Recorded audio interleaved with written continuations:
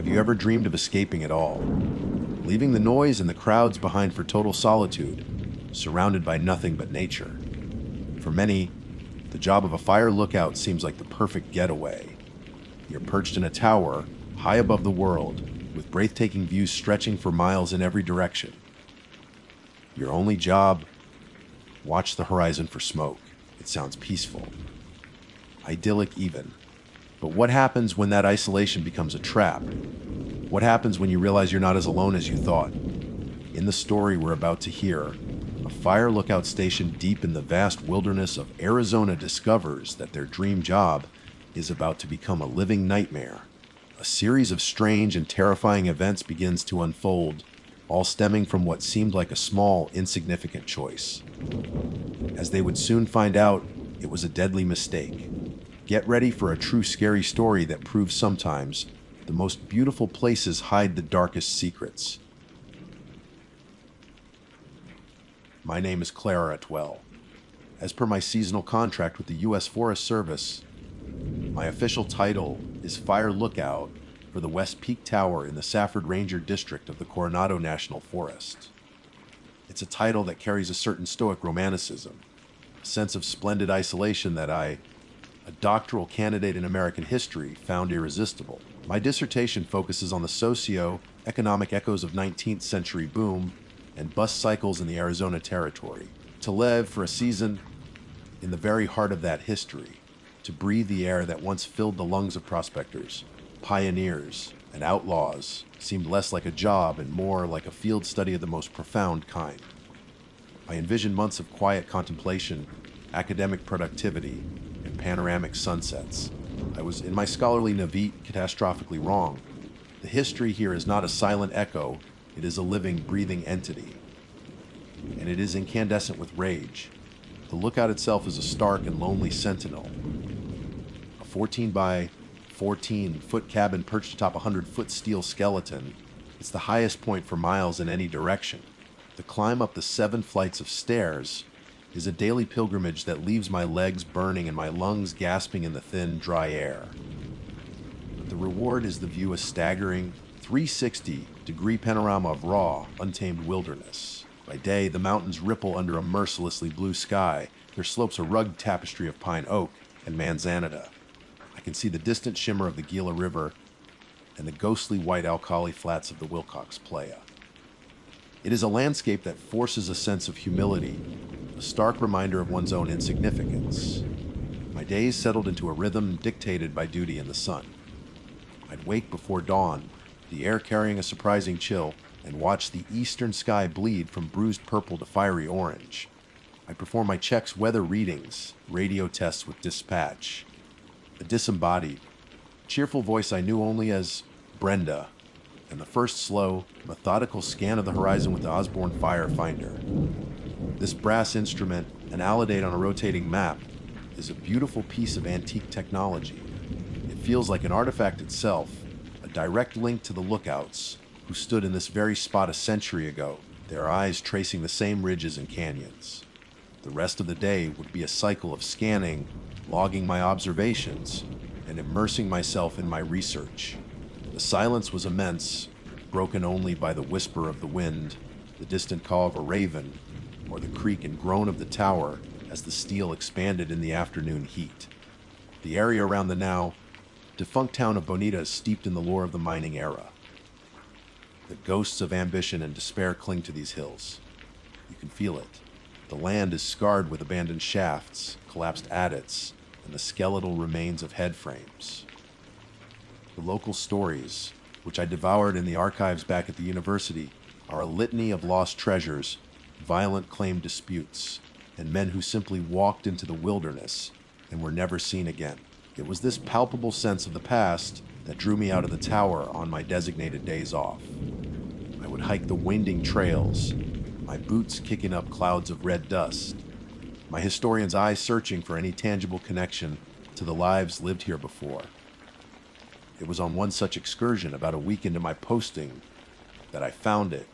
I had ventured off the main trail, following a dry creek bed that seemed to promise a cooler, shadier path. The air was thick with the scent of pine and hot rock. About 50 yards from the trail, half buried in the hard, packed earth and tangled in the roots of a gnarled mesquite tree, was a glint of oxidized metal. My heart gave a little flutter of academic excitement. I knelt down and used my fingers to pry it from the ground. It was a prospector's pick. The head was a wedge of heavily rusted iron, pitted and scarred by time and toil. The wooden handle, what was left of it, was weathered to a pale, silvery gray, its surface a mass of deep cracks and fragile splinters. I held it in my hands, a wave of reverence washing over me. This was not a replica from a tourist shop. This was real. This was a primary source. I could almost feel the phantom calluses on the splintered wood, see the sweat, drenched hands that had gripped it, the muscles that had swung it against the unyielding rock. This tool had been an extension of a man's hope, his desperation, his dream of striking it rich. To me, it was a treasure far more valuable than gold. It was a direct, physical link to the very subject of my life's work. The thought of leaving it to be swallowed again by the earth felt like a betrayal of history itself. Carefully, I carried it back to the tower. I cleaned the dirt from it as best I could and set it on the wide windowsill in the cab, a place of honor where the setting sun would catch its rusted profile. That was my first mistake. A profound, history-altering mistake. The change was subtle at first. That evening, the familiar, comforting silence of the tower felt different. It seemed heavier, more watchful. I dismissed it as the product of an overactive imagination stimulated by my discovery. I made my dinner, read a chapter of a dense, historical text, and prepared for bed. It was around 10 p.m. when the radio crackled to life. This wasn't unusual. Atmospheric conditions could sometimes cause bursts of static. But this was different. It wasn't static, it was a voice. Faint and tinny. It sounded like a broadcast from an old AM station, the kind of signal that has traveled a great distance. I leaned closer, turning the squelch knob. The voice became clearer, but it was layered, overlapping with other voices, all of them speaking with a frantic, panicked energy. It took me a moment to realize I was listening to what sounded like an interview, or perhaps a panicked call, into a talk show. Can't find him. The light it just took him, one voice said, his words tumbling over themselves. It was a disc, a glowing disc, just hanging there over the trees, said another. Silent. God, it was so silent. The host's voice, smoother but still strained, cut in. You're saying a beam of light came down from this craft? It hit him. It hit Travis square in the chest. Threw him back 10 feet. I sat frozen on my stool, the blood draining from my face.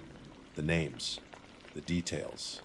The story of a group of loggers, a UFO sighting, a man named Travis abducted by a beam of light. I knew this story. Every student of Southwestern folklore knows this story.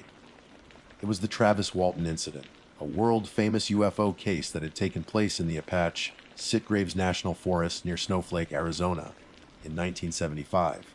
My mind raced, trying to find a logical explanation. Was this a rebroadcast? A documentary? I fiddled with the tuner, trying to find the station, but the dial was locked on our designated frequency. There was no other station. The voices continued, their terror palpable, their conversation looping back on itself, repeating the same horrifying moments.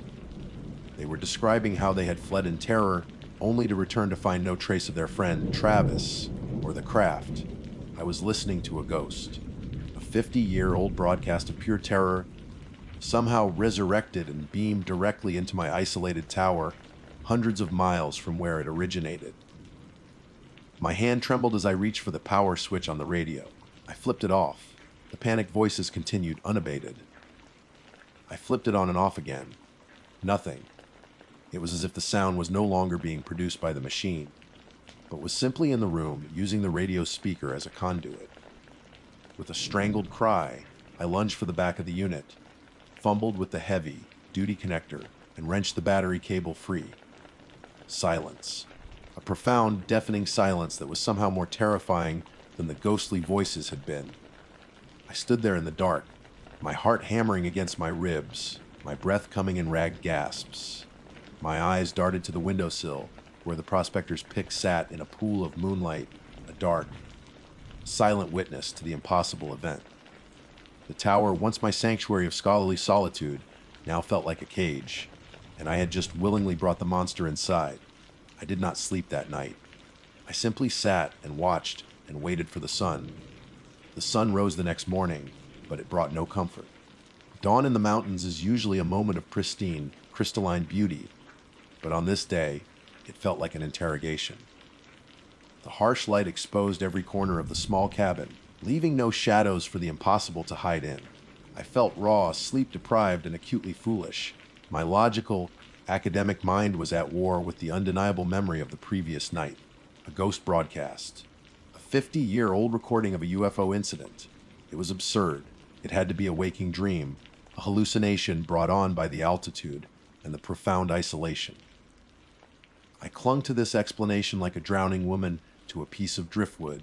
My duties, however, would not wait for my psyche to mend itself. The most pressing of them was the radio.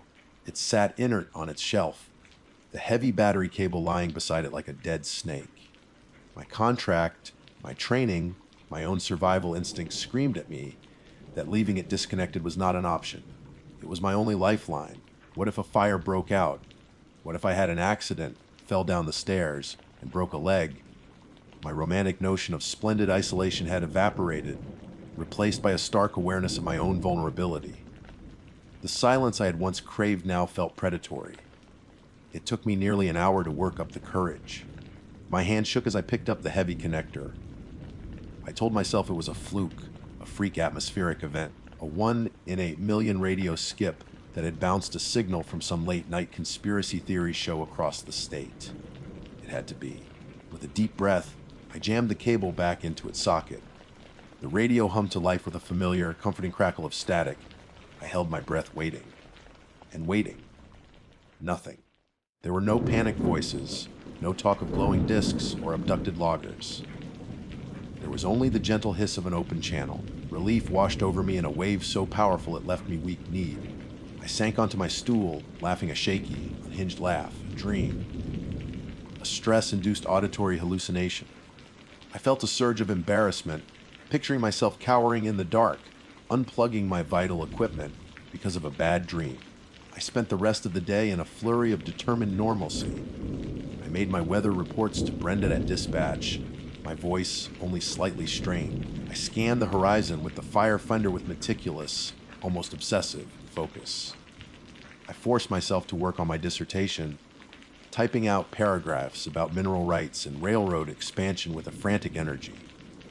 I was trying to rebuild the walls of my rational world, to paper over the crack that had appeared in its foundation. I refused to look at the prospector's pick on the windowsill. Night fell again, swallowing the landscape in an ink black tide. The tower became an island of light in a sea of darkness. I kept the lamps burning brighter than usual. The hours ticked by, each one a small victory against the lingering fear. I was just beginning to believe I had imagined the whole thing, when, around midnight, a new sound came from the radio. It was not the frantic chorus of the night before. This was a single voice, and it was not broadcast from a distant station. It was a whisper.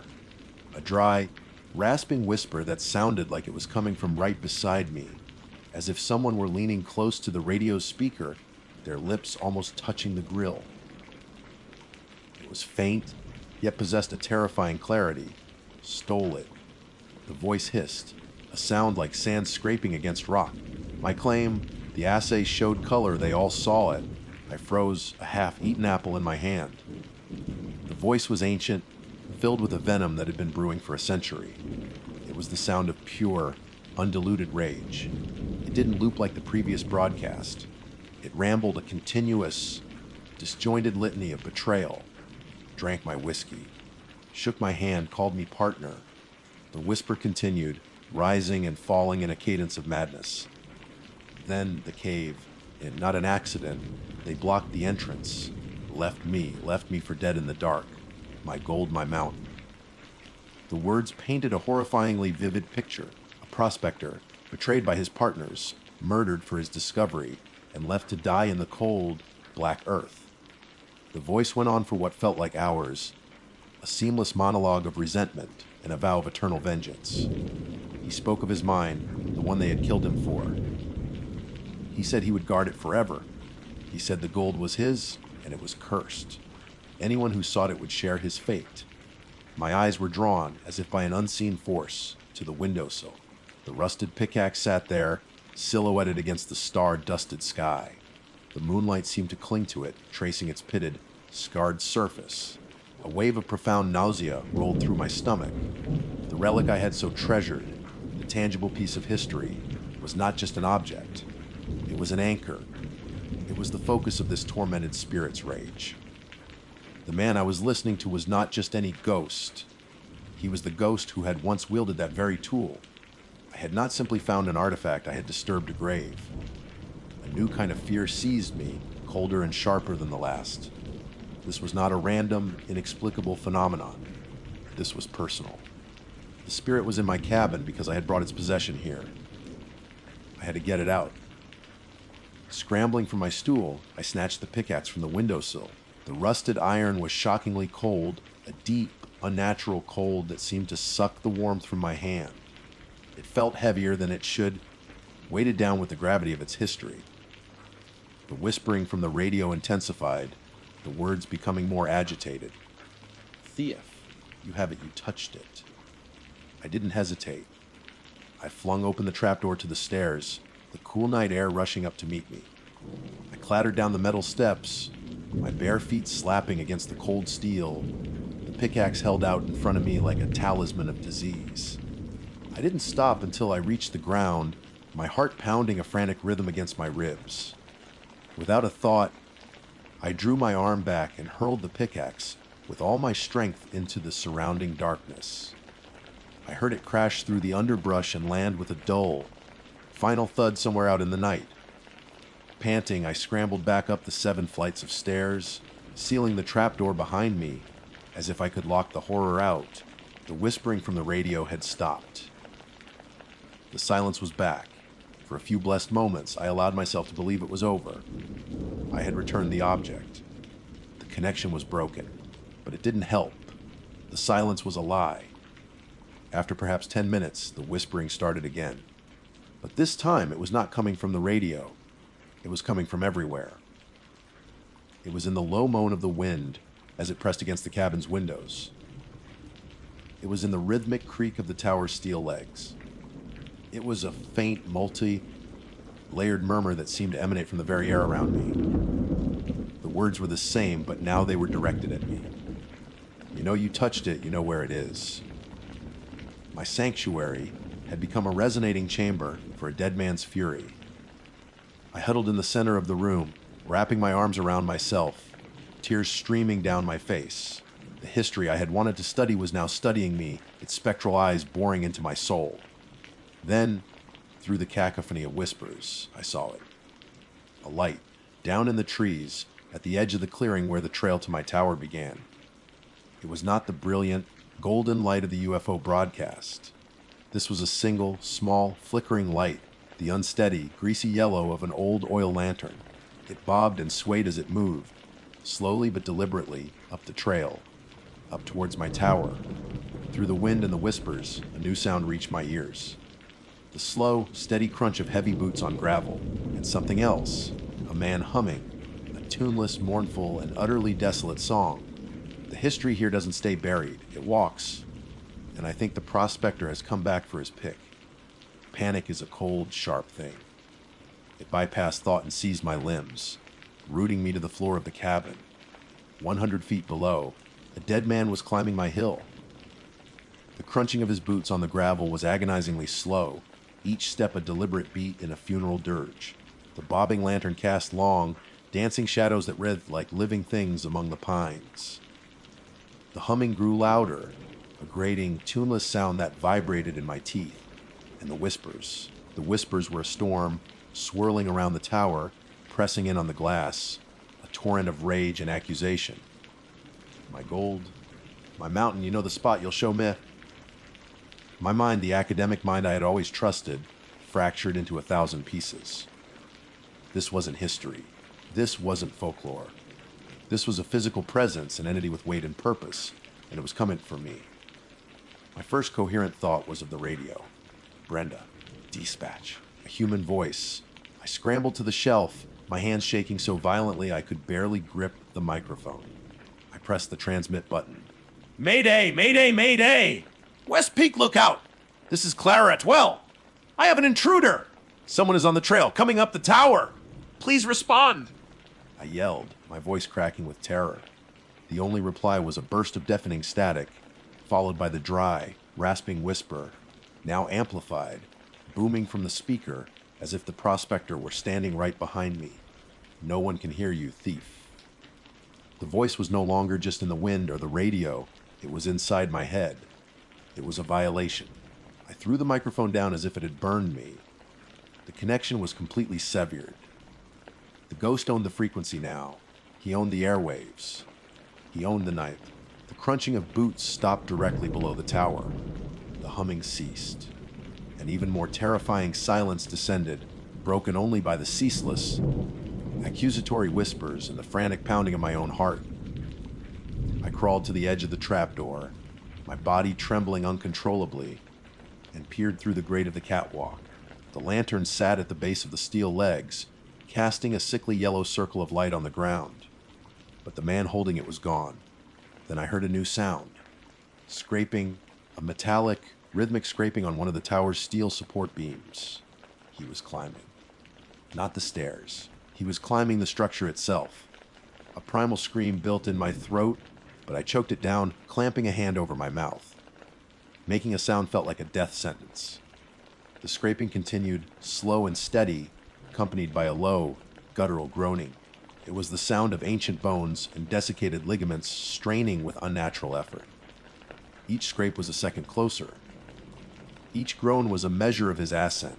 The tower itself seemed to react to his presence. The steel groaned in sympathy, not from the wind, but from his touch. The entire structure began to vibrate, a low, frequency hum that resonated deep in my chest. Where is it? Where did they hide it? The whispers demanded no longer a murmur, but a direct, psychic interrogation. My mind reeled. He didn't just want his pickaxe back. He thought I knew something more. The act of finding and touching his most prized possession had somehow marked me, linking me to his obsession, to his lost claim. In his century-old madness, he believed I was a key, a guide who could lead him back to the gold his partners had murdered him for. The scraping was closer now, just a floor or two below the cabin. I could hear his ragged, labored breathing, a dry, rattling sound like dead leaves skittering across pavement. I was trapped. A rat in a cage suspended 100 feet in the air, and the exterminator was climbing the walls. There was nowhere to run, nowhere to hide. The cabin was a single small room. My eyes darted around, searching for a weapon, anything.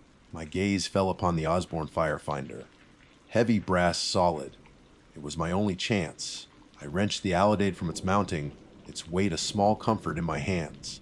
The scraping stopped. He was right below me, just on the other side of the trapdoor.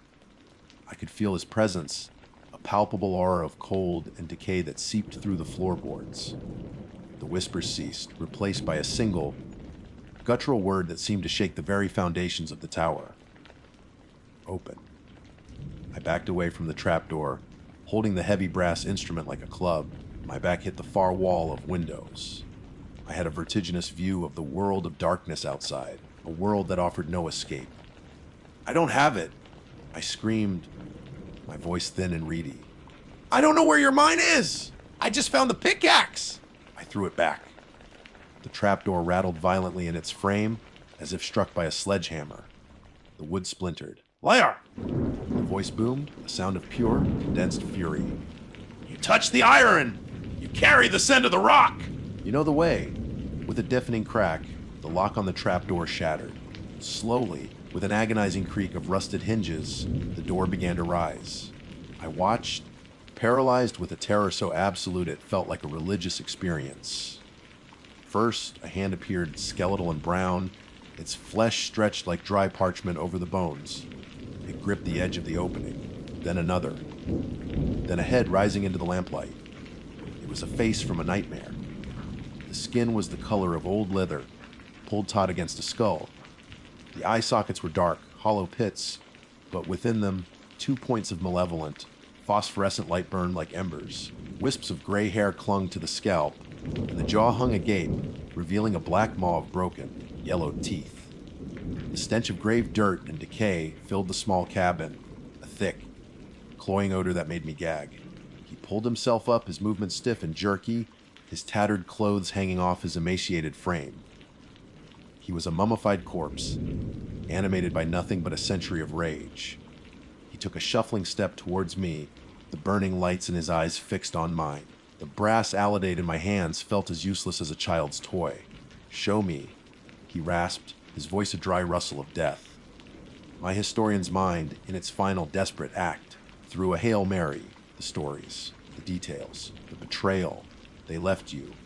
I stammered, the words tumbling out. "Henderson and Clark. They collapsed the entrance to the Morning Star mine. They told everyone you'd gone to California." The burning lights in his eyes flickered. For a fraction of a second, the relentless forward momentum paused. He recognized the names. "They took your gold." I pressed on, my voice gaining a sliver of strength. "They sold the claim a year later and died rich men in San Francisco. Your gold bought them mansions. It never brought them peace, but it bought them everything else. My gold," he hissed, the sound full of a terrible, ancient grief. He took another step, raising a skeletal hand. This was it. My life was over, a footnote in a ghost story. And then through the window behind him I saw it. A faint, almost imperceptible line of pale gray, dividing the black sky from the black mountains on the eastern horizon dawn. The prospector seemed to feel it too. He hesitated, turning his head slightly, as if sensing a new, unwelcome presence. A single beam of nascent light, the vanguard of the rising sun, struck the window. It sliced through the cabin and touched his shoulder. Where the light hit, his form began to smoke, not with fire, but with dissipating darkness. He let out a shriek that was not a whisper or a boom, but the thin, terrified wail of a creature of the night caught in the day. It was a sound of agony and evaporating rage. He looked at me one last time, his eyes no longer burning with fury, but with a hollow, eternal despair. "The curse is on the gold," he rasped. And then he was gone. He didn't fall or fade away. He dissolved, turning into a cloud of swirling dust motes that danced in the first rays of the sun before vanishing completely. The stench of the grave dissipated. The cold receded. The tower fell silent. I stood there for a long time, clutching the brass instrument, watching the sun climb into the sky, its light washing over the landscape I had once found so beautiful and now knew to be so haunting. The world had been scrubbed clean when Brenda's cheerful voice finally crackled over the radio for the morning check. I could only weep. I didn't tell her what happened. Who would believe me? I simply said I was quitting, effective immediately. The history here doesn't stay buried. I know. I spent a night with it. And I know, with a certainty that chills me to my core, that the prospector is still out there, waiting for the sun to set, still guarding his cursed gold. My name is Bethany Addis. This is my first season serving as a fire lookout at the Promontory Lookout in the Tana National Forest, Arizona. It's a formal title that belies the profound simplicity and isolation of the job. My world has been reduced to a 14 by 14-foot cabin perched atop a 100-foot steel tower, a glass box in the sky. My companions are the wind, the sun, and the vast, unending wilderness. I sought this post for the quiet. My life back in the city had become a cacophony of meaningless noise. Traffic, sirens, the incessant chatter of people going nowhere. I craved a silence so deep it would allow me to hear my own thoughts again. Here I have found it. The silence is a physical presence, broken only by the crackle of the radio during my morning and evening check-ins, the cry of a hawk, or the whisper of the wind through the ponderosa pines. My job is to watch, to scan the horizon from dawn until dusk for the faintest curl of smoke, the first telltale sign of a fire that could devour this beautiful, brutal landscape. The view from my perch is dominated by the majestic Mogollon Rim to the north, a colossal escarpment that slashes across the horizon like a wound in the earth. It's a breathtaking sight, a constant reminder of nature's raw power. But for reasons I couldn't articulate at first, my attention has been consistently drawn south, towards the sprawling, sun-scorched expanse of the Tonda Basin. There's a different feeling to the south. It's a place with a history steeped in blood, a detail I learned from the old Forest Service maps and local history books I brought with me to pass the time. This basin was the epicenter of range wars, vicious family feuds, and brutal massacres. The land itself feels heavy with it. Sometimes, when the wind blows up from that direction, it carries more than just the scent of dust and creosote. It carries a palpable sense of sorrow and old violence. You can almost feel it in the air, a static charge of lingering trauma that prickles the skin. The land remembers, even if everyone else has forgotten. To combat the crushing loneliness in the long, monotonous hours, I've thrown myself into my lifelong passion, birdwatching. My binoculars, a high-powered pair of Vortex Vipers, are my most prized possession besides the radio. They are my window into the secret lives of the forest's inhabitants. I've spent countless hours tracking the flight of eagles, mapping the territories of jays, and trying to catch a glimpse of the elusive peregrine falcons that were rumored to nest in the high mesas. It was 3 days ago, during one of these ornithological surveys, that my carefully constructed world of peaceful solitude began to fracture. The afternoon sun was beginning its slow descent, painting the cliffs in shades of orange and deep red. I was scanning a distant mesa to the south, a flat-topped behemoth of rock and scrub, hoping to finally spot a peregrine. My gaze swept across the sheer cliff face, and that's when I found something else. High up on the cliff, almost perfectly centered, was a dark opening, a cave. It looked like a black mouth gaping open in the rock. It wasn't on any of my maps, but that wasn't unusual. This land is riddled with places that have never been charted. But it wasn't the cave that held my attention. It was the thing at its entrance. At first, it was just a silhouette against the dark interior. It looked like a person sitting on a large, flat rock at the lip of the cave, legs dangling over the edge. An odd place for a hiker to rest, but not impossible. I kept the binoculars trained on the figure, waiting for a sign of movement. A shift in weight, the turn of a head, anything. I watched for 5 minutes. Then 10, then a full hour until my eyes burned from the strain. The figure remained perfectly, unnaturally still. A knot of unease tightened in my stomach. I adjusted the focus dial, pushing the magnification to its absolute limit, the image becoming slightly grainy. The details that swam into view were horrifying. This was no hiker. The figure was emaciated, gaunt to the point of being skeletal. The skin, where it was visible, was a pale, sickly, moldy color, like spoiled meat. It was draped in what looked like the tattered remnants of old clothing, faded and torn. It looked, for all the world, like a corpse that had been propped up as a grotesque sentinel. My mind, scrambling for a rational explanation, flashed to a local legend I'd read about in one of my books. The weird sentinel of Squaw Peak, a mummified corpse found in a cave decades ago. But I immediately dismissed it. This was miles and miles away from Squaw Peak, in a completely different part of the forest. This was something else. I tried to convince myself it was a trick of the light, a bizarrely shaped saguaro cactus, or a peculiar rock formation that my mind was anthropomorphizing. But I am a trained observer. My job is to notice details, to distinguish the shape of a tree from the shape of a smoke plume from 20 miles away. I knew, with a certainty that chilled me to the bone, that what I was looking at was the desiccated body of a human being, and it was just sitting there, watching over the basin. That night, the atmosphere in my tower changed. The familiar, comforting silence became oppressive.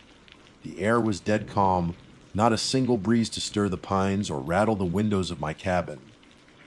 And in that profound stillness, I heard them. The voices, they came from the south, carried on the silent air from the direction of the cave. It wasn't one voice, but dozens of them, whispering in a chorus of anguish.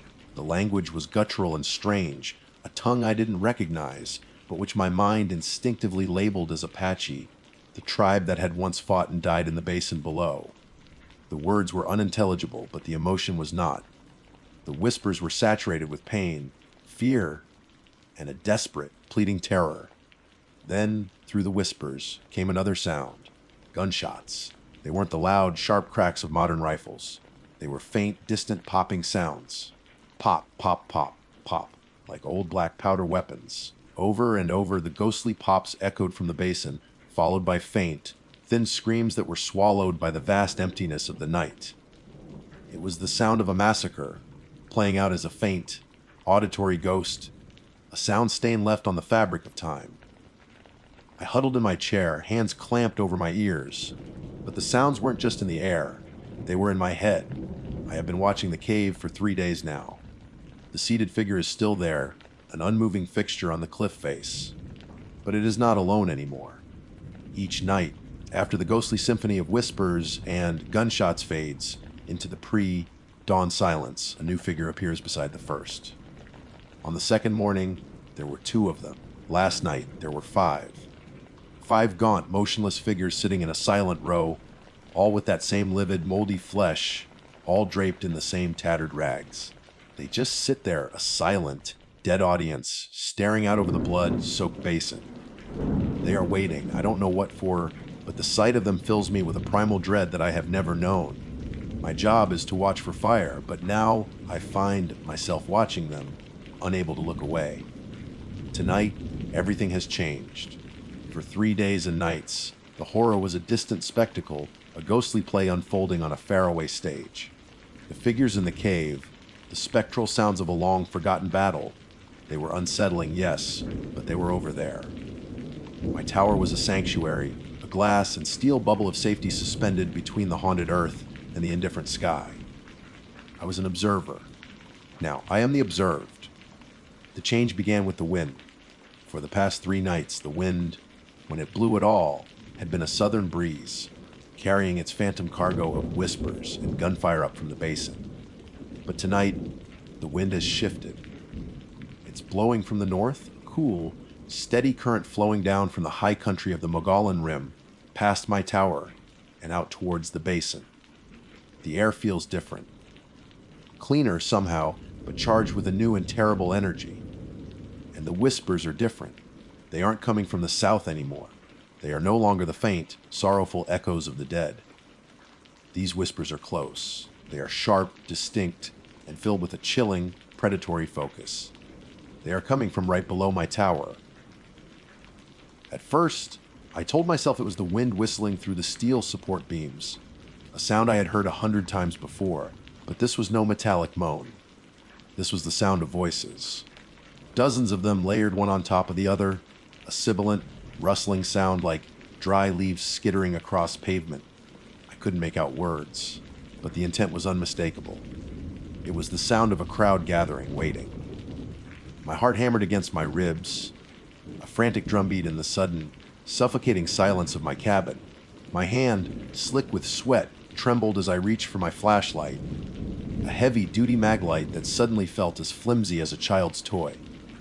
Clicked it on, the powerful beam cutting a bright white cone through the oppressive darkness outside my windows. I walked slowly around the perimeter of the cabin, peering down through the glass floor panels and out each window, my breath fogging the cold panes. And then I saw them. I just looked down, and my world tilted on its axis. Standing at the base of my tower, clustered around the thick steel legs, were people. Dozens of them. They weren't moving, they were just standing there, shoulder to shoulder, a silent, waiting congregation. They were the Tonda ghosts, ripped from the pages of my history books and given horrifying form. Even from 100 feet up, bathed in the stark, unforgiving light of my flashlight, the details were nightmarishly clear. Their faces were torn and ravaged, as if by shrapnel or the claws of some wild beast. Their eyes, wide and bulging, were milky white, reflecting the beam of my light with a dead, vacant sheen. Their clothing was the same as the figures in the cave, the tattered, earth-stained rags of a bygone era. Some were missing limbs. One woman's jaw hung agape, impossibly dislocated. A man had a dark, gaping hole where his eyes should have been. They were a tableau of violent death.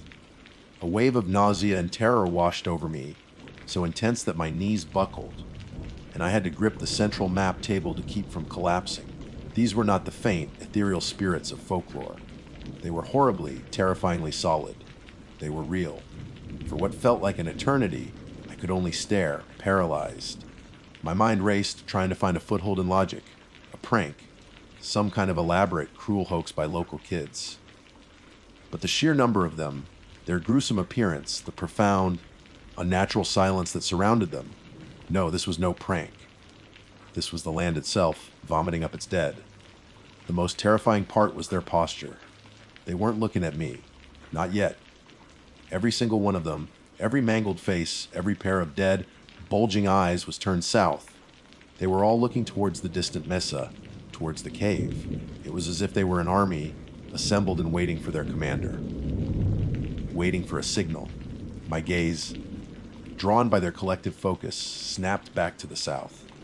I fumbled for my binoculars, my hands shaking so violently I could barely get them to my eyes. I found the mesa, the cliff face, the dark mouth of the cave. The 5 figures were still there, sitting in their silent, moldy row. Nothing had changed. The ghosts below remained still, their attention fixed on the horizon. The wind howled, a lonely, mournful sound that seemed to be the only thing alive in this dead world. I don't know how long this terrible stalemate lasted. Time had ceased to have meaning. My universe had shrunk to 3 points of a terrifying triangle: my tower, the silent ghost below, and the dead sentinels in the distant cave. I was trapped in the middle, a helpless observer in a drama I couldn't comprehend. Then it happened. A few minutes ago, under the cold, pitiless light of a rising moon, one of the figures in the cave moved. It was the first one, the original sentinel. It stood up. The movement was slow, stiff, like a body unused to motion. It rose to its full, gaunt height, a skeletal silhouette against the pale rock. It raised its arm, a stick-like limb extending from its tattered sleeve. For a heart-stopping moment, I thought it was going to point south, towards the basin, perhaps signaling the start of some ghostly reenactment. But it didn't point south. It pointed up. It pointed directly at my tower, at me. A collective gasp seemed to rise from the crowd below, a soundless intake of breath that I felt more than heard. And then, as one, all the ghosts at the base of the tower began to turn their heads. The movement was slow, deliberate, 100 gruesome faces turning with a creaking, grinding slowness. Their dead, white eyes, which had been fixed on the southern horizon, were now fixing on my little glass box in the sky. On me. The weight of their collective gaze was a physical force, pressing in on me, crushing the air from my lungs. The whispers intensified, no longer a formless rustling, but a cacophony of hungry, possessive voices swirling around my tower like a vortex of sound. They are no longer the ghosts of the past, content to haunt the periphery of my world. The signal has been given. Their waiting is over. And I think they're waiting for me to join them. The moment their collective gaze fell upon me, the world snapped into a horrifying, high-definition focus. The whispers swirling around my tower coalesced into a single, coherent, soul-shattering word. A name. My name. Bethany, chanted by dozens of dead throats. The sound was not merely heard but felt, a physical vibration that resonated deep within my bones. It was a summons, an indictment, a promise. Panic, cold and absolute, seized me. My carefully constructed reality, already fractured, shattered into a million pieces. The instinct for self-preservation, primal and overwhelming, finally broke through the paralysis. I scrambled for the radio, my only link to the outside world, to sanity. My hand shot out, knocking over a logbook in my haste.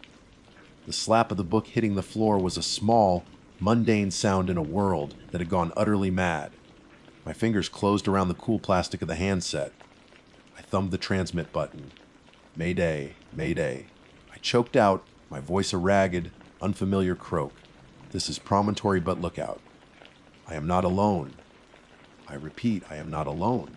There are people here. They're at the base of the tower. Static answered me. I tried again, shouting into the handset, my words tumbling over each other in a frantic, incoherent stream. Promontory but to dispatch! Does anyone copy? I am under threat. There's a crowd. They're not alive. Please, for God's sake, somebody answer me. The only reply was the hiss and crackle of an empty channel. I slammed the handset down in frustration and despair. The radio, my lifeline, was dead. Or maybe the dead were blocking it. The thought sent a fresh wave of terror through me. I was cut off, utterly and completely alone with the things below. And then came the sound, a low, grating, metallic screech. It was the sound of fingernails, or perhaps bare, dead bone, scraping against the steel legs of my tower. It was followed by another and another, a dreadful, rhythmic scraping and groaning of metal. They were climbing. I scrambled to the window, my flashlight beam cutting a frantic path down the steel latticework. My blood ran cold. The ghosts were ascending. They moved with a slow, jerky, unnatural gait, like marionettes with tangled strings. They flowed up the tower legs and cross beams, their tattered clothes snagging on the bolts, their mangled limbs finding purchase where none should exist. They were a swarm of death, an army of corpses defying gravity, their dead eyes fixed on me with a singular, terrifying purpose. The tower, which had always felt as solid as a mountain, began to sway. It was a slight, almost imperceptible motion at first, but it grew with each passing second. A deep, resonant groan echoed up through the structure, the sound of stressed metal. They weren't just climbing, they were shaking it, their combined, unnatural weight testing the limits of its engineering. My mind, in a desperate search for a weapon, for any form of defense, landed on the fire extinguisher. I grabbed the heavy red cylinder from its bracket on the wall. It felt pitifully inadequate, a toy against a nightmare. What good was pressurized foam against a legion of the dead? But it was something. It was heavy. I could hear them now, not just the scraping, but their whispers closer, clearer. My name over and over. Bethany. Bethany. In other words, fragments of their dying moments, bubbling up from their spectral throats. Words of betrayal, of pain, of rage. Lair. Murderer. Cold. So cold. A face appeared at the level of the floor. It was the woman with the dislocated jaw, her mouth hanging open in a silent, eternal scream, her milky eyes locked with mine through the glass panel beneath my feet. There was no soul behind them, only a vast, empty hunger. I recoiled with a cry, stumbling backward until my back hit the far wall of the cabin. Another face appeared, and another. Soon the entire floor was a writhing carpet of dead faces, their features pressed against the glass, their dead eyes staring up at me. The whispers were inside the cabin now, a deafening chorus of accusation and longing. Thump. The sound came from the trapdoor in the floor, the only entrance to the cabin. Thump. THEMP. They were pounding on it. The wood splintered. The metal latch groaned, bending under the assault. I stood frozen, the fire extinguisher held before me like a holy ward. My life had been reduced to this single, terrifying moment, a 100-foot tower, a locked door, and the entire bloody history of the Tonda Basin trying to get in. With a final, explosive crack, the trapdoor burst open. A hand, skeletal and caked with dry earth, reached through the opening. Then another. The first of the ghosts began to pull itself up into my sanctuary.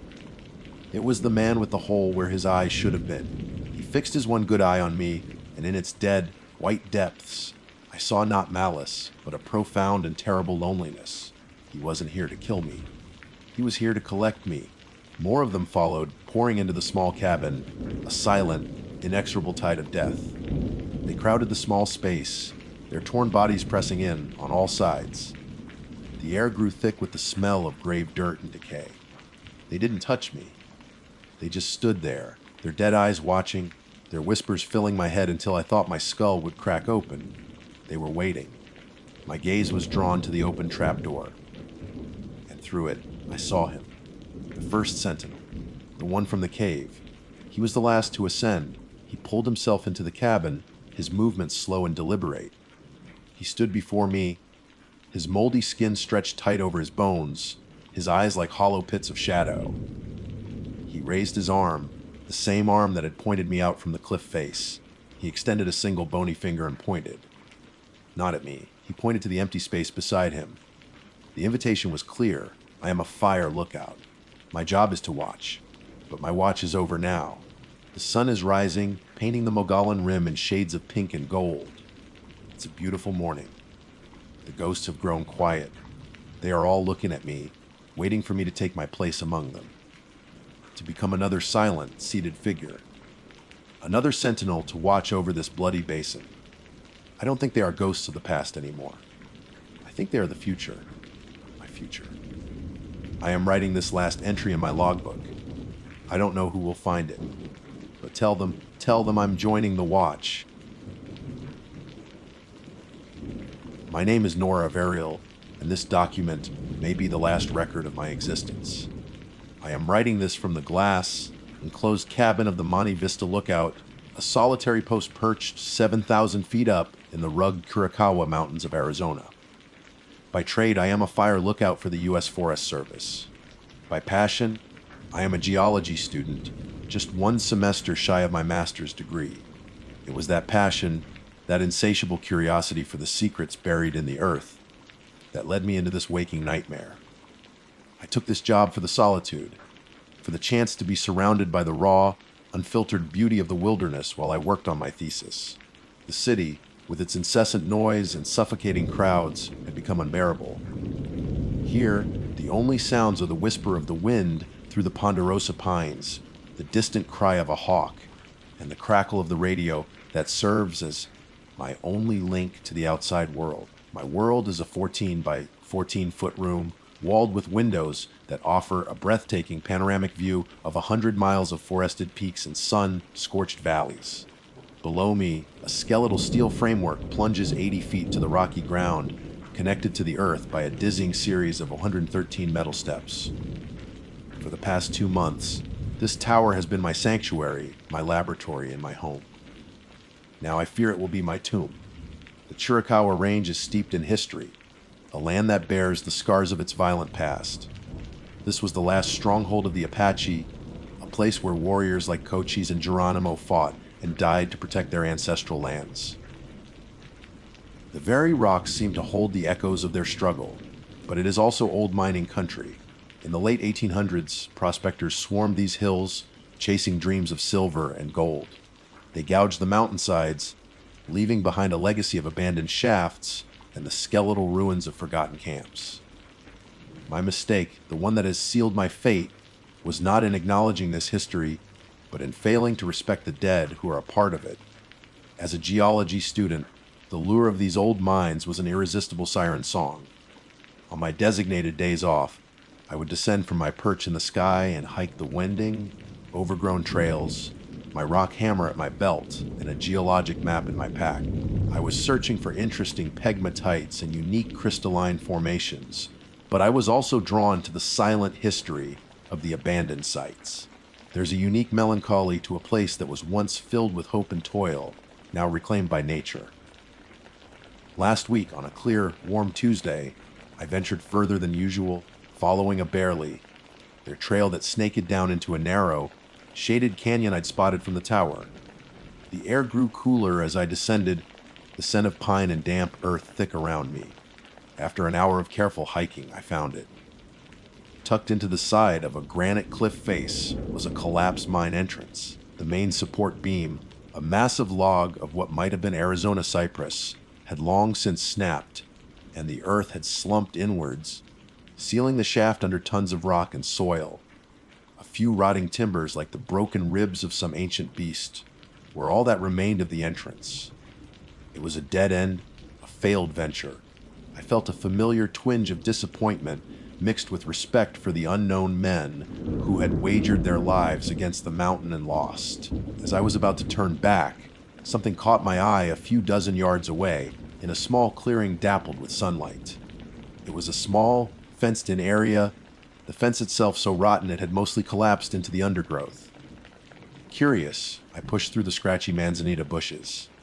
It was a small cemetery, not a grand one, just 3 graves marked with simple wooden crosses, crudely fashioned and weathered to a silvery, splintered gray.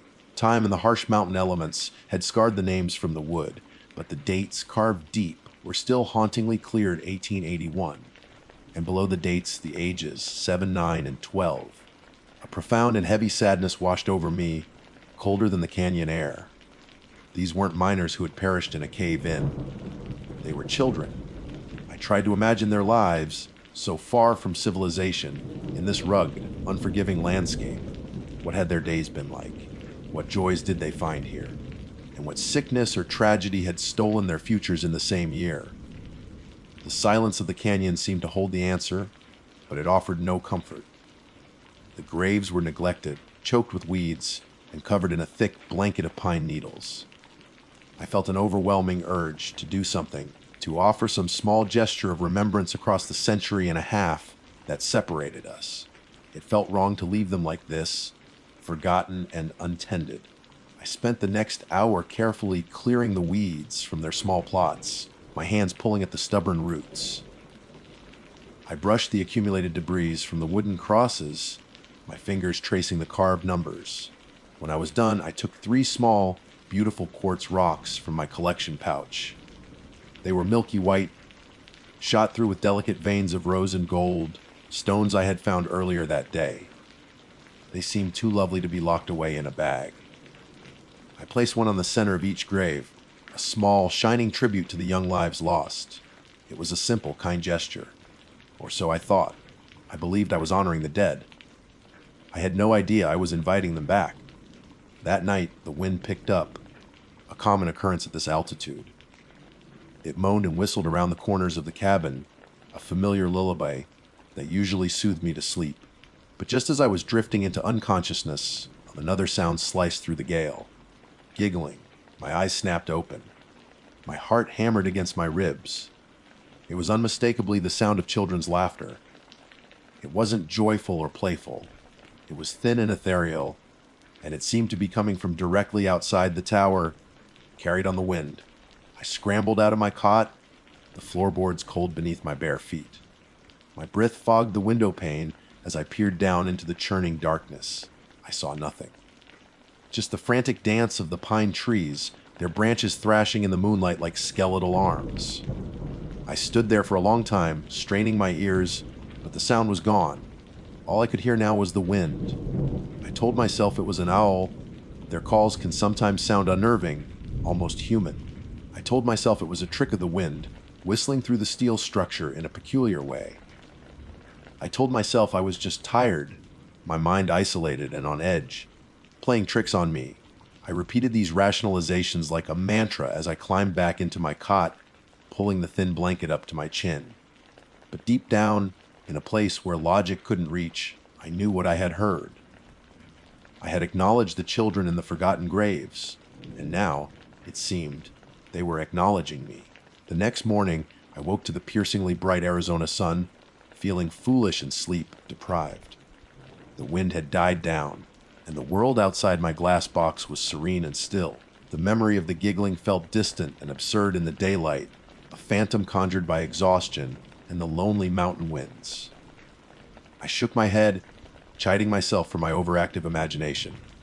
Get a grip, Avril, I muttered, starting the coffee percolator on my small propane stove. My morning routine is a grounding ritual, coffee, a check of the weather instruments, a 360-degree scan of my territory with the binoculars, and my first radio call of the day to dispatch. Everything was normal. The air was clear, visibility unlimited. Dispatcher Dave's cheerful, crackly voice was a welcome dose of normalcy. I didn't mention the laughter. How could I? But as the day wore on, a subtle unease began to prickle at the edges of my confidence. The silence in the tower felt different. It was no longer a peaceful solitude, but a heavy, expectant quiet. I found myself glancing over my shoulder, half expecting to see someone standing there. The vast, empty landscape that usually brought me comfort now seemed to hold its breath, watching me. It was around noon when I found the first tangible sign that I wasn't just losing my mind. I stepped out onto the catwalk that encircles the cabin to stretch my legs and get some fresh air. My gaze fell upon the metal grating just outside the door. There, arranged in a perfectly neat little row, were 3 small, smooth stones. They were simple Gray River stones, the kind you might find in any creek bed. But I hadn't put them there. I knew with a certainty that made the hair on my arms stand up that there had been nothing on the catwalk when I'd made my morning weather check. My heart began to thud a slow, heavy rhythm against my ribs. 3 stones, 3 graves, 3 children. It was a message, a calling card. I stared at them for a long moment, then with a trembling hand, I nudged them with the toe of my boot. They were just stones. Cold, inanimate stones. I kicked them off the edge of the catwalk and watched them disappear into the trees 80 feet below.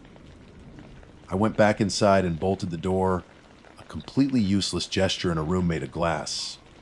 The strange occurrences began to escalate, becoming a part of my daily reality. The next day, a small, perfect handprint appeared on a window pane I had just cleaned. It was too small to be an adult's, the fingers slender and childlike. I stared at it, my breath catching in my throat. It was as if a child had pressed their hand against the glass to peer inside. I wiped it away frantically, my rag smearing the ghostly image until it was gone, but I couldn't wipe away the feeling of being observed. They started to play games with me, mischievous and unsettling pranks. One morning, I woke up to find my hiking boots, which I always left neatly by the cot, had their shoelaces tied together in a series of tight, intricate knots. It took me 10 minutes to undo them. Another time, a geology textbook, a heavy tome that had sat Imosu Vel on its shelf for 2 months, suddenly flew off and crashed to the floor with a bang that made me yelp in fright. I would turn my back for a moment and find my pen, which had been right beside my logbook, was now on the other side of the room. It was like living with invisible, impish children. The fear was constant, a low hum beneath the surface of my thoughts, but it was slowly being overlaid with a strange, unnerving sense of familiarity. I was so starved for human contact that a part of my mind, the part that was cracking under the strain of absolute isolation, began to normalize it. I even started talking to them, my voice shaky and laced with a nervous humor I didn't feel. "All right, you little ghosts, very funny.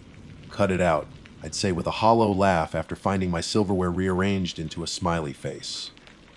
"I've got work to do, you know." Speaking the words out loud made it seem less terrifying, as if by giving them a personality, I could control them. I was wrong. I was treating a rabid wolf like a stray puppy, trying to tame something that could never be tamed. The game was about to change. Yesterday was the day the curtain was pulled back, revealing the true horror lurking beneath the childish pranks. It was 1600 hours, time for my afternoon weather report. I picked up the radio handset, the familiar weight of it a small comfort. Mont Vista lookout to dispatch. Come in, Dave. His voice came back instantly. "Hey, Nora. Got you loud and clear. What's the weather doing up on your mountain?" I began the report, my voice steady and professional. "Winds are out of the southwest at 5 miles per hour. Temperature is 70, 2 degrees, relative humidity at 15%. Halfway through my report, the radio cut out with a sharp crackle of static. I said, tapping the handset, "Dispatch, do you copy?" Only silence answered. Then another crackle and the radio came back on.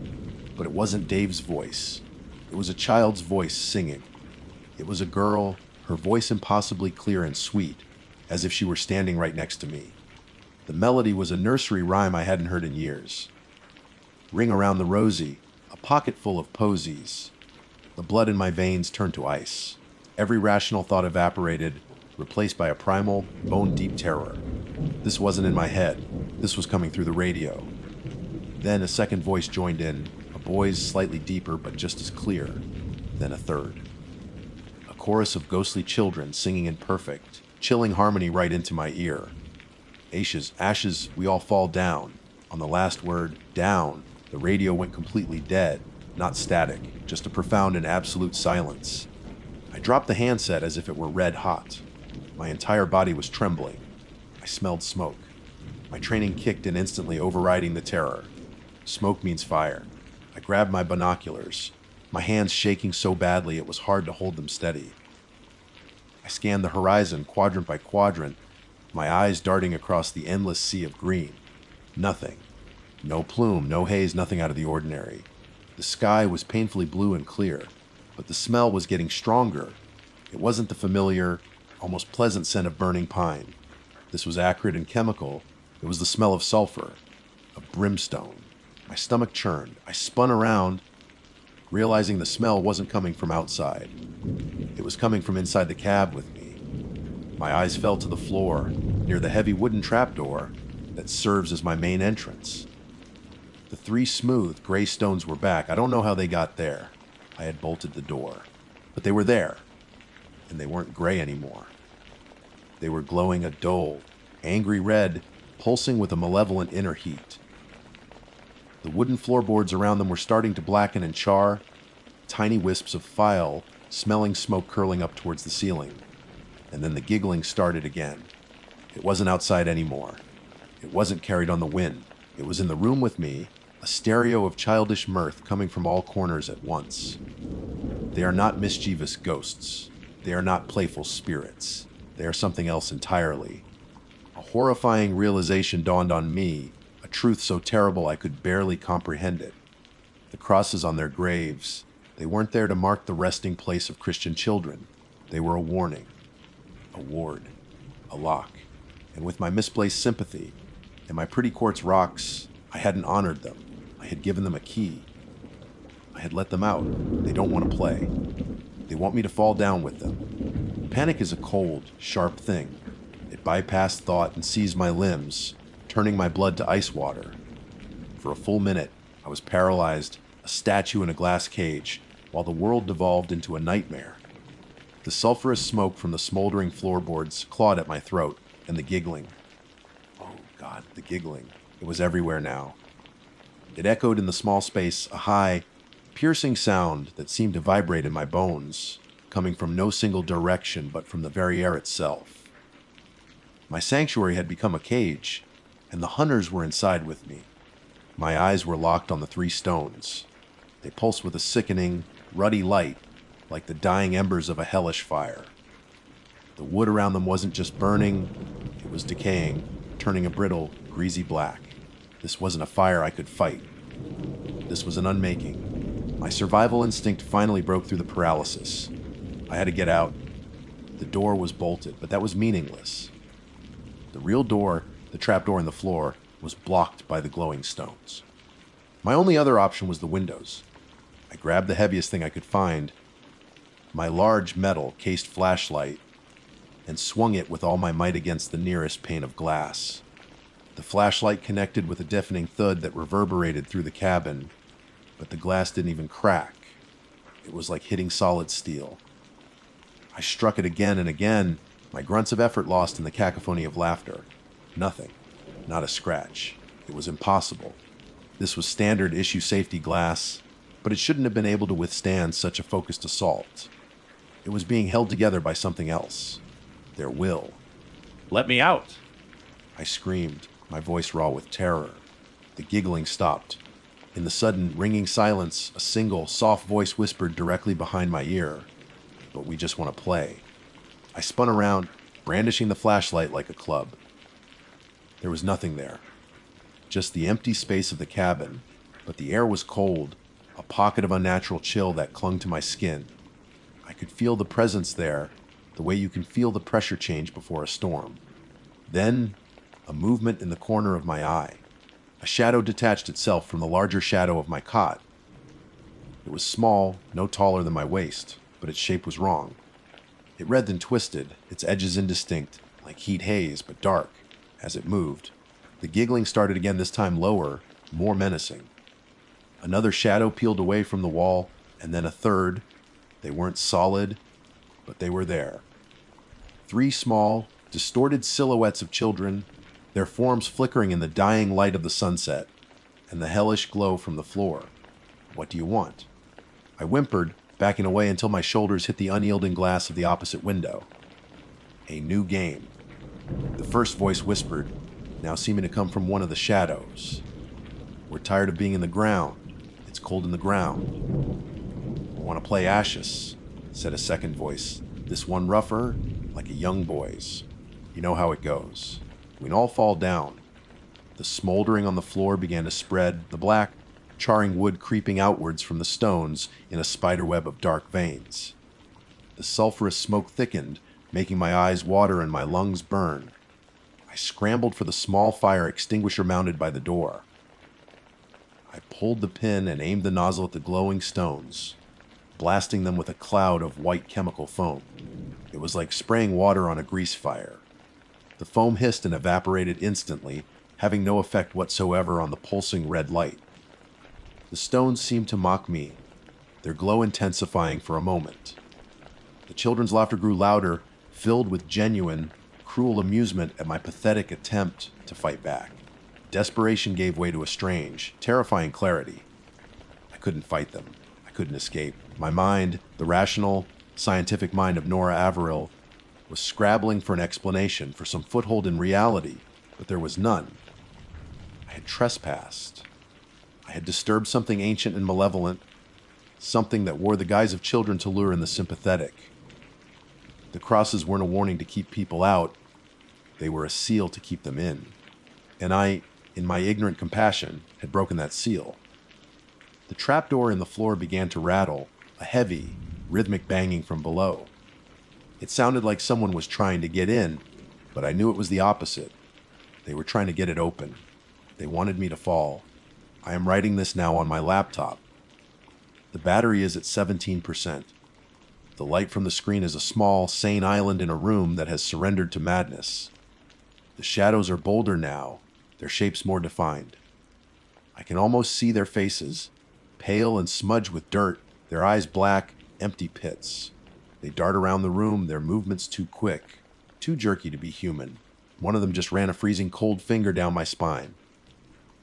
I flinched, but I didn't scream. I'm past screaming. The floor is groaning. The structural integrity of this tower, designed to withstand 100-mile-per-hour winds, is failing. The heat from the floor is intense, but it's a dead heat, a heat with no warmth, only pain. The smoke is so thick I can barely see the screen. The radio crackled to life one last time. It wasn't static, it was Dave's voice, clear as day. "Nora, are you there? We're picking up a strange energy reading from your location. Is everything all right?" Hope, a stupid, useless emotion, surged in my chest. "Dave, help me! For God's sake, Help me! The voice on the radio chuckled. But it wasn't Dave's chuckle. It was a child's laugh, filtered through Dave's voice, a horrifying ventriloquist act. "No one can help you? Nora," it sang. "It's time to fall down. With us. Forever." The trapdoor burst open with a splintering crack of wood. It didn't lead to the stairs. Below it was not the steel framework of the tower, but a swirling, absolute blackness, a void that seemed to drink the light. The glowing stones rolled to the edge and dropped in, one by one disappearing into the abyss. The giggling has turned to triumphant shrieks. The floor is tilting.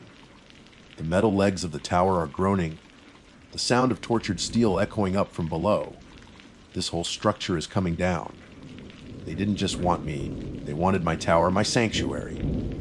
They wanted to drag it all down into whatever hell they came from.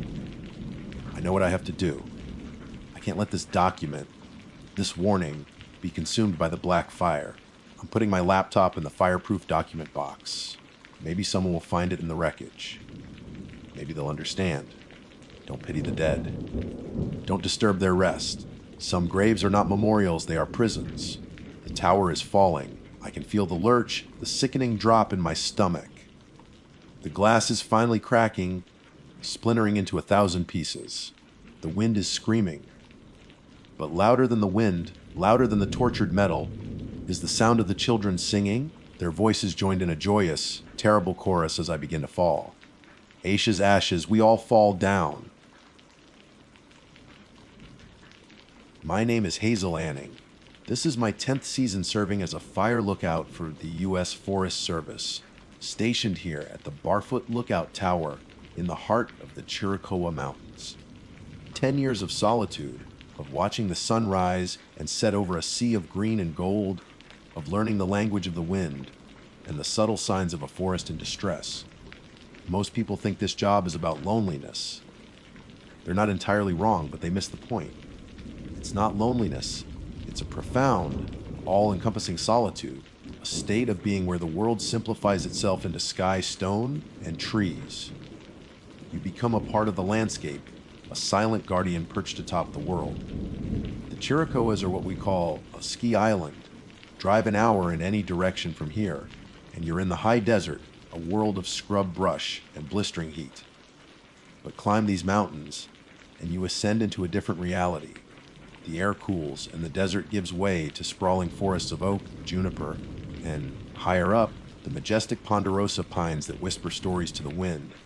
My tower, a 14 by 14-foot cabin surrounded by a narrow catwalk and enclosed in glass, sits on one of the highest peaks, offering a panoramic view that can steal your breath on a clear day.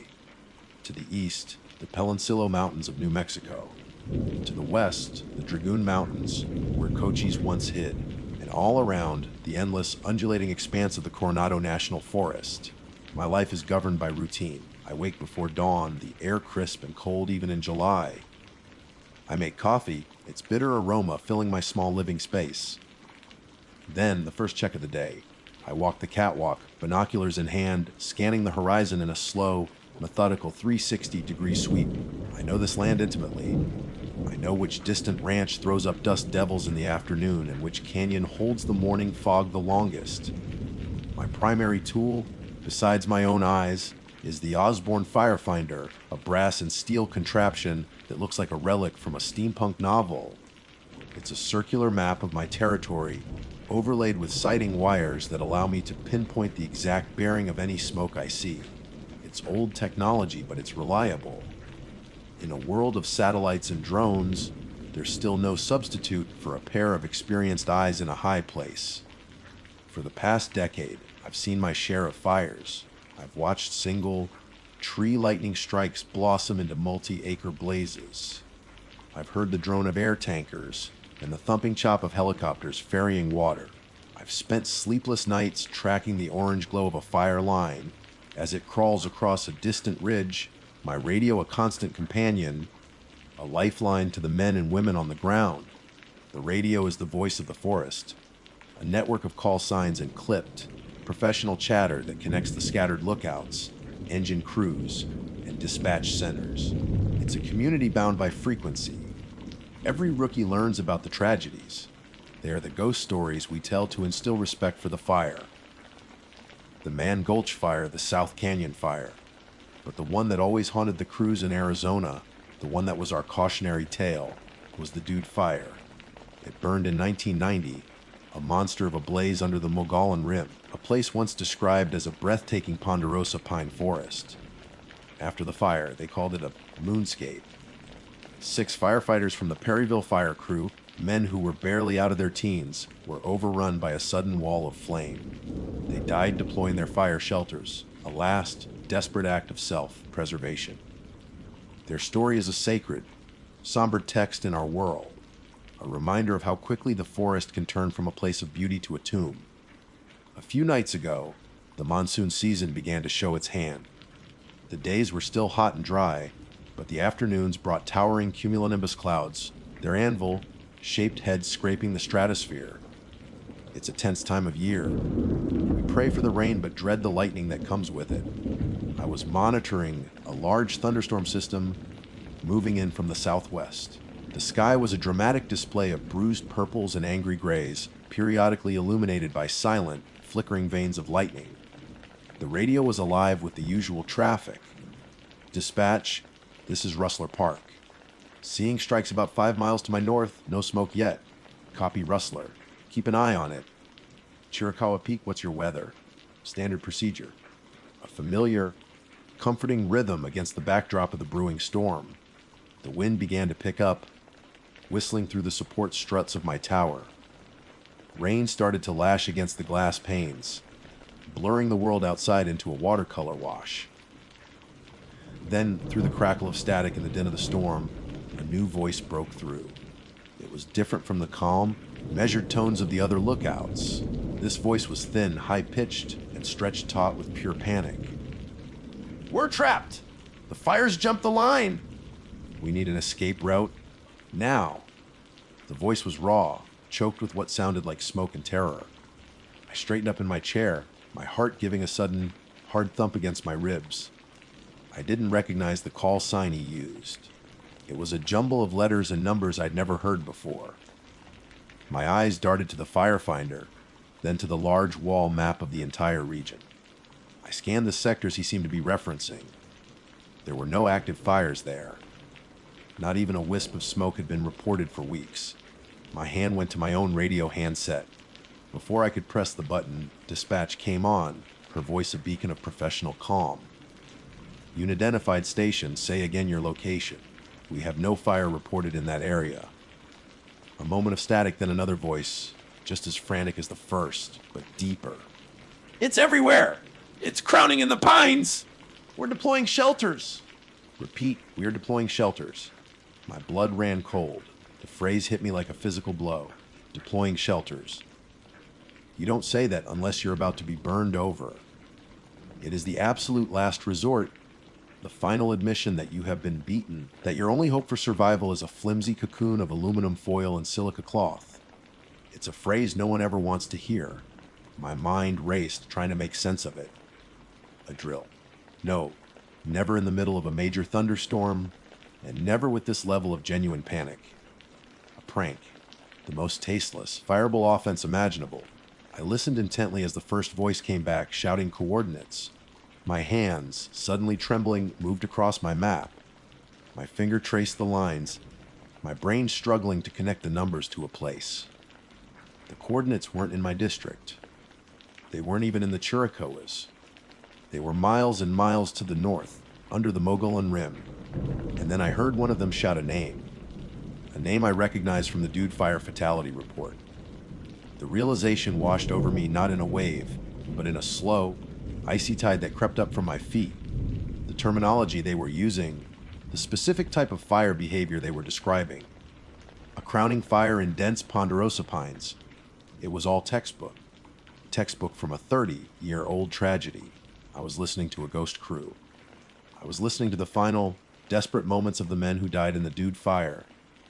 The storm raged outside, but inside my glass box, the only sound I could hear was the frantic, fading transmission of a crew that had been dead for decades. Their voices burned into the very fabric of the frequency, resurrected by the atmospheric chaos of the storm. The storm passed as quickly as it had arrived. The rain softened to a drizzle and then stopped, leaving the air washed clean and smelling of wet pine and damp earth. The phantom broadcast faded with the last rumbles of thunder, replaced by an unnerving, profound silence. The regular radio chatter resumed, but it felt distant, like a conversation from another world. I sat frozen in my chair, for I don't know how long, the frantic voices still echoing in my mind. My heart hammered against my ribs, a frantic drumbeat in the sudden quiet of the tower. I tried to rationalize it. Tropospheric ducting. A freak atmospheric event where radio waves can travel for hundreds of miles, bouncing between layers of the atmosphere. Maybe an old recording, a documentary or a training film, was being broadcast from somewhere, and the storm had carried its signal to my receiver. It was a plausible scientific explanation. It was the explanation I clung to as I forced myself through the motions of my evening routine, my hands shaking so badly I could barely hold my fork. But even as I tried to convince myself, a cold knot of dread tightened in my stomach.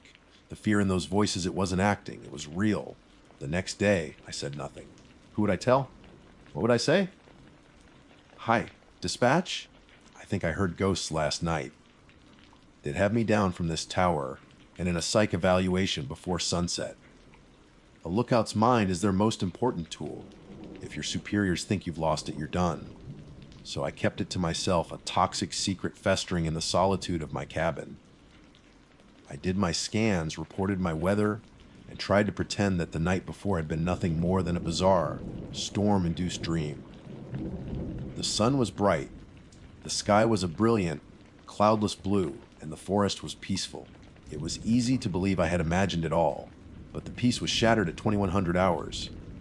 Exactly, I was reading a book, the silence of the tower broken only by the hum of the small refrigerator.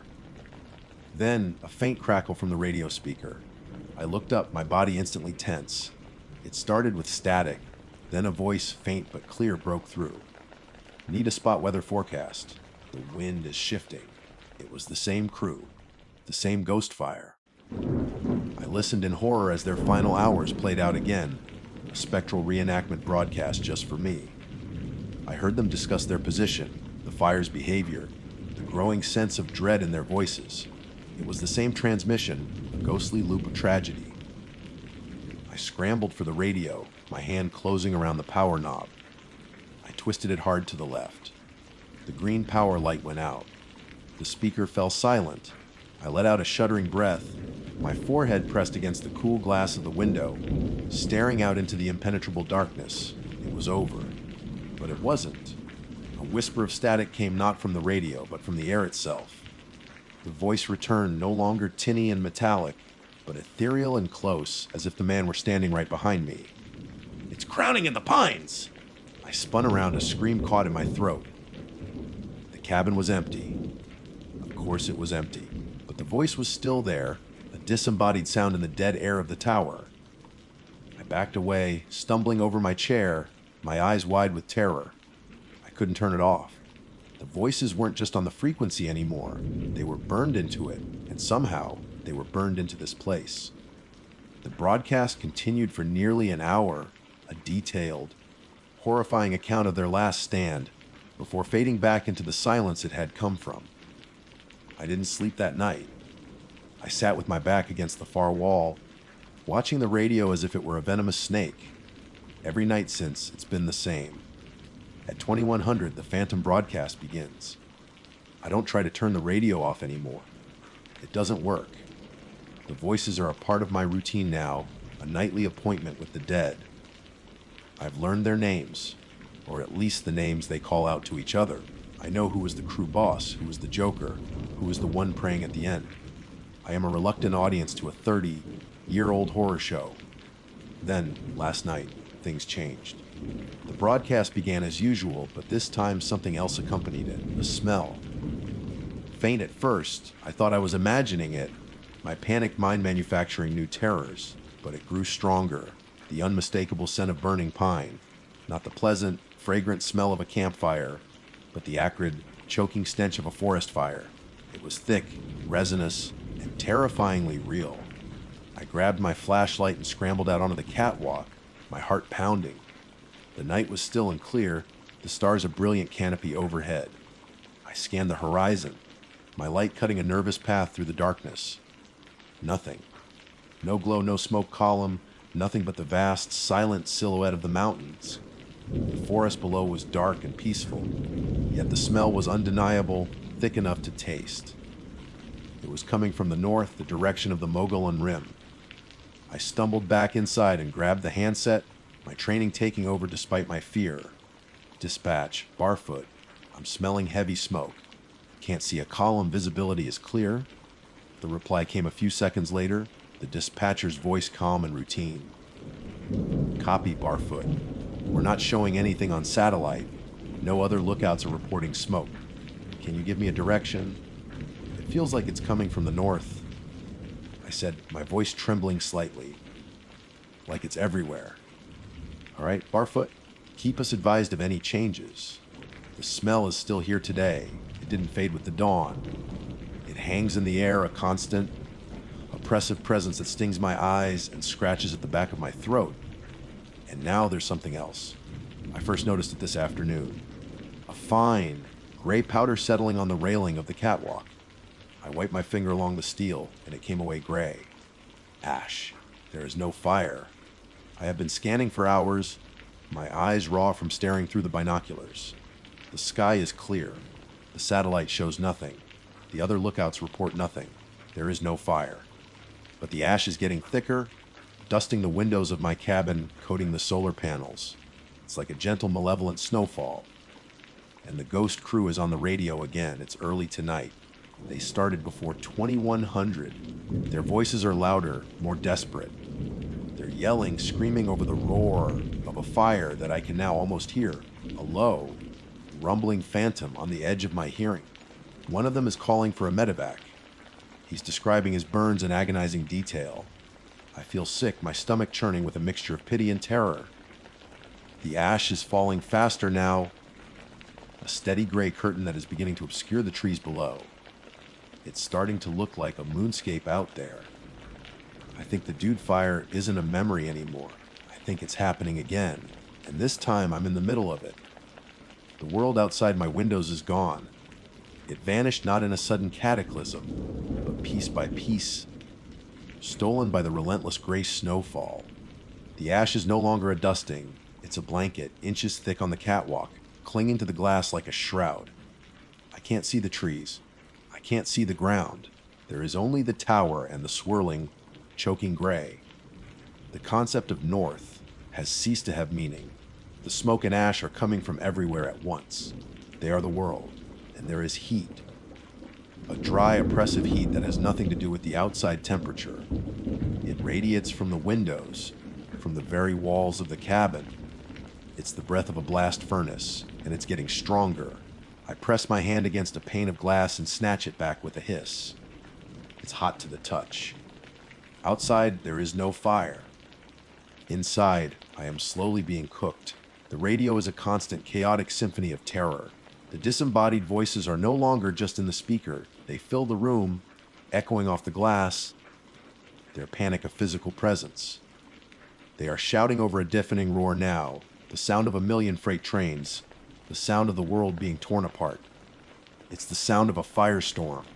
I can feel the vibration in the floor, a deep, resonant tremor that shudders up through the steel legs of the tower. My own reality has begun to fray at the edges. I look at my Osborne firefinder, its brass circle gleaming in the dim light of my lamp, and for a moment, the map isn't of the Chiricahuas. It's the Mogollon Rim. The names are different: Walkmore Canyon, Dude Creek, Pine Canyon. My finger traces the escape route the crew was trying to reach, a thin black line on a map of a place hundreds of miles away. I need to get out. The thought is a primal scream in my mind. My training, my 10 years of experience, all of it screams that when you are in a tower and a fire is approaching, you leave. You get down and you get away. But how can I flee a fire that isn't there? Where would I go? The ash chokes the air, a blinding, suffocating fog. To step outside onto the stairs would be to step into nothingness. I grab the radio handset, a useless plastic talisman. My thumb presses the transmit button. Dispatch, this is Barfoot. I need assistance. The tower is compromised. My voice is a ragged croak. The static roars, and then a voice cuts through it, clear and terrifyingly close. Copy, Barfoot. We see you. What's your status? It's not dispatch. It's one of them.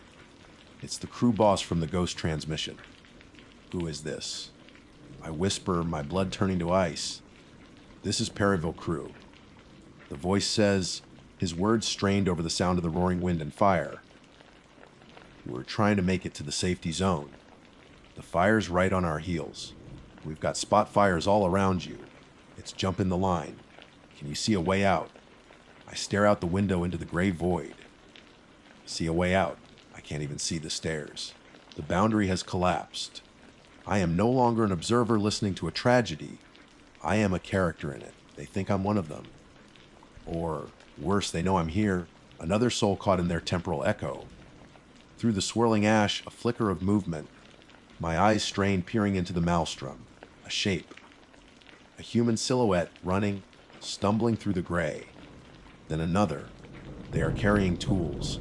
They are wearing yellow Nomex shirts and helmets. They are the ghost crew, and they are right outside my tower. They are not ghosts. They are solid, real, and running for their lives in a world of ash that only I can see. A high, pitched ping makes me jump. A hairline crack appears on the window pane facing north, spreading like a spider web. Then another and another. The phantom heat is becoming real. The glass is beginning to fail. The roar outside is now a physical force, pressing in on my tiny cabin, which groans and shudders under the assault. One of the figures outside falls. The others don't stop. They can't. Another one drops to his knees, fumbling with something on his hip. A fire shelter. He's deploying. My own training kicks in, a deeply ingrained instinct that bypasses thought. My fire shelter. It's in the corner in its case. My hands, acting of their own accord, grab it. I tear open the case, my movements clumsy and panicked. I pull out the folded packet of foil and cloth, the thing I've carried for a decade and prayed I'd never have to use. The main window shatters, exploding inward in a shower of glass. The heat and the roar slam into the cabin, a physical blow that knocks me off my feet. The air is instantly unbreathable, a searing wave of smoke and cinders. I can't see. My eyes are burning. I crawl across the floor, dragging the shelter, my lungs on fire. I am one of them now, a firefighter about to be overrun. I manage to get the shelter open, a flimsy silver pup tent in the heart of a phantom hell. I crawl inside, pulling it over me, sealing myself into the dark. The roar is muffled now, but the heat is immense. I lie on the floor of my tower, inside my shelter, and listen to the final screams of the Perryville crew as their fire, the dude fire, consumes them for the 1000th time. But this time, it is also consuming me. The last thing I hear is a new voice joining the chorus of the dead. A voice that is raw with fear and smoke. A voice I recognize with a final, sickening flash of understanding. It's my own. My name is Genevieve Anstey, and this will likely be my final entry. If someone finds this log, let it serve not just as a record of events, but as a confession and a warning. I have been a fire lookout for 7 seasons, and I have always prided myself on my rationality, my competence, and my respect for the wilderness. But here, in the profound silence of the Tonto National Forest, I made a mistake. It was a small act, born of irritation and a misplaced sense of order. A deadly mistake that was rooted in underestimating the quiet, ancient warnings of the land itself. I did not listen, and now, the silence is listening to me. Life in a fire lookout is a study in solitude. Most people imagine a towering steel structure, swaying in the wind, a tiny glass box perched 100 feet in the air. Diamond Point is different. It's an old L4 ground cabin, a relic from the 1930s, built of stone and heavy timber. It's more a part of the forest than an observer of it. The walls are thick. The windows are small, and it feels grounded, permanent. Instead of being suspended between earth and sky, I feel as though I'm living within the very bones of the mountain. The solitude is a balm for a soul like mine. Out here, the world simplifies. My duties are clear and rhythmic. Wake before dawn, scan the horizon as the first light spills across the Mogollon Rim, check the weather instruments, and file my morning report. The day is a slow dance of observation. I watch for the telltale wisp of smoke, a plume of white or gray that doesn't belong among the greens and browns of the vast pine forest. I track the movement of clouds, the direction of the wind, the subtle shifts in humidity. My companions are the drone of the radio, the rustle of wind in the ponderosa pines, and the vast, crushing silence that descends when the wind dies. It's a silence so profound it feels like a presence, a weight against the eardrums. I had come to love it.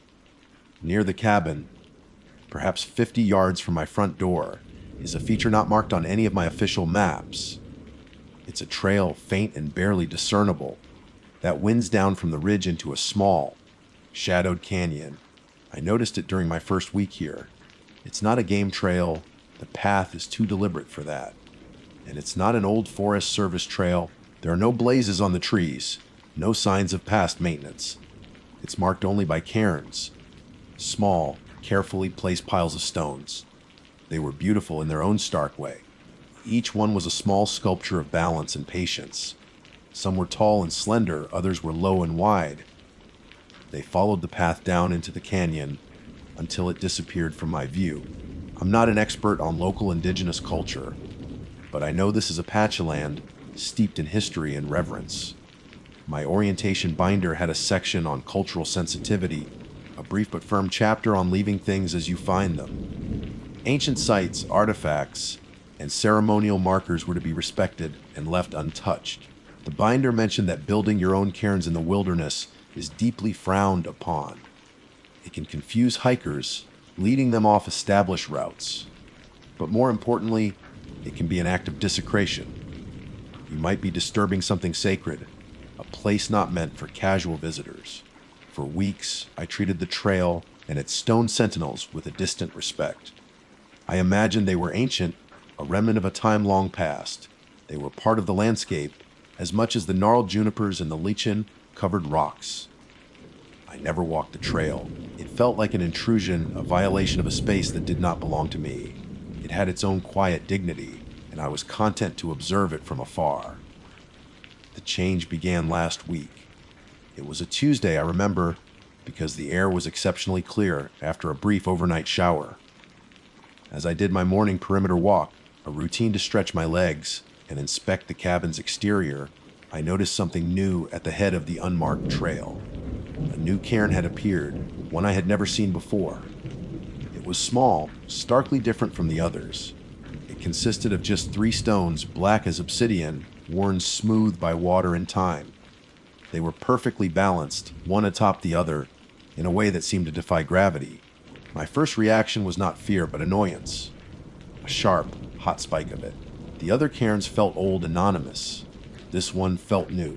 It felt like a message, a signature. I assumed it was a hiker, a tourist, someone who had come up the main road to the lookout, seen the quaint trail, and decided to add their own artistic touch. It felt like a piece of graffiti in a pristine gallery. This was my domain, my sanctuary of order and solitude, and someone had trespassed, leaving their mark. I spent the day fuming. Every time I glanced out the window, my eyes were drawn to those 3 black stones. They seemed to mock the natural, weathered gray of the other cairns. They were an intrusion, a disruption to the perfect, ancient harmony of the place. My rational mind told me to leave it be, to follow the rules. But a more possessive, territorial part of me, a part I didn't know existed, began to fester. That evening, as the sun bled across the horizon in fiery strokes of orange and purple, I made my decision. I put on my sturdy hiking boots, my jaw set with a grim determination. I marched from my cabin to the trailhead, the crunch of my boots on the dry earth the only sound in the twilight. I stood before the small black cairn. It was even more unsettling up close. The stones were cold to the touch, unnaturally so. On an impulse I will regret for whatever remains of my life, I kicked it over. It wasn't a violent kick, but it was decisive. The toe of my boot connected with the bottom stone, and the delicate balance was shattered. The stones didn't just tumble, they seemed to fly apart, scattering in the red dust. The top stone made a soft thud, the middle one a dull clack. The silence that followed was immediate and absolute. The wind died. The chirping of the last insects of the day ceased. It was as if the entire forest was holding its breath, shocked by my small act of vandalism. A wave of cold washed over me, a feeling of profound and immediate regret. What have I done? The question screamed in my mind, but I pushed it down. I was being ridiculous. They were just rocks. I had simply restored the natural order, removed a piece of tourist trash. I turned my back on the scattered stones and walked back to the cabin, refusing to look back. I locked the door, telling myself the chill I felt was just the desert night air. I went about my evening routine, making my log entries, preparing a simple meal, but the food tasted like ash in my mouth. I told myself it was nothing. It was just rocks. It was not just rocks. That night, the true horror began. It started with a dream. The dream was not like any other dream I've had. It lacked the usual disjointed, nonsensical quality of subconscious wanderings. This felt real, structured, and terrifyingly purposeful. In the dream, I found myself standing at the head of the unmarked trail, the one marked by the ancient cairns. It was night, a deep, moonless black that should have rendered me blind. But it didn't. The trail before me was illuminated, not by a flashlight or the moon, but by the cairns themselves. Each pile of stones emitted a soft, pale, phosphorescent glow, like foxfire or decaying wood, casting long skeletal shadows that danced and writhed. The light was cold, pulling the warmth from the air. In the logic of the dream, I knew without being told what this place was. It wasn't a trail for the living. It was a spirit path, a road for the dead to walk between their world and somewhere else. And I was walking it. My feet moved against my will, carrying me forward down the winding path, deeper into the canyon. The glowing cairns passed by me like silent, luminous guards. With each step, the air grew colder, heavier, pressing in on me with the weight of ages. A smell filled my nostrils, not of pine and dust, but of damp earth, of a cellar that has been sealed for centuries of decay. I couldn't scream. My voice was trapped in my throat, a knot of pure terror. My heart hammered against my ribs. a frantic drumbeat in the otherwise silent world of the dream. The path ended abruptly at the edge of a deep, black ravine. The chasm was absolute darkness, a void that seemed to swallow the faint light from the cairns. But it was not empty. As my eyes adjusted, I saw them. Down in the depths, shrouded in mist, were figures. Their forms were indistinct, their edges blurred as if seen through murky water. But their faces were pale, luminous discs in the darkness, all turned upward towards me. They were blank, featureless, yet I could feel their collective gaze, a cold, empty hunger that pierced through me. They were waiting. They had been waiting for a very long time. The dream knowledge filled my mind again. They were spirits, trapped in this ravine, their path ending here. They could go no further. They were waiting for a way out. I woke up with a gasp, drenched in a cold sweat that had nothing to do with the temperature of the cabin. My body was rigid, my muscles locked in a state of primal fear. The images from the dream were burned into my mind: the glowing stones, the cold path, the pale, waiting faces in the ravine. I sat bolt upright in my cot, my breath coming in ragged sobs. It took several minutes for me to remember where I was, to separate the dream world from the solid reality of my small stone cabin. The first gray light of dawn was filtering through the window, but it brought no comfort. It was just a dream. I whispered to the empty room, my voice hoarse. Just a nightmare. But the words felt hollow, a lie. The fear felt too real, too visceral. It clung to me like the morning mist outside. I forced myself through my morning routine, my movements stiff and jerky. I made coffee, my hands shaking so badly that I spilled grounds all over the counter. I tried to focus on my duties, on the familiar rhythm of checking the weather instruments and scanning the horizon. But my eyes kept drifting back to the trailhead, to the spot where I had committed my act of petty vandalism. The memory of the stones scattering in the dust, the sudden, profound silence, it all felt different now, charged with a terrible significance. Finally, I couldn't stand it anymore. I had to know. I pulled on my boots and stepped out of the cabin into the crisp morning air. The sun was rising, painting the sky in soft pastels, but the beauty of it was lost on me. My gaze was fixed on the head of the trail, and then I saw it. My blood ran cold. The cairn was back. It stood in the exact same spot, a dark silhouette against the morning light. It was rebuilt. My mind reeled, searching for a rational explanation. A hiker, the same one from before.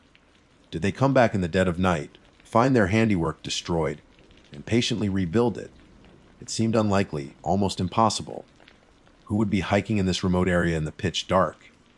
I took a hesitant step closer, my heart pounding a frantic rhythm against my ribs. And that's when I noticed the second impossibility. It wasn't the same.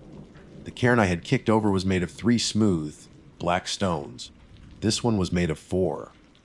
An identical black stone had been added to the top, completing a small, perfectly balanced tower that seemed to stare back at me, a silent, stony accusation. This wasn't a random act of a tourist. This was a response. It was deliberate, intelligent.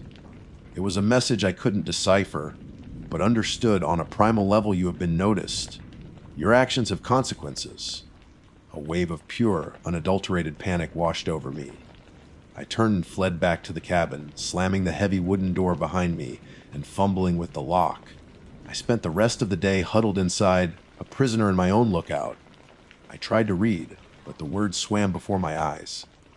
I tried to listen to the radio, but the static seemed to whisper my name. Every gust of wind sounded like footsteps. Every shadow seemed to move. My carefully constructed world of logic and reason was crumbling, being replaced by a gibbering, superstitious fear I hadn't felt since I was a child, afraid of the monster under the bed. The next morning, after a sleepless night spent staring at the ceiling, I forced myself to look again. A new cairn had appeared, not at the trailhead, but a few feet closer to my cabin. This one had 5 stones, and so the ritual began. Every morning, I would wake to find a new cairn, 1 stone taller than the last, each one a little closer to my door. They were like stepping stones, a trail being laid from the spirit path directly to me. My initial terror gave way to a frantic, desperate anger. Each morning, I would march out of the cabin, my heart pounding with a mixture of dread and defiance, and I would kick the newest cairn over. I would scatter the stones, sending them flying into the brush, my breath coming in harsh gasps. It was a futile gesture, an act of rebellion against an unseen, relentless force. And every single morning the cairn would be rebuilt, with one more stone than the day before, a little closer to my sanctuary. 7 stones, 8, 9. They were a countdown, a steady, inexorable march. The original trail was being extended, rerouted. The strain began to break me. I stopped sleeping. I ate only when I remembered, to my stomach a tight knot of anxiety. My log entries became erratic, barely legible scrawls. I jumped at every sound. I started talking to myself, arguing with the silence, with the unseen builders. I considered calling my supervisor, telling him, what? That I was being harassed by haunted rocks? That I was losing my mind? They would pull me from my post, send me for an evaluation. My career would be over. So I said nothing. I endured. Last night was different. For the first time in a week, I didn't dream of the glowing path or the waiting faces. Exhaustion finally claimed me, and I fell into a heavy, leaden sleep. But I was woken up. It wasn't a loud noise. It was a sound so soft, so subtle, that at first I thought it was part of the wind. But the air was still. It was the soft, deliberate click of a stone being placed carefully on top of another stone. A sound of patient construction. A sound of something being built. The sound was coming from right outside my door. I am huddled inside now, writing this by the light of a single lantern. I haven't opened the door all day. I am too afraid. I am too terrified to see the cairn that I know is waiting for me, right on my doorstep. The sun is setting, casting long, bloody shadows across the floor. I can feel it, a change in the air, a deep, penetrating cold that seeps through the stone walls of the cabin. It's the coldness of the ravine from my dream. The spirits are no longer waiting at the end of their path. The cairns have shown them a new one. They have built a trail to me. And tonight, I think I'm expected to walk it. Time has lost all meaning. Is it my last entry? I believe so. The single lantern on my desk sputters, casting long, dancing shadows that read like living things on the stone walls. Outside, the world has been swallowed by a darkness so complete, so absolute that it feels like a physical substance. The sun is a distant memory. The silence I once cherished has become my tormentor, a canvas upon which my terror paints its most vivid images. I am a prisoner in this 8 by 8-foot cage of stone and wood, and the warden is my own fear. I haven't dared to approach the door. I know what's on the other side, the final cairn. The last stepping stone on a path I helped build. The sound of its construction, that single, soft, deliberate click, is burned into my memory, a sound more terrifying than any scream. It was the sound of my fate being sealed. I sit at my small desk, this logbook open before me, the pen clutched in my trembling hand. Writing is the only thing that keeps the madness at bay, the only act of order I have left in a world that has descended into chaos. The cold is the worst part. It's not the normal chill of a desert night. This is a deep, penetrating cold that has nothing to do with the ambient temperature. It leaches the warmth from my bones, a damp, sepulchral chill that I recognize from my dream. It's the cold of the ravine, the cold of the grave. It's seeping through the thick stone walls, rising from the floorboards, a tangible presence in the small cabin. I can feel them now, even with the door closed. The spirits. They are no longer waiting patiently in their chasm. They are here. They are outside, and they have been shown the way. My mind, frayed from lack of sleep and constant terror, has begun to play tricks on me. Or perhaps they are not tricks at all. In the oppressive silence, I hear things. A faint, dry whisper on the wind that sounds like my name, Genevieve. A sound like sand scarring stone, a slow, rhythmic scraping that seems to come from all directions at once. I press my hands over my ears, but the sounds are inside my head. They are the echoes of the waiting dead. My rationality, the bedrock of my identity, has shattered. I find myself bargaining with phantoms, whispering apologies to the empty air. I'm sorry. I sob into the darkness. I didn't know. Please, just leave me alone. But my pleas are met only with the suffocating silence and the relentless, seeping cold. My regret is a useless currency here. The price for my transgression has already been set. Hours pass. The lantern flickers, threatening to plunge me into the same absolute darkness that reigns outside. My thirst is a burning fire in my throat. My water canteen is almost empty, and the main supply is in the storage locker outside. Outside. The word itself is a sentence of death. A new sound breaks the monotony of my fear. It's a soft wit scraping against the door. It's not the sound of stone. It's the sound of something dragging itself, something heavy and pliant. My breath catches in my throat. I stare at the door, my eyes wide with a fresh wave of horror. The scraping continues, slow and deliberate, moving up and down the length of the heavy wood. It's the sound of a finger, or something like a finger, tracing the seams, searching for a way in. Then comes the whisper, no longer on the wind, but right at the threshold, a dry, sibilant hiss that slithers through the crack beneath the door. It is time. It is not one voice, but many, a chorus of desiccated whispers, all speaking as one. It is the voice of the ravine. A primal survival instinct, buried under layers of terror, surges through me. The radio. My one last desperate hope. I scramble from the desk, knocking over my chair in my haste. I lunge for the radio set, my fingers fumbling with the dials. I switch it on, ignoring the protocol, and crank the volume to maximum. Static explodes into the small room, a harsh, welcome noise that momentarily drowns out the whispers. Mayday, mayday, mayday. I scream into the handset, my voice cracking. This is Genevieve Anstey at Diamond Point Lookout. I am in danger. Does anyone copy? Over. I release the button, my ears straining against the static, praying for a human voice. For a moment, there is only the harsh crackle and hiss. Then the static begins to change. It coalesces, twisting into patterns, into rhythms. The whispers from the door are now coming through the speaker, amplified, a legion of them. They are not speaking words anymore, but weaving a tapestry of sound. The sigh of dust, the rustle of dry leaves, the groan of ancient, burdened earth. It's the sound of their eternal waiting, their endless hunger, and beneath it all a single clear sound emerges. The soft, rhythmic click of a stone being placed on another stone. I drop the handset as if it were red hot. It swings on its cord, banging against the wall. The radio is not a lifeline, it's a conduit. They are in the wires. They are in the airwaves. There is no escape. The scraping at the door stops. The silence that follows is somehow worse.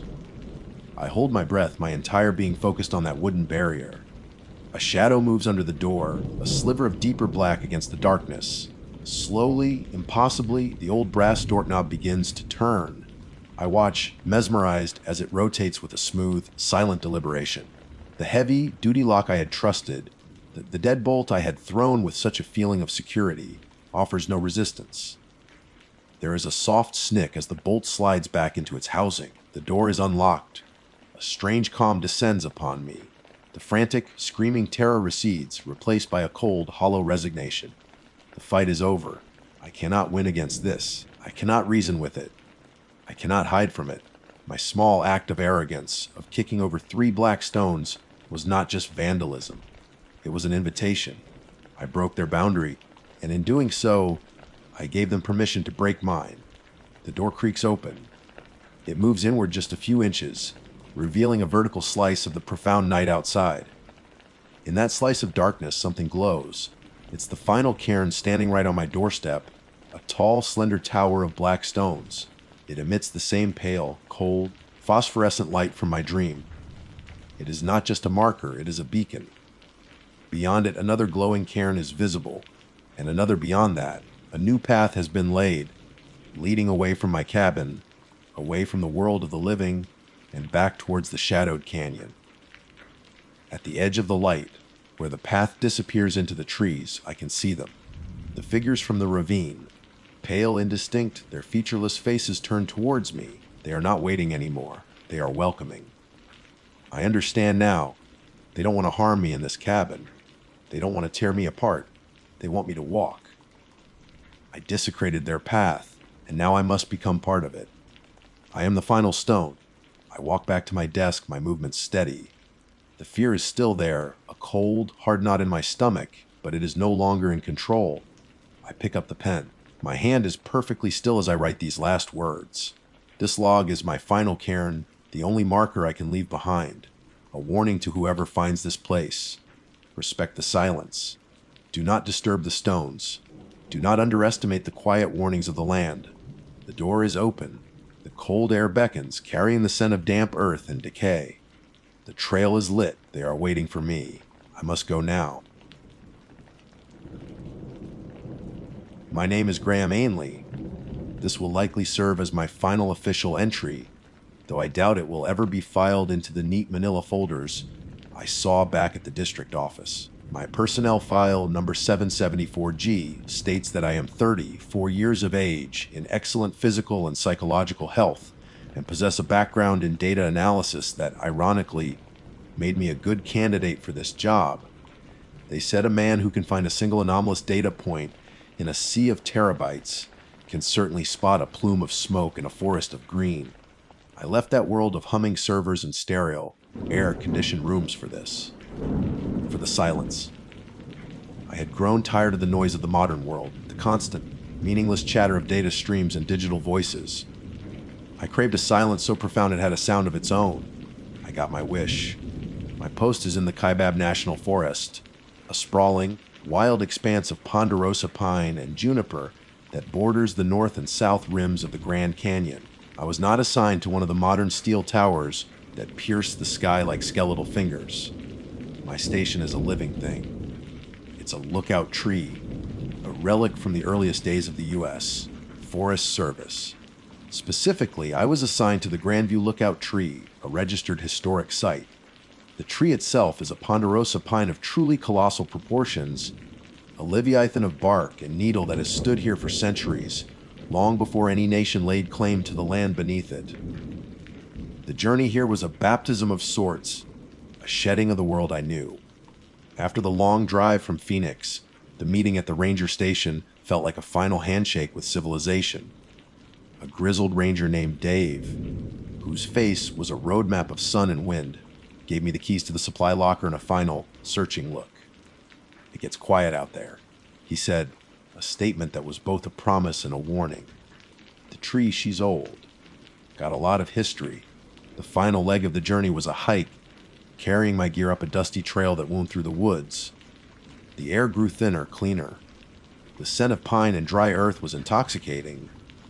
And then I saw it. The tree didn't just stand in the forest, it dominated it. Its trunk was as wide as a small car, the bark a mosaic of deep, dark fissures. High above, nestled in its colossal branches like a strange, wooden nest, was my new home, a small 14 by 14-foot cabin anchored to the living wood by thick steel cables. A dizzying 80-foot wooden ladder was my only way up or down. The first few weeks were everything I had hoped for. The job had a rhythm, a monastic routine that soothed my frayed nerves. I'd wake with the first light, the cabin bathed in a soft, golden glow. I'd make coffee on a small propane stove, the hiss of the gas the only sound besides the wind. My days were spent scanning the horizon. I'd use the Osborne Firefinder, a beautiful brass instrument that felt like a relic from another era, to pinpoint the location of any smoke I saw. I'd make entries in the logbook, noting the weather, the visibility, the slow passage of tourist cars at Grandview Point a few miles away. The feeling of living in the tree was indescribable. It was not a static structure. It was alive. When the wind blew, the entire platform would sway, a gentle, rhythmic motion like being on a ship at sea. I could hear the deep, groaning sighs of the wood, the rustle of a million needles whispering around me. At night, I would lie on my cot and feel the lifeblood of the tree, a slow, ancient pulse vibrating through the floorboards. It was a direct link to the past, a tangible connection to a time before steel and concrete. I just didn't realize how direct that link was. The trouble began, as it often does, with a voice from the past. The cabin was stocked with the logbooks of my predecessors, a continuous record stretching back to the early 20th century. One rainy afternoon, with the world outside a gray mist, I decided to delve into them. The early entries were perfunctory, detailing weather patterns and the occasional lightning strike. But then I found him, a lookout from the 1930s named Abby. Abby's handwriting was a neat, elegant cursive, and his entries were different. He was a poet at heart, a man deeply moved by the solitude. He wrote of the canyon at dawn, describing it as a silent, painted ocean. He wrote about the profound loneliness that was not an absence of company, but a presence of self. But as the years in his log progressed, his entries took a strange turn. He became preoccupied with the local Hopi legends. October 5th, 1934, he wrote, "Spoke with a Hopi man trading wares at the point. He was uneasy about my post. He said the canyon is not just a canyon. It is the Sipapu, the place of emergence where his ancestors entered this world from the one below. He looked at my tree, then at the sky, and said I was not just watching for fire. He said I was guarding a doorway." The idea was unsettling, but I chalked it up to the kind of philosophical rambling that intense isolation can produce. I'd had similar thoughts myself, feeling like a sentinel on the edge of the world. But Abby's obsession grew. His entries became less about the forest and more about the tree itself. July 12, 1936. The wind has a voice today. It is not just noise. It speaks in the needles and the branches. I feel as though the tree is a great listening ear, and I am but a thought within its mind. I smiled at the prose, appreciating his creativity while dismissing the sentiment. But it was his final entry, from the autumn of 1937, that planted a seed of ice in my gut. It was written in a shakier hand, the ink slightly blurred as if by a trembling pen. The tree knows. It is a library of souls. It remembers everyone who has watched from its branches. Sometimes, at night, when the wind is still and the world is holding its breath, I think it whispers their names. I closed the logbook, the old leather creaking in the quiet cabin. The rain had stopped. A profound silence descended, broken only by the slow drip of water from the eaves. I laughed it off, a short, nervous bark of a sound. Whispering names. It was the stuff of campfire tales, the ramblings of a man who had spent too much time alone. I made my dinner, read a chapter of my book, and prepared for bed, the strange entry already fading from my conscious mind. That night, I was drifting in the pleasant space between wakefulness and sleep. The gentle swaying of the tree was a cradle, rocking me into oblivion. And then I heard it. It was not the wind. It was not the creak of wood. It was a sound that seemed to originate from inside the cabin, from the very air around me. It was a faint, dry, rustling whisper, like dead leaves skittering across stone, and it formed a single unmistakable word: Abby. My eyes snapped open, I sat bolt upright, my heart hammering against my ribs like a trapped bird. The cabin was pitch black silent. There was nothing. It had to be the wind. It had to be my imagination, fueled by the old logbook. I lay back down, my body rigid, listening. But there was only the familiar, comforting groan of the ancient ponderosa. I eventually convinced myself I had dreamt it, a vivid hallucination born of a suggestive text. But I knew with a certainty that defied all logic that I was lying to myself. The tree had spoken, and it knew a name. Sleep did not return that night. I remained on my cot, a statue carved from fear, listening. Every gust of wind that rattled the small window, every groan of the ancient wood beneath me, was a potential voice. The silence I had craved was gone, replaced by a new, attentive silence, pregnant with the possibility of another whisper. I strained my ears until the darkness itself seemed to hum. But the name Abby was not repeated. As the first gray light of dawn seeped into the cabin, I felt a sliver of relief, a desperate hope that it had been a singular, bizarre event, a waking dream. The next day was a study in forced normalcy. I performed my duties with a mechanical precision, my eyes scanning the endless green canopy, my hands moving over the brass fire finder. Yet, my mind was elsewhere. I was a man going through the motions, a ghost haunting his own life.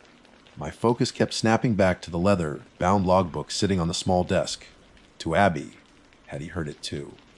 Was his strange final entry a warning, or the ravings of a mind succumbing to isolation? I told myself it was the latter. I had to believe that. But when night fell again, The fragile wall of denial I had constructed crumbled into dust. This time I was wide awake, a book lying open and unread in my lap, a lantern casting a flickering, golden circle of light around me. The wind was calm. The forest was still. The silence was absolute. And then it came. That same dry, rustling whisper, a sound that had no physical source, coalescing out of the very air in the cabin. Miller. The word hung in the air for a moment, clear and undeniable, before dissolving back into silence. My blood ran cold. It wasn't a dream. It wasn't the wind. This was real. My hands trembling, I reached for the logbooks. My data analyst mind, the part of me that seeks patterns in chaos, took over. I flipped through the volumes, my fingers clumsy. I found the books from the 1950s, and there he was, Arthur Miller, a lookout who served for 3 seasons from 1954 to 1956. His entries were sparse, professional. He noted wind speeds, humidity, the occasional passing of a military aircraft from a distant base. There was no poetry, no mention of whispering trees or Hopi legends. He was just a man who did his job, a man the tree remembered. A terrifying, fascinating pattern began to emerge. Every night, like clockwork, a new name. Shen, it whispered on the 3rd night. I found a Li Chen from 1962. Sandoval, it rustled on the 4th. Maria Sandoval, 1971. The tree was working its way through the history of the lookouts, a spectral roll call in the dark. My terror began to morph into a kind of morbid, academic obsession. The fear was still there, a cold knot in my stomach, but it was now overlaid with a feverish curiosity. I was no longer just a fire lookout. I was an ethnographer of the dead, the sole student of a whispering entity. I began a new log separate from the official one. On a clean sheet of paper, I drew a timeline, starting with the earliest lookout I could find and ending with myself. I began to fill it in, night by night. The tree was never wrong. It moved through the decades with an unnerving accuracy. The 1910s, the 20s, the 30s with Abby, the 50s with Miller, the 70s, the 80s.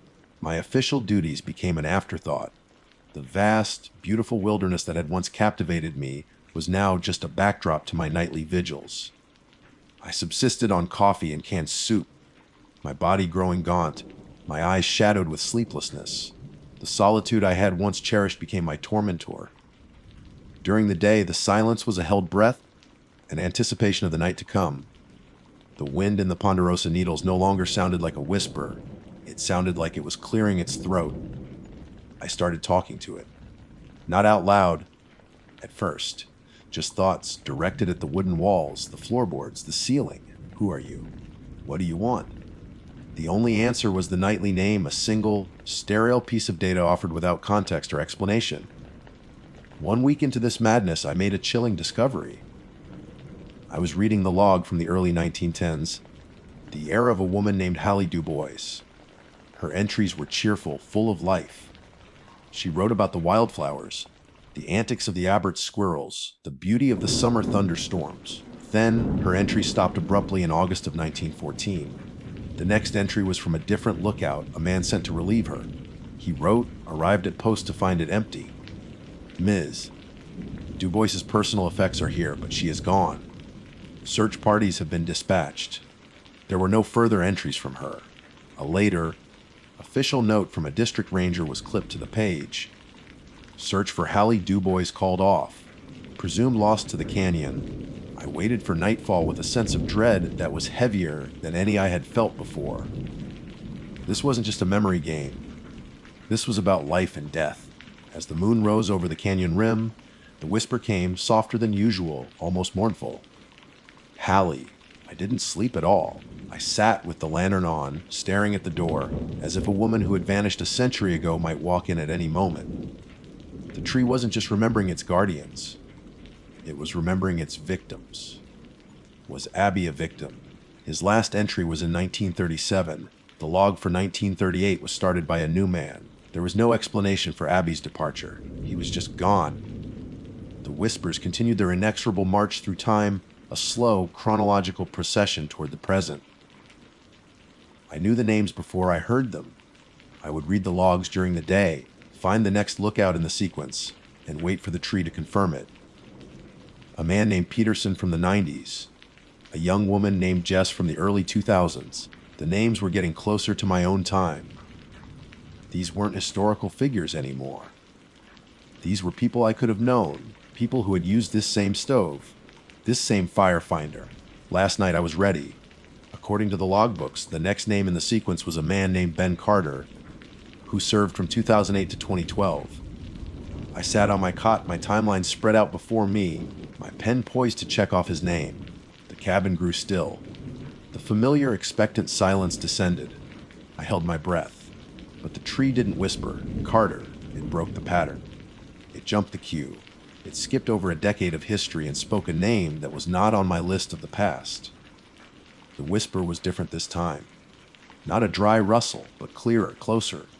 It sounded as if it were spoken directly beside my ear, and it was a name I knew better than any other. Graham. For a long moment, I did not breathe. The single whispered word, my name, obliterated every rational thought, every flimsy barrier of academic curiosity I had erected against the fear. The timeline on my cot, my meticulous list of names, was now meaningless. The pattern was not just broken, it had been a countdown. The tree wasn't just reciting its history. It was clearing its ledger, making way for a new entry. My first instinct was primal. I scrambled backwards off the cot, Crab walking away from the center of the room as if the sound had a physical epicenter. My back hit the rough, hewn wooden wall, and I stayed there, panting, my eyes wide in the lantern light, scanning the empty space. The silence that followed was worse than the whisper itself. It was a void, a vacuum waiting to be filled. I was no longer an observer of this phenomenon. I was the subject. The experiment was over, and the results were in. I haven't slept since that moment. That was last night, but time has lost its meaning. There is only now, and the now is filled with my name. The sun came up, a merciless, brilliant orange that offered no comfort. It only illuminated the dust motes dancing in the air, the same air that had formed my name. The whispering did not stop with the dawn. It changed. It was no longer a single, clandestine event in the dead of night. It was everywhere. It became the very texture of the world around me. Every gust of wind that swept up from the canyon, rattling the needles of the great ponderosa, carried it. Graham, Graham, Graham. A soft, sibilant chorus. The groaning of the tree's ancient limbs as it swayed was no longer a sound of tension, but of articulation. Graham. The creak of the floorboards under my pacing feet seemed to echo it back up at me. Graham. I tried to fight it. I put my hands over my ears, but the sound was inside my head, a vibration in my bones. It was the pulse of the tree, and I was living within its heart. I shouted, my voice raw and hoarse, screaming nonsense into the wind, anything to drown it out. But my shouts were just brief, frantic interruptions in the endless, patient litany of my name. All day, it has continued. An unending, gentle, maddening summons. My duties are a forgotten memory. The firefinder sits gathering dust. The entire forest could be ablaze, and I wouldn't know or care. My world is shrunk to the 14 by 14-foot confines of this cabin, this nest of whispers high above the earth. My data analyst's mind, the part of me that once sought patterns, is now desperately seeking an escape clause, a loophole in this terrifying contract. I found myself drawn back to the logbooks, my hands shaking as I opened the volume to Abby's entries. I wasn't looking for names anymore. I was looking for an answer. I read his last, shaky entry over and over. The tree knows. It is a library of souls. But it was his earlier entry that now held the key, the one about the Hopi man. The canyon is the Sipapu, the place of emergence. He said I was guarding a doorway. I looked out the window, past the railing of the platform, into the vast, hazy emptiness of the Grand Canyon. A mile-deep chasm of layered rock and silent, ancient air. A doorway to what? The underworld. Or from it. The whispering continued, a constant, soft pressure against my sanity. Graham! Graham! It no longer felt menacing. The tone had shifted. It felt intimate. Familiar. It felt like an invitation. I unlatched the cabin door and stepped out onto the platform. The 80-foot drop yawned below me. The wind was stronger out here, and it wrapped around me like a physical embrace, each current and eddy murmuring my name. I gripped the wooden railing, my knuckles white. The world spun for a moment, a vertiginous swirl of green canopy and red rock. I thought of Hallie Dubois, the cheerful woman from 1914 who was presumed lost to the canyon. I thought of Abby, who simply vanished from the record. Were they pushed? Or did they accept the invitation? The Hopi belief that Abby had recorded echoed in my mind, rising above the ceaseless whispers of my own name. He wrote that the Hopi believe their spirits return to the canyon after death. They become the clouds that gather on the horizon, bringing the life, giving rain. They return to the Sipapu. I looked up at the sky, a brilliant, cloudless blue. Then I looked down into the canyon's depths. It's a long way down, long enough to think, long enough to become a memory. The tree isn't just remembering the past anymore. It's not just looking at the present. It's recruiting for the future. It wants to add my name to its collection. It wants me to join Abby and Hallie and Miller and all the others. It wants me to complete my final log entry. The whispering is all around me now. Graham. Graham. Graham. It is the voice of the wind, the voice of the tree, the voice of the canyon itself. It is a summons. It wants me to step off this platform. It wants me to fall and become a cloud. My name is Leo Ashworth, or at least it was. I'm not so sure who or what is looking through my eyes anymore. I am writing this from the glass, walled cab of the Cannabonet's lookout, a steel tower perched precariously on the north rim of the Grand Canyon. It's my first season as a fire lookout, a job I pursued with the romantic delusion of a man who has read too much Kerouac and not enough of anything that matters. I came here seeking solitude, grandeur, and a sense of authenticity I felt was missing from my life in the city. I found something else entirely. I thought I was escaping the world. I didn't realize I was trespassing on another. Looking back at the person I was just a few short weeks ago, I can only see one thing: an idiot.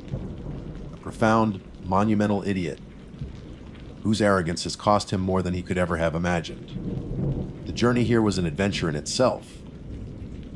After a grueling week of training in Flagstaff, I drove for hours on paved roads that eventually gave way to graded dirt, and finally to a rugged 2-track trail that snaked through ponderosa pines and groves of aspen. The tower wasn't visible until the very last turn. It rose from a clearing like a skeletal finger pointing at the sky, 100 feet of cold, gray steel. My new home. For the first few days, it was paradise. The silence was absolute, a physical presence that pressed in on you, broken only by the whisper of the wind or the distant cry of a hawk. My world was a 360-degree panorama of raw, untamed wilderness. To the south, the earth simply fell away into the staggering abyss of the Grand Canyon. To the north, vast forests stretched to the horizon. And far to the southeast, hazy and ethereal, stood the San Francisco Peaks, 3 sacred mountains that seemed to watch over the entire landscape. My days fell into a comfortable meditative rhythm. Wake before dawn, watch the sun paint the canyon walls in hues of orange and purple. Brew coffee on my small propane stove. Conduct the morning radio check in with the district office. Then, the real work: scanning.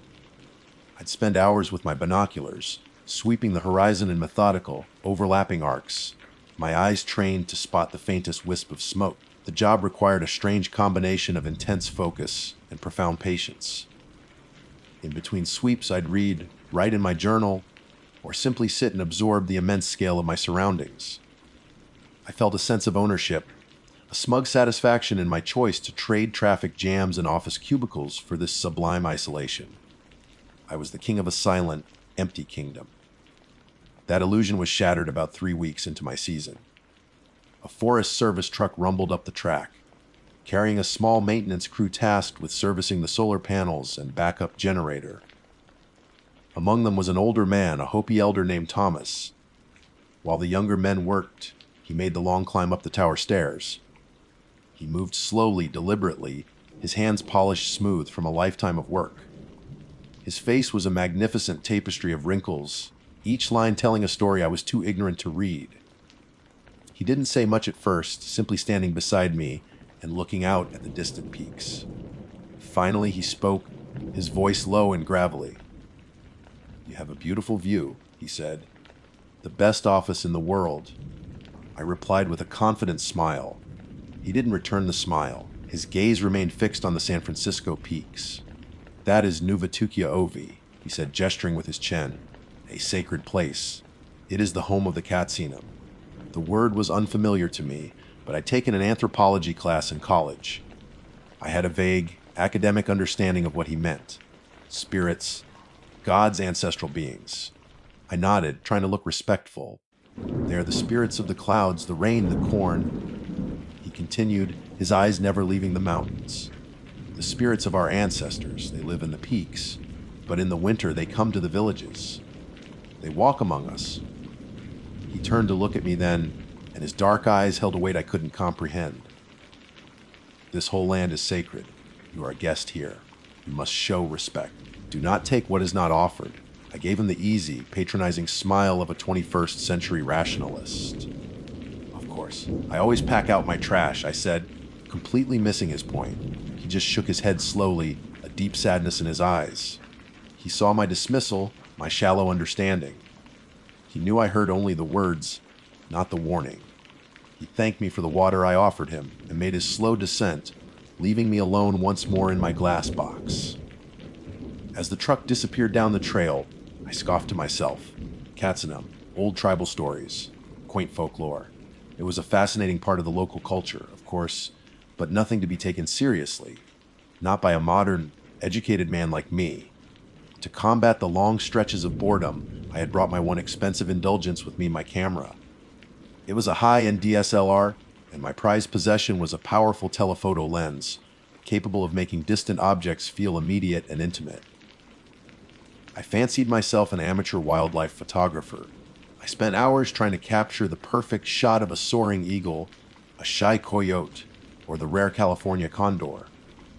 The lens became my way of interacting with the wilderness, of possessing it, of capturing its wildness and pinning it to a memory card. It was a way of proving I was really there. I was an observer, but an intrusive one. I didn't just look, I took. In Thomas's words, "Do not take what is not offered," never once crossed my mind. A few days after the maintenance crew's visit, I was doing my afternoon sweep. The air was crystal clear, the visibility endless.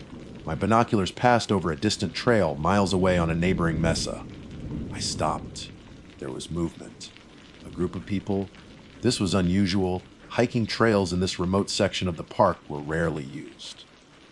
I grabbed my camera, the telephoto lens already attached, and pointed it toward the figures. Even through the powerful lens, they were just specks of color at first. But as I focused, my breath caught in my throat. They weren't hikers. Not in any ordinary sense. They were wearing costumes. Bright, elaborate, and utterly alien. They moved with a strange rhythmic grace, a kind of slow motion dance. It looked like some kind of tribal ceremony or a festival reenactment. My heart hammered in my chest, but with excitement, not fear. This was the shot of a lifetime. A real, authentic moment of local culture unfolding right before my eyes. I braced the camera on the railing of the catwalk, adjusted my settings, and began to shoot. The camera felt like an extension of my own eye, a precision instrument for theft. I was utterly captivated, my finger depressing the shutter button in a rapid, hungry rhythm. Click, click, click. Each sound was a small victory, a captured moment of something wild and secret. Through the lens, the world fell away, and only the dancers existed. They were magnificent. The costumes were not just colorful, they were alive with meaning I couldn't grasp. They were fashioned from leather, fur, and brilliantly dyed fabrics, adorned with evergreen boughs, corn husks, and feathers that shimmered in the afternoon sun. But it was the masks that held me spellbound.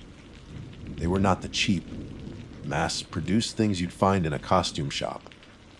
These were works of art imbued with a terrifying power.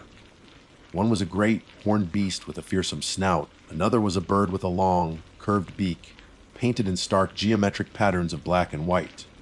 A third had the lean, predatory face of a wolf or a coyote.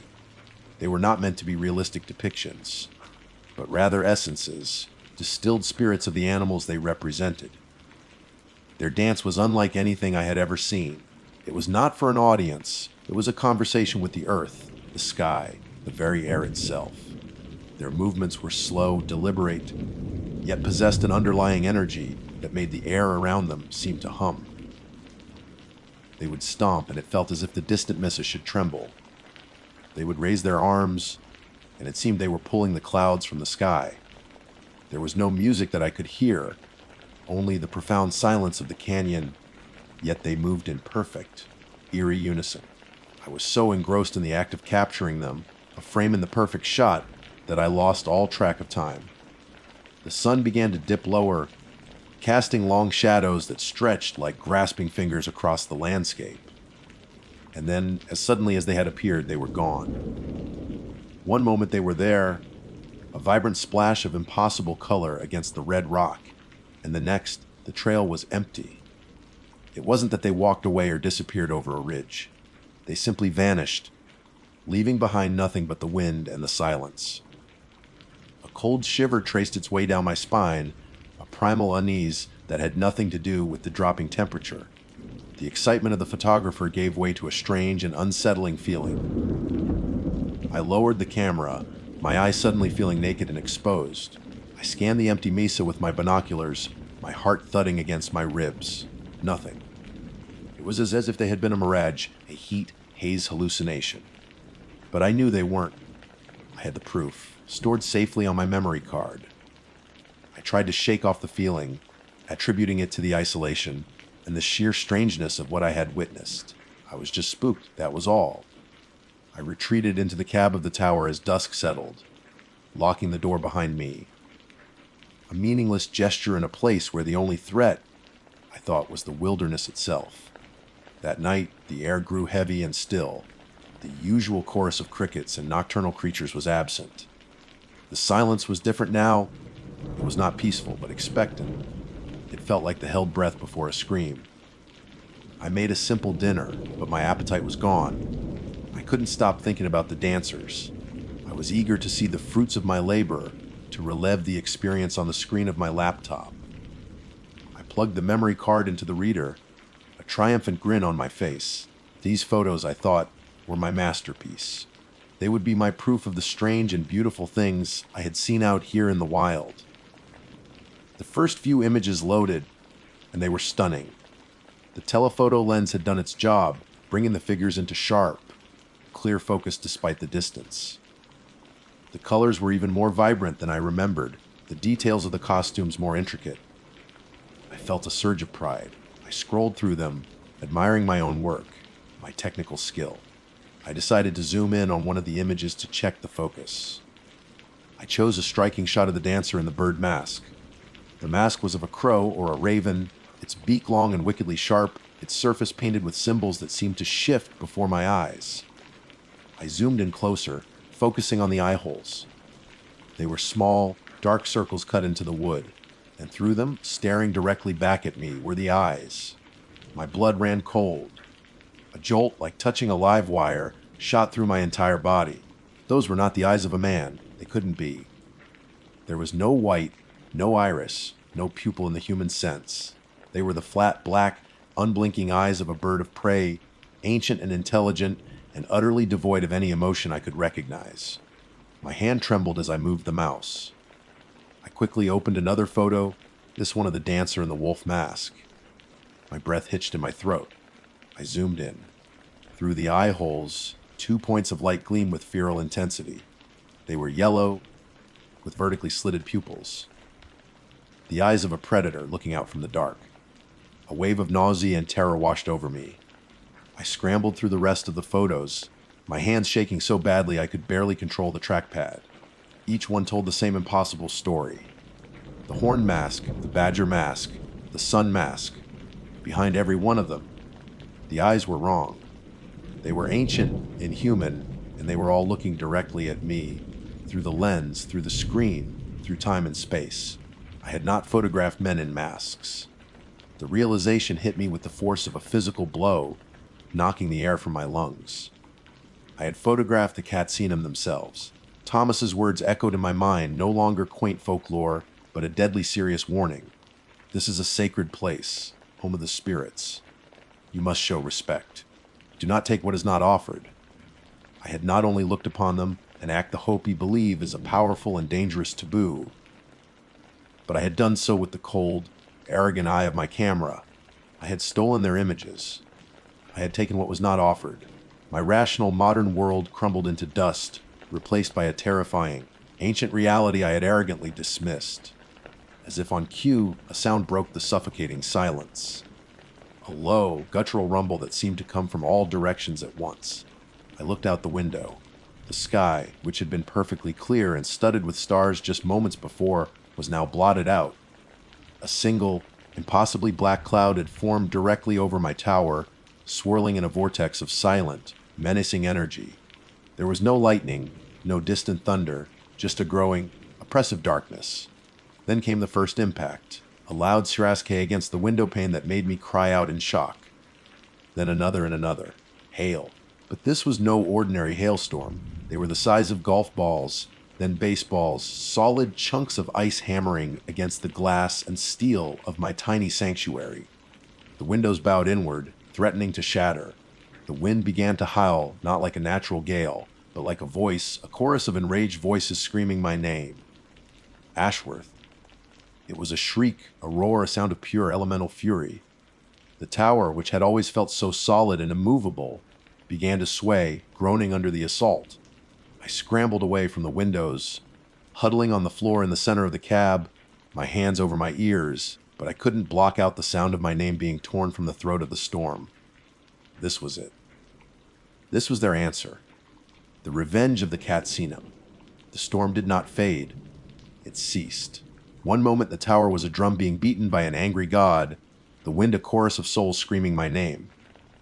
The next there was only silence, a silence so absolute and profound it was more terrifying than the preceding chaos. My ears rang in the sudden vacuum of sound. I lay on the floor for a long time, curled into a fetal position, every muscle in my body clenched. The steel beneath me was cold, and the only sound was the frantic, rabid, like thumping of my own heart. I was afraid to move, afraid to breathe, afraid that any sound I made would call the storm back. The single black cloud that had been my tormentor was gone, vanished as if it had never been. The sky outside the windows was a placid, star-dusted canvas, infuriatingly peaceful. The moon cast a serene, silver light over a world that showed no sign of the violence it had just endured.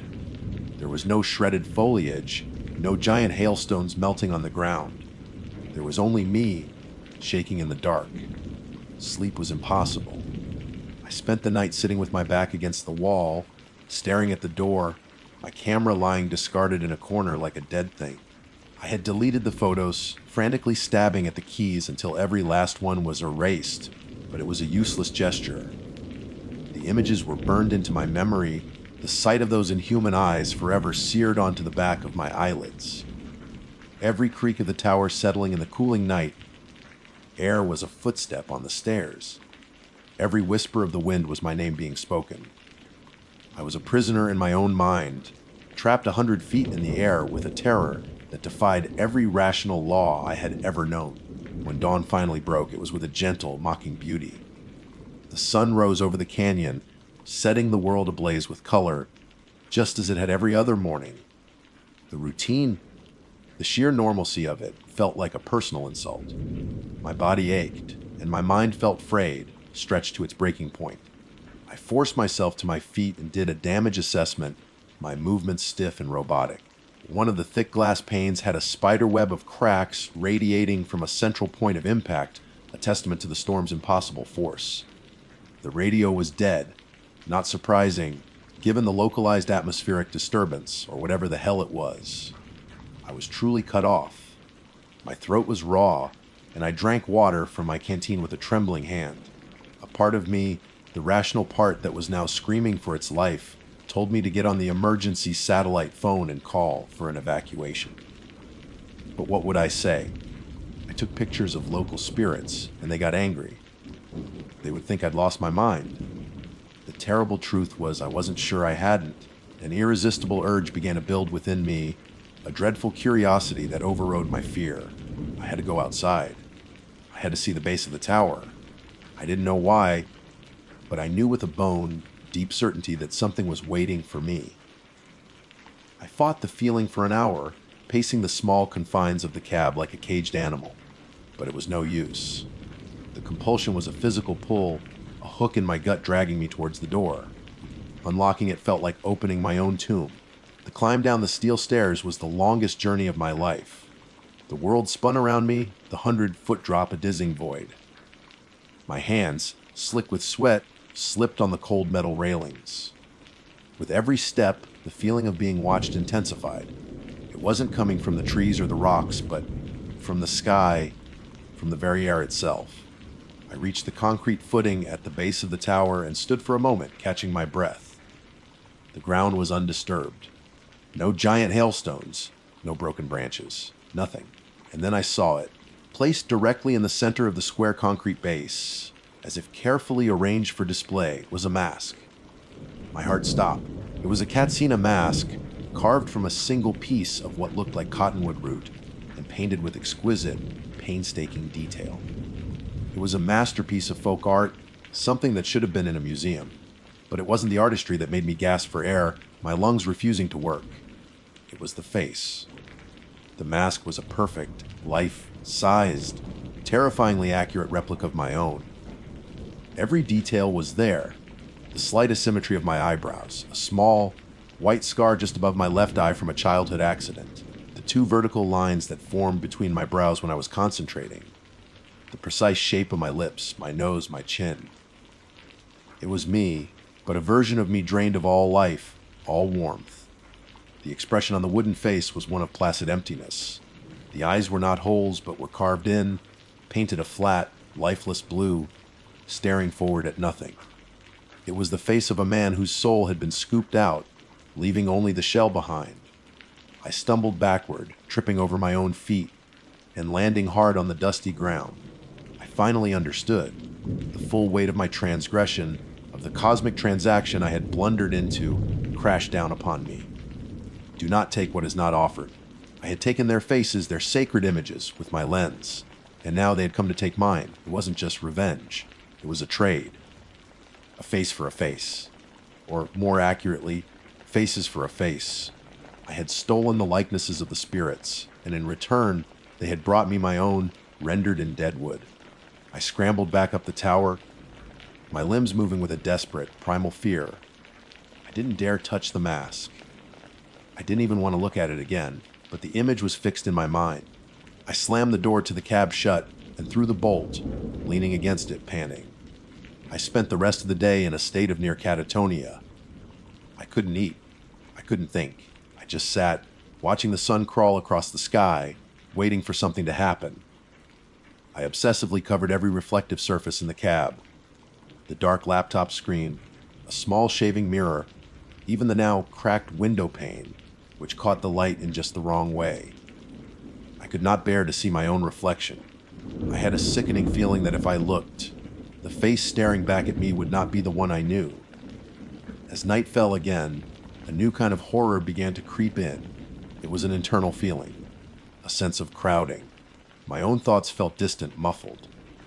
New thoughts, alien and strange, flickered at the edges of my consciousness. Memories that were not mine. The feeling of rain on dry cornfields, the weight of a different body, the view from the sacred peaks.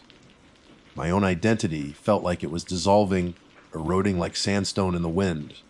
I caught myself looking at my hands, and for a terrifying second they did not seem to be my own. The fingers looked too long, the knuckles too bony. I am writing this now by the dim light of a battery-powered lantern. I keep looking at my reflection in the dark glass of the windows. I can't help it anymore. The change is undeniable. My eyes don't look right. They don't feel like my eyes. The blue seems flatter, less vibrant. They don't blink as often as they should. I feel a presence behind them, looking out at the world through a new set of windows. The spirit of the Katsina whose face I stole with my camera, the one with the raven mask, is here. Not in the room with me. Inside me. We are trading places. I took his face, and now he is taking mine. The mask at the bottom of the tower is not a threat. It's a vessel waiting to be filled. And I am the offering. I don't know what will happen when the trade is complete. I don't know if I will simply cease to be, or if some small, terrified part of Leo Ashworth will be trapped behind the wooden eyes of that mask forever, looking out at a world it can no longer touch. All I know is that my face feels stiff, like it's hardening. It feels like wood.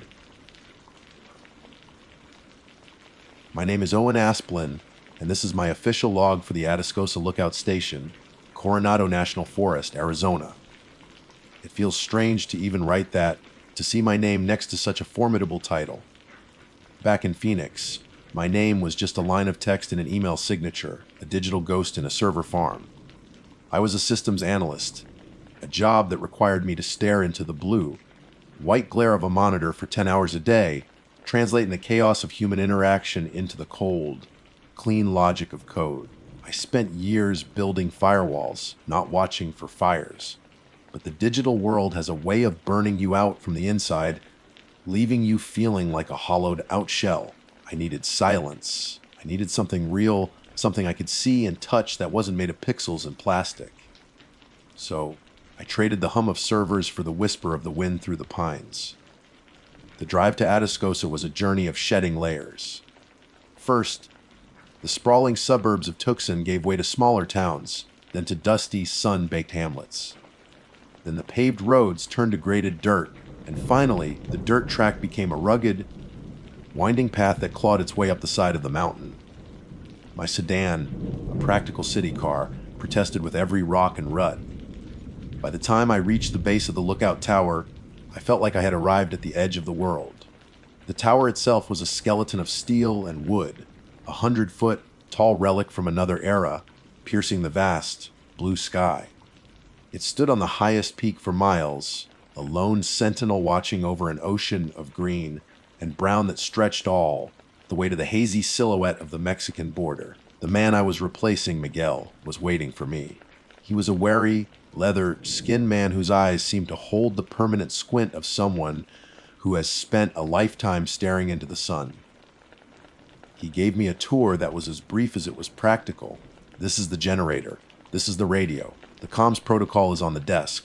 Report in at 0800 and 2000, and any time you see smoke, he said, his voice raspy, like dry leaves skittering across pavement. He showed me the cistern, the propane tanks, the small, cot-like bed. His movements were hurried, agitated. He seemed less like a man retiring and more like a man escaping. Any other advice? I asked, trying to sound casual, friendly. He stopped at the top of the stairs, his hand gripping the railing. He stared out at the immense, silent wilderness for a long moment before turning to me. His eyes, for the first time, seemed to focus on me, and I saw a flicker of something in them. Pity, or maybe fear. The nights are different down here, near the border, he said, his voice low. The air gets heavy. Just be respectful of the quiet.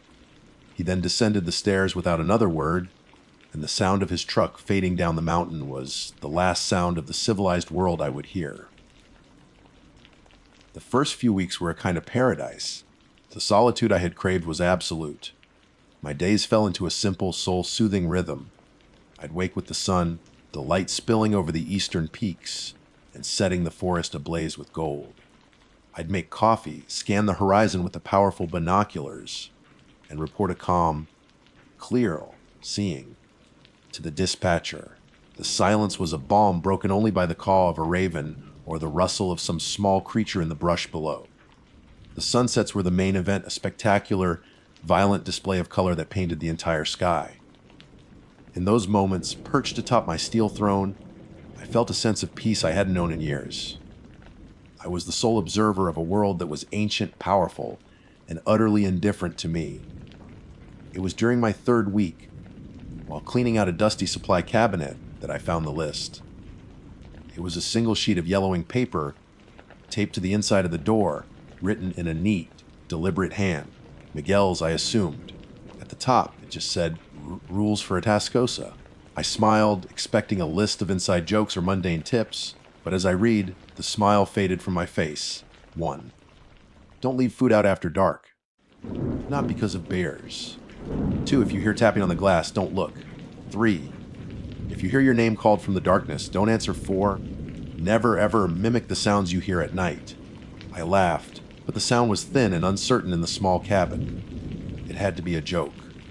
A classic piece of rookie hazing. A way to spook the city boy. Not because of beers. It was absurd. Still, there was something about the stark simplicity of the list. The earnestness of the handwriting that was vaguely unsettling. I left the list where it was, a strange memento from my predecessor. I followed the rules, mostly because it was easy to do so. I was clean and tidy by nature, and the high desert nights were so profoundly silent that the idea of hearing anything at all seemed unlikely. But Miguel's words about the nights being different began to echo in my mind. As the sun dipped below the horizon, the world transformed. The familiar landscape of the day became a vast, featureless blackness. The silence was no longer peaceful. It felt heavy, expectant. I was no longer a king in my castle.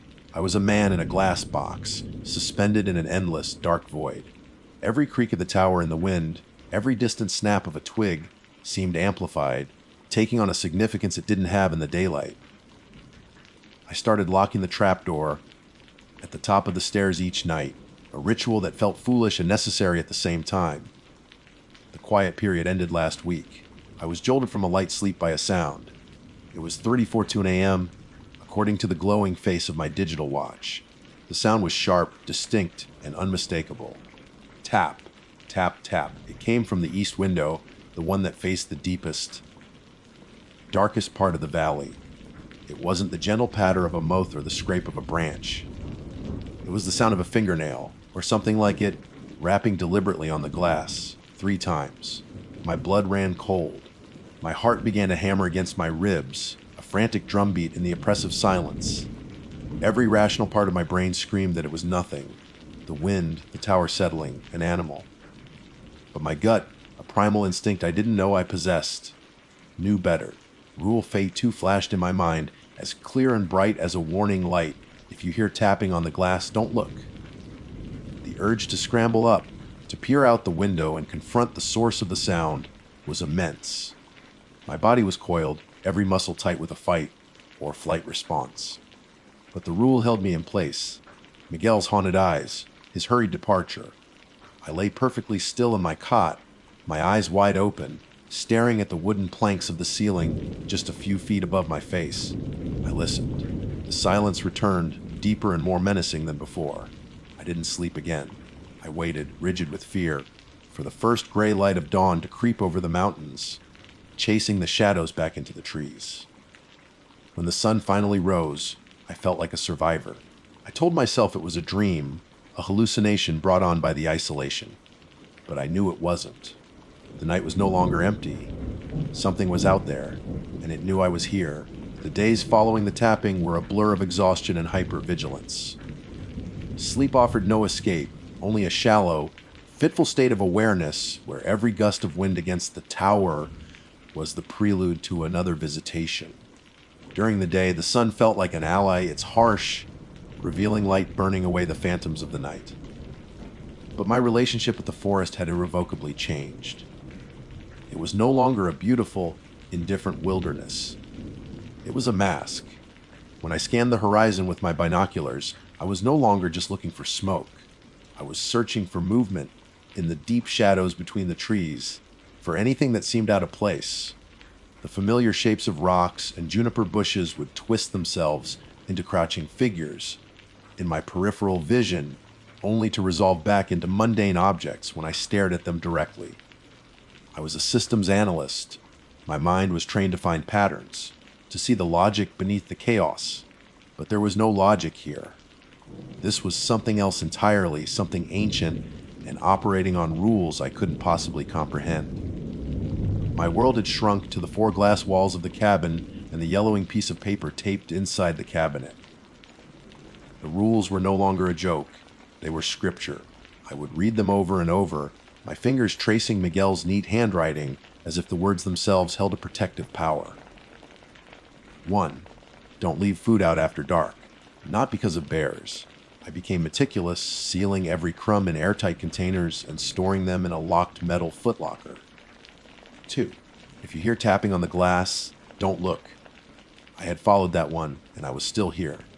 My survival felt like a validation of the list, a terrifying confirmation that its warnings were real. 3. If you hear your name called from the darkness, don't answer. 4. Never, ever mimic the sounds you hear at night.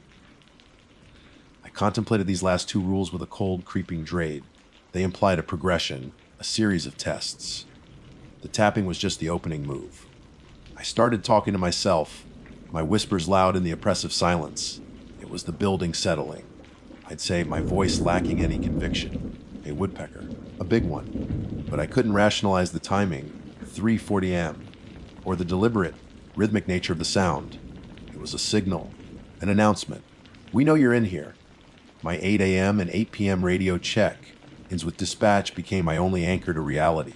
The dispatcher, a calm, friendly woman named Maria, would ask how things were, and I would lie. Oh, quiet up here, Maria. Beautiful sunset last night. How could I tell her the truth?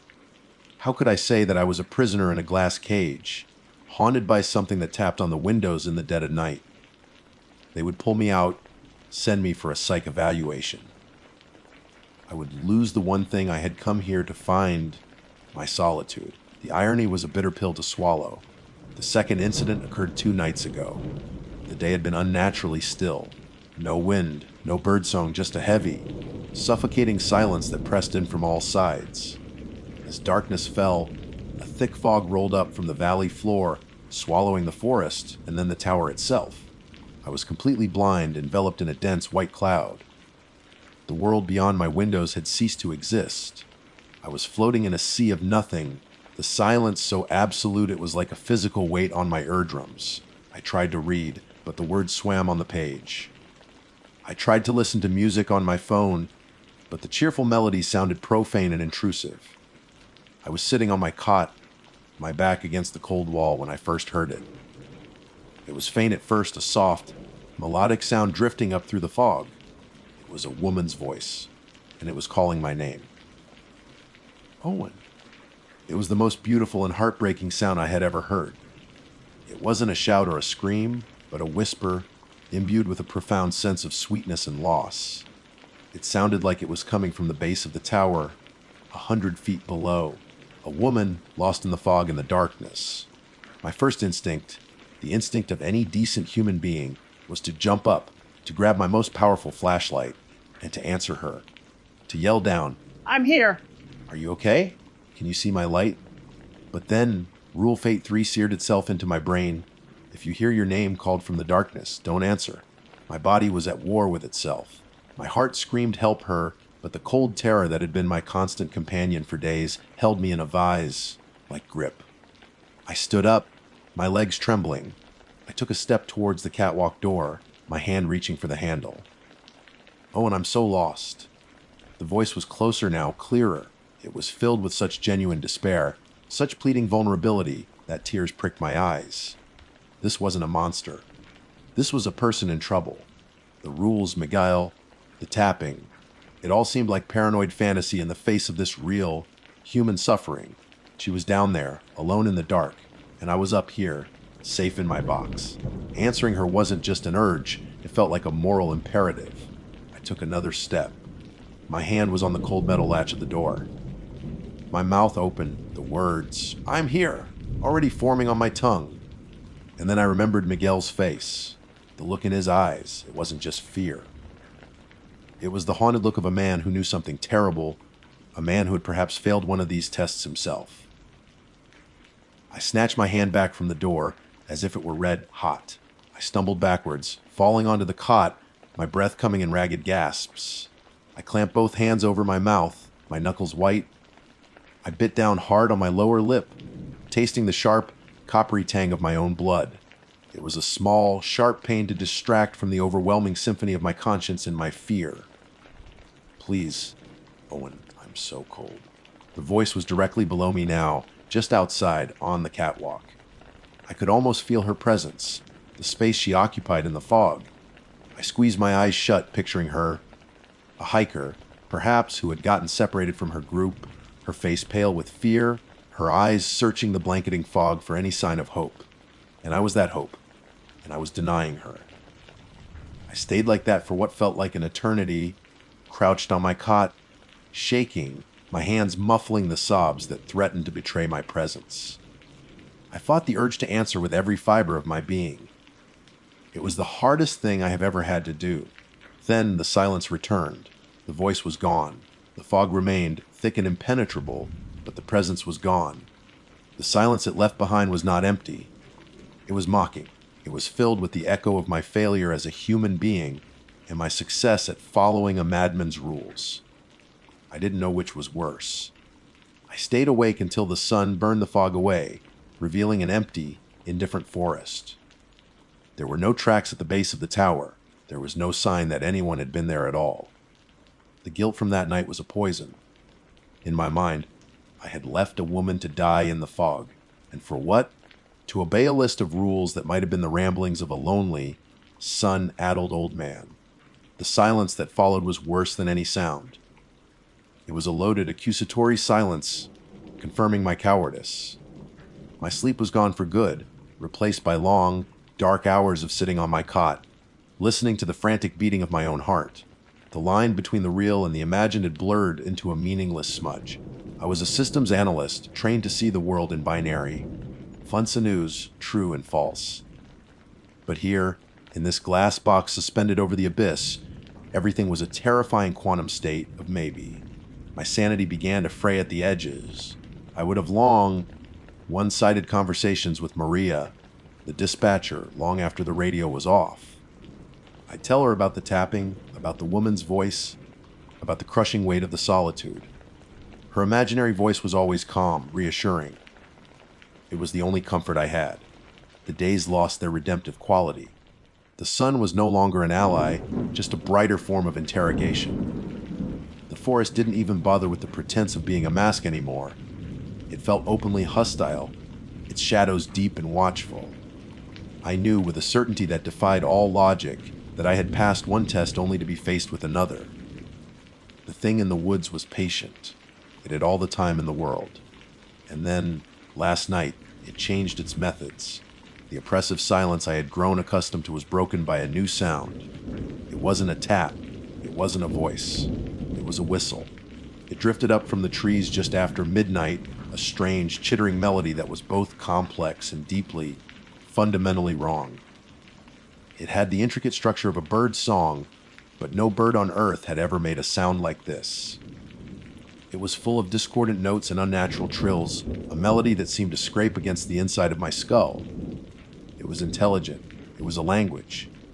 And it was deeply, primordially unsettling. It went on for hours, a constant, unnerving presence just beyond the circle of my perceived safety. I tried to ignore it. I put my pillow over my head, but the sound seemed to bypass my ears and resonate directly in my bones. It was a question, a call, a statement. I didn't know what, but it demanded a response. The hours of fear, the sleepless nights, the guilt, the isolation, it all coalesced into a single, hot point of defiant rage. I was tired of being the prey, the terrified creature huddled in its burrow. I was tired of being afraid. In a moment of pure, unthinking recklessness, I stood up from my cot, walked to the open window, and I answered. I pursed my lips and whistled the tune back into the darkness. I was a good mimic, a skill I'd picked up as a child, and the sound that left my lips was a perfect, flawless echo of the alien melody. I was just trying to prove to myself that I wasn't scared, that I was still in control. A foolish, human act of defiance against a thing I could not comprehend.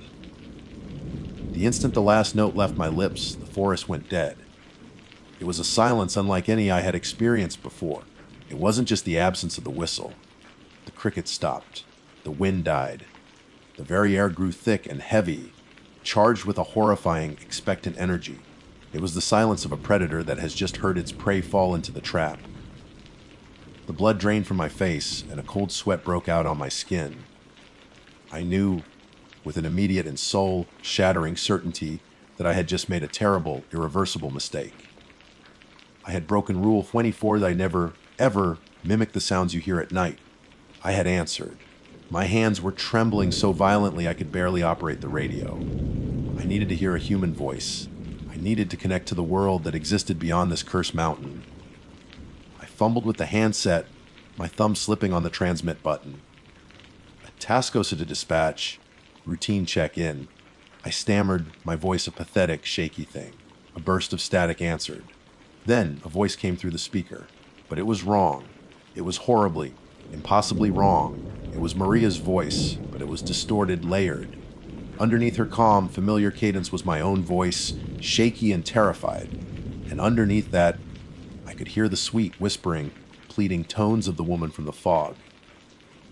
The three voices spoke as one, a grotesque chorus that chilled me to the marrow of my bones. "We'll hear you, Atascosa." The chorus of voices said, a perfect, nightmarish blend of the three. You answered, "We're coming to see you now." A guttural sob escaped my throat. I dropped the handset, and it swung on its coiled cord, banging against the console. Then, the radio began to play the whistle. The same complex, chittering tune I had mimicked. It filled the small cabin, tinny and distorted. And at the same moment, I heard it from the woods below. It wasn't just one whistle anymore. It was coming from all directions. From the east, from the west, from the dark valley below. A chorus of them, all answering my call, all getting closer.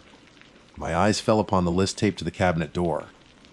My gaze was drawn to the bottom of the page, to a spot I had never noticed before.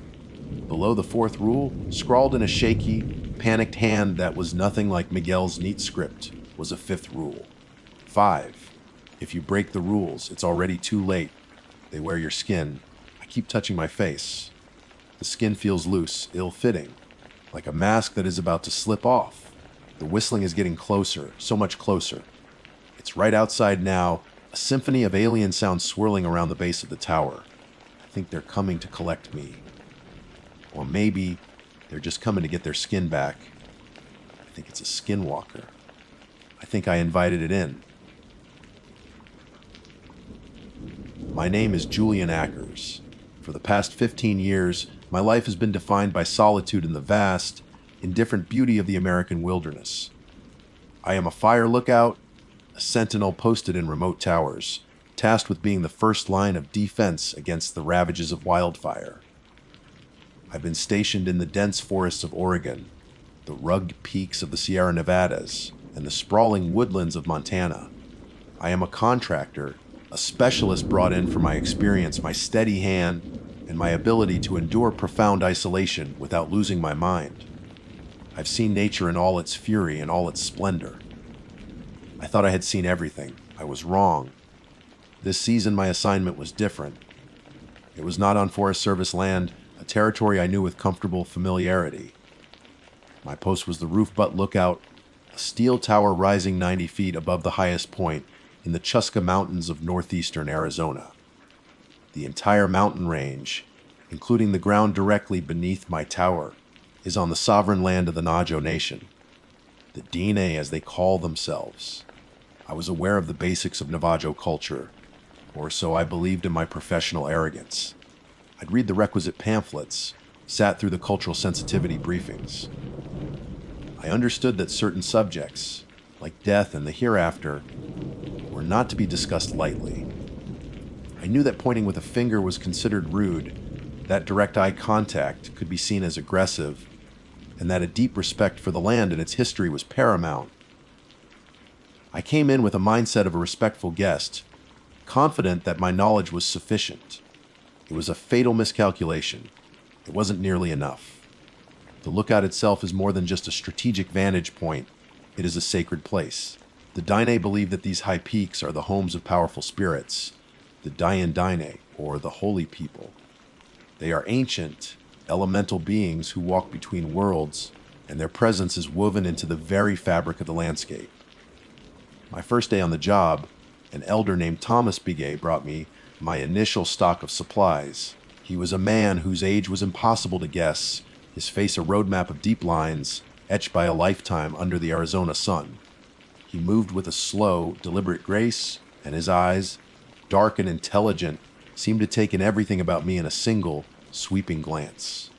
After we had unloaded the water jugs and boxes of non-perishables, he didn't leave immediately. He stood at the base of the tower, looking up at the cab, where I would spend my next 3 months. This is their home you are staying in, he said, his voice low and gravelly, the English words carrying the distinct rhythm of his native tongue. The holy people, they watch from here. They were here long before this tower, and they will be here long after it is gone. You are a guest. I nodded, trying to convey my understanding and respect. I'll be careful, sir. I'll leave no trace. He gave a slow shake of his head, a gesture of profound patience, as if explaining something obvious to a child. It is not about what you leave behind. It is about what you give. You must show them you are a guest who means no harm. You must make an offering. He reached into a small leather pouch tied to his belt and poured a fine, yellow powder into my palm. It was corn pollen Hoddenton. Every morning, he instructed, his gaze unwavering, before the sun is high, you will go to the four corners of this tower's foundation. You will take a pinch of this, offer a silent prayer for a peaceful day, and sprinkle it on the earth, for them. So they know you walk in beauty. I did as he said. It became part of my morning ritual, as ingrained as my first cup of black coffee and my initial 360-degree scan of the horizon with the Osborne Firefinder. I would descend the 90 feet of stairs, my boots clanging on the metal steps in the cool, still air of dawn. At each of the 4 concrete footings of the tower, I would perform the small ceremony. I didn't know the proper prayers, so I just offered my own silent thoughts of respect. A quiet thank you for the privilege of watching over such a breathtaking landscape. For a month, my life was a study in peaceful monotony. The days were long and hot, the sky a vast, endless blue. The nights were a celestial spectacle, the Milky Way a brilliant, shimmering river across the heavens, unobscured by city lights. My only companions were the distant crackle of the radio, the cry of a hawk circling on the thermals, and the whisper of the wind through the pines. I felt a profound sense of peace. The ritual of the corn pollen felt grounding, a small anchor of respect in a place of immense power. Then, the dry season tightened its grip. The storms began to roll in from the west. They were not the life-giving monsoon rains, but dry lightning storms. Violent, angry displays of atmospheric energy that offered no moisture, only fire. The sky would turn a bruised purple, and forked lightning would strike the earth with concussive force, igniting the tender, dry trees. My peaceful routine was shattered. I was suddenly intensely busy. My days became a frantic series of observations and communications. A wisp of smoke on the horizon would demand my immediate attention. I'd swing the firefinder, calculate the azimuth, estimate the distance, and radio in the coordinates with clipped, professional urgency. I was tracking multiple strikes a day, my logbook filling with entries, my mind a constant whirl of maps, wind speeds, and fuel types. I worked from before dawn until long after dusk, falling into my cot exhausted, my eyes still seeing the phantom image of smoke against the trees. In the rush, in the adrenaline-fueled focus of the job, I forgot. For 2 consecutive days, the small pouch of corn pollen lay untouched on my table. The 4 corners of the tower went unblessed. My silent prayers went unsaid. It wasn't a conscious decision. It was an oversight born of exhaustion and the pressing weight of responsibility. I was focused on the fires of the earth, and I forgot about the spirits who called it home. On the morning of the 3rd day, I woke with a throat as dry as sandpaper. I swung my legs off the cot and reached for one of the 5-gallon water jugs I kept lined against the wall of the cab. My fingers closed around the handle, and I tilted it. Nothing. Not a slosh, not a drop. It was completely empty. A flicker of annoyance went through me. I must have finished it yesterday and forgotten to start a new one. I moved to the next jug, a full one I had opened the day before. I lifted it. It was light as a feather. A cold knot of dread began to form in my stomach. I went to the 3rd jug, then the 4th and the 5th. All of them were empty. I unscrewed the cap of one and peered inside. The plastic was bone dry. There was no sign of a leak on the floor, no puddle, no water stain. The caps were all screwed on tight, just as I had left them. 25 gallons of water, my entire supply until the next delivery, had simply vanished. My logical mind scrambled for an explanation. Evaporation. Impossible. Not that much. Not overnight. Not from sealed containers. A prank. Who would climb 90 feet of stairs in the middle of the night, drain all my water without making a sound, and leave without a trace. The idea was absurd. I grabbed the radio, my hand trembling slightly. I reported the situation, trying to keep my voice even, professional. I simply stated that my water supply had been compromised, and I required an immediate resupply. The dispatcher sounded confused but acknowledged the request. Later that afternoon, I saw the dust trail of a vehicle approaching. It was Thomas Begay's old pickup truck. He brought the water, carrying 2 new 5-gallon jugs up the long flight of stairs himself, his breathing barely labored despite the effort. He set them down on the floor of the cab and looked at me. His dark eyes held no anger, no surprise. They were filled with a deep, knowing sadness that chilled me to the bone. "You forgot," he said. It wasn't a question. It was a statement of fact. The holy people are thirsty. You did not show respect, so they have taken your water. The simple, direct certainty of his words cut through my frantic attempts at rationalization. The impossible truth settled over me, heavy and cold. My small, forgotten ritual was not just a quaint custom. It was a pact, and I had broken it. A heavy silence hung in the small cab after Thomas Begay's pronouncement. The words seemed to absorb all the air, leaving me breathless. My scientific, rational mind, the mind of a man who dealt in facts, figures, and the predictable behavior of fire, was reeling. It was a worldview cracking under the weight of an impossible reality. The holy people are thirsty. The statement was delivered with such simple, unshakable conviction that to argue would have been like arguing with the mountain itself.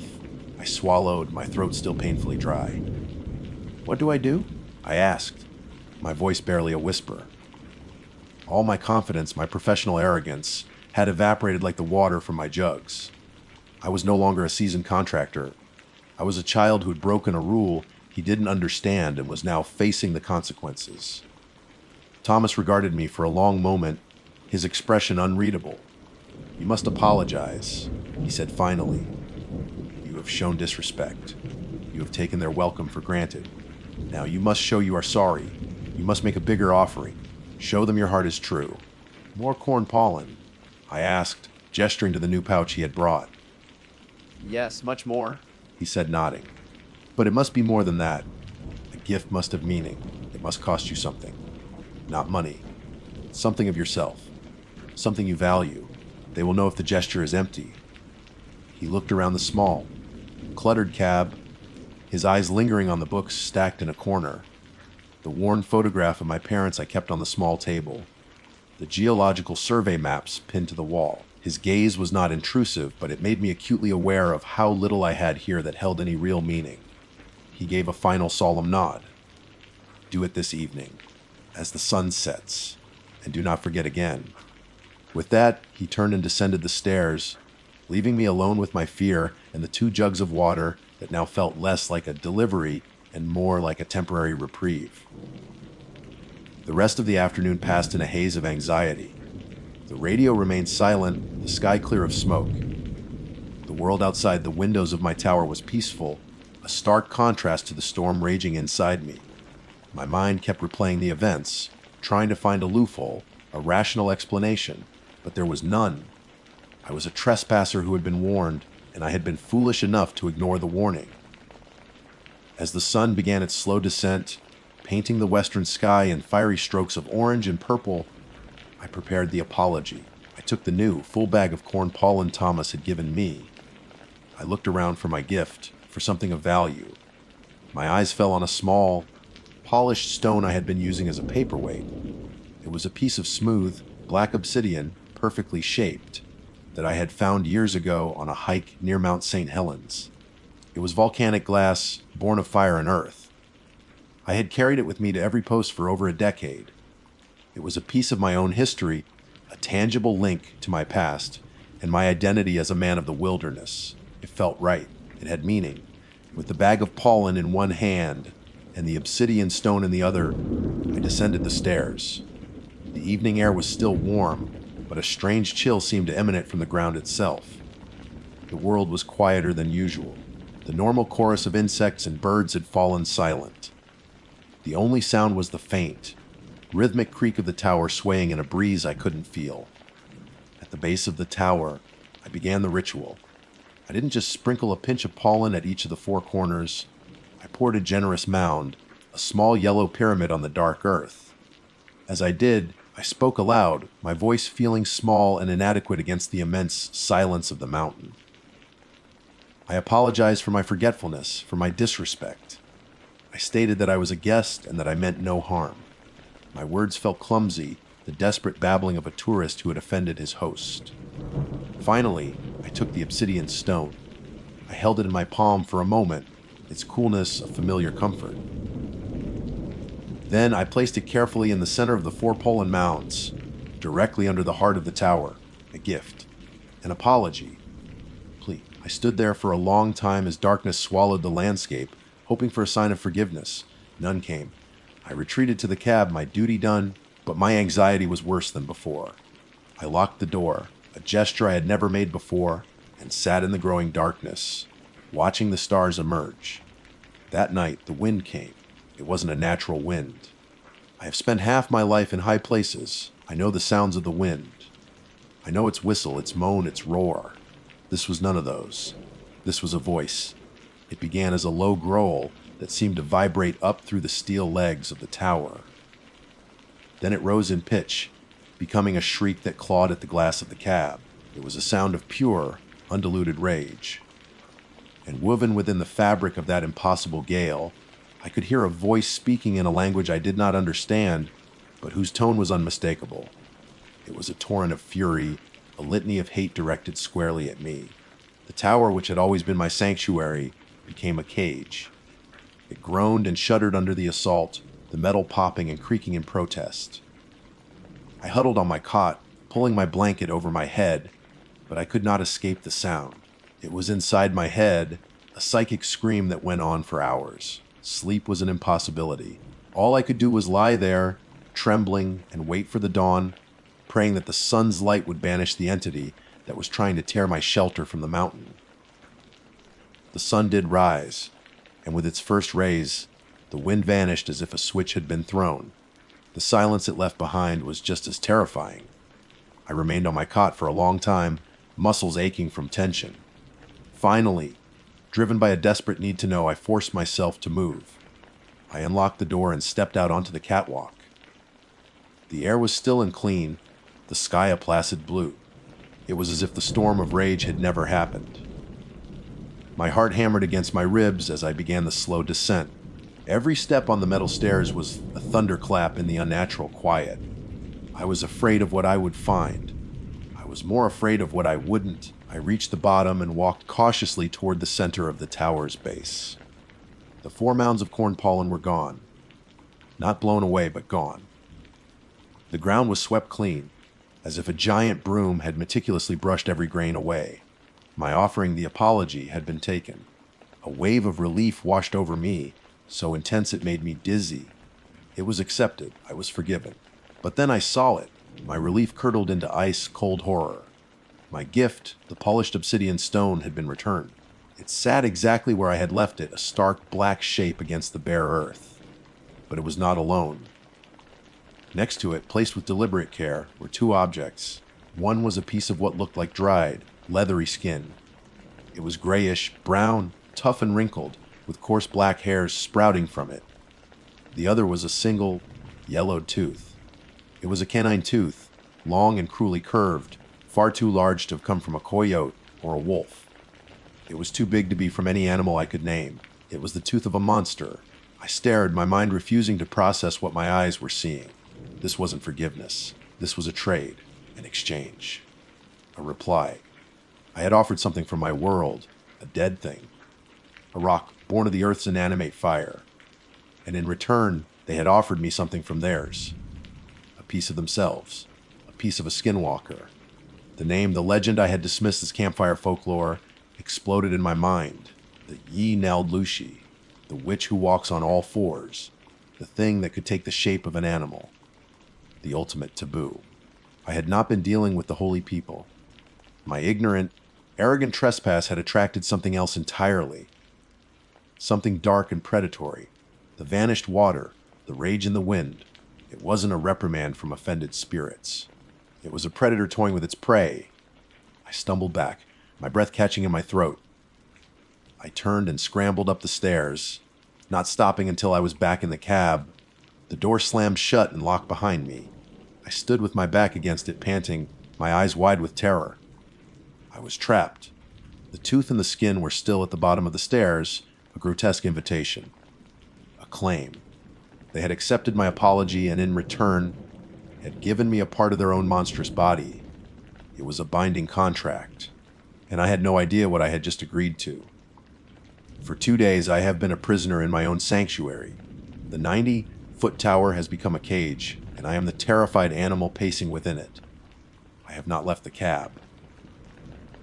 The tooth and the piece of skin remain at the bottom of the stairs, a grotesque tableau marking the boundary of my world. I am afraid to touch them. I am afraid to go near them.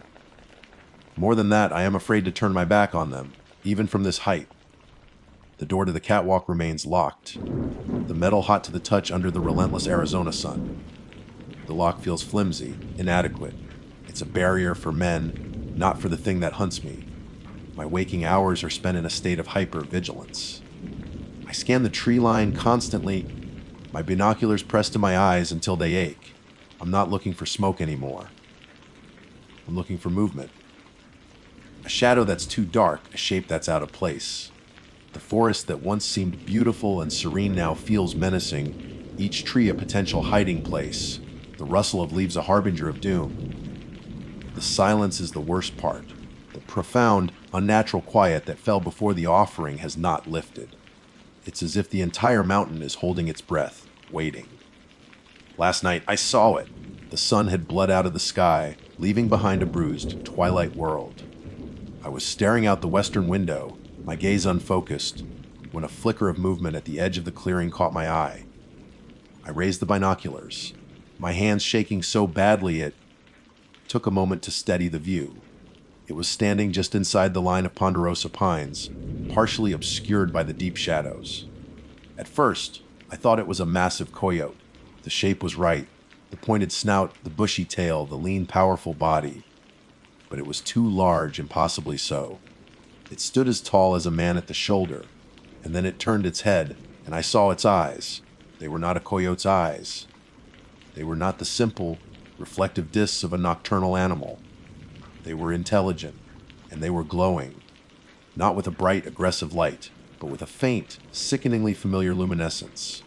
It was the soft, pale glow of a human soul trapped within a monstrous form. It was watching me. There was no doubt. It wasn't the simple curiosity of a wild animal. It was the cold, calculating gaze of a hunter assessing its prey. It knew I was here. It knew I was trapped. It knew I had its gift. We stared at each other across the clearing for what felt like an eternity. Then, without a sound, it melted back into the trees, leaving me alone with a terror so profound it felt like a physical blow. My water is almost gone. The 2 jugs Thomas brought me are nearly empty. I've been rationing, taking only small sips, but the heat of the day is unforgiving. Thirst is a constant, nagging companion. My food supplies are plentiful, but my appetite is gone. The thought of eating makes my stomach churn. My body is failing, but it's my mind I'm most worried about. Thomas had told me, or was it something I read in my frantic, forgotten research, that the skinwalker can do more than just change its shape. It can invade your thoughts, plant ideas, make you do things. It can control you, and I think it's starting. My gaze is constantly drawn to the bottom of the stairs, to the obscene offerings left for me. The tooth and the skin, they are more than just objects. They are a presence. I can feel them, a psychic weight at the edge of my consciousness. And the thoughts they inspire are not my own. I keep looking at the tooth. The long, yellowed, cruelly curved canine. It sits there on the dark earth, and I am overcome with a terrible, intrusive urge. An idea that blossoms in my mind, vivid and fully formed. The urge to put it in my mouth, to feel its cold, smooth enamel against my tongue, to slide it into the space between my own teeth, to see if it fits. The thought is so powerful, so visceral, that I have to physically shake my head to dislodge it. I find myself pacing the cab, muttering, "No, no, no," my own voice sounding alien and distant. But the urge always returns, stronger each time. It's a whisper in my mind, it's a gift, it's for you. Take it. Be complete. The piece of skin is just as bad. I imagine picking it up, feeling its dry, leathery texture against my fingertips. I imagine holding it to my face, inhaling its scent. A dusty, animal smell mixed with something else, something ancient and wrong. The whispers tell me to wrap it around my arm, to tie it on like a bracelet, a token of our agreement. You gave a gift of stone, we gave a gift of flesh. It is only fair. I tried the radio. I called for Thomas, for the dispatcher, for anyone. My first few calls were met with static. Then, as I was about to give up, a voice crackled through. It was the dispatcher. I told him my situation was critical, that I was in danger. I begged for an evacuation. His voice came back, laced with confusion. "We can't, Julian." Thomas called in, said you're fine. Said you were just feeling a little under the weather and wanted to be left alone for a few days. He said he'd check on you at the end of the week. The blood drained from my face. Thomas, the elder who had tried to help me, had the creature gotten to him? Or was this part of the plan all along? Was he an accomplice? The thought was too horrible to contemplate. I tried to argue, to explain, but my words were cut off by a blast of static, so loud it made me cry out and drop the receiver. When I picked it up again, there was only silence. I was truly alone. I have to go down. The thirst is becoming unbearable. My tongue is thick. My lips are cracked. Soon, the dehydration will bring delirium, and my weakening mind will be no match for the insidious whispers that plague me. I have to face the gifts. I have to go down the stairs and retrieve the water, jugs I can see sitting near the base, the ones I'd left outside. It's a simple act, a few minutes of exposure, but I know it's a trap. The creature is waiting for me to leave my cage. I am standing on the catwalk now, the locked door to the cab behind me. The sun is setting, and the world is bathed in that same bloody light as the night I made my foolish offering. I can feel its eyes on me from the trees. I can feel the pull of the objects below, the tooth, the skin. My hand rests on the latch of the catwalk gate. My fate lies at the bottom of 90 metal steps.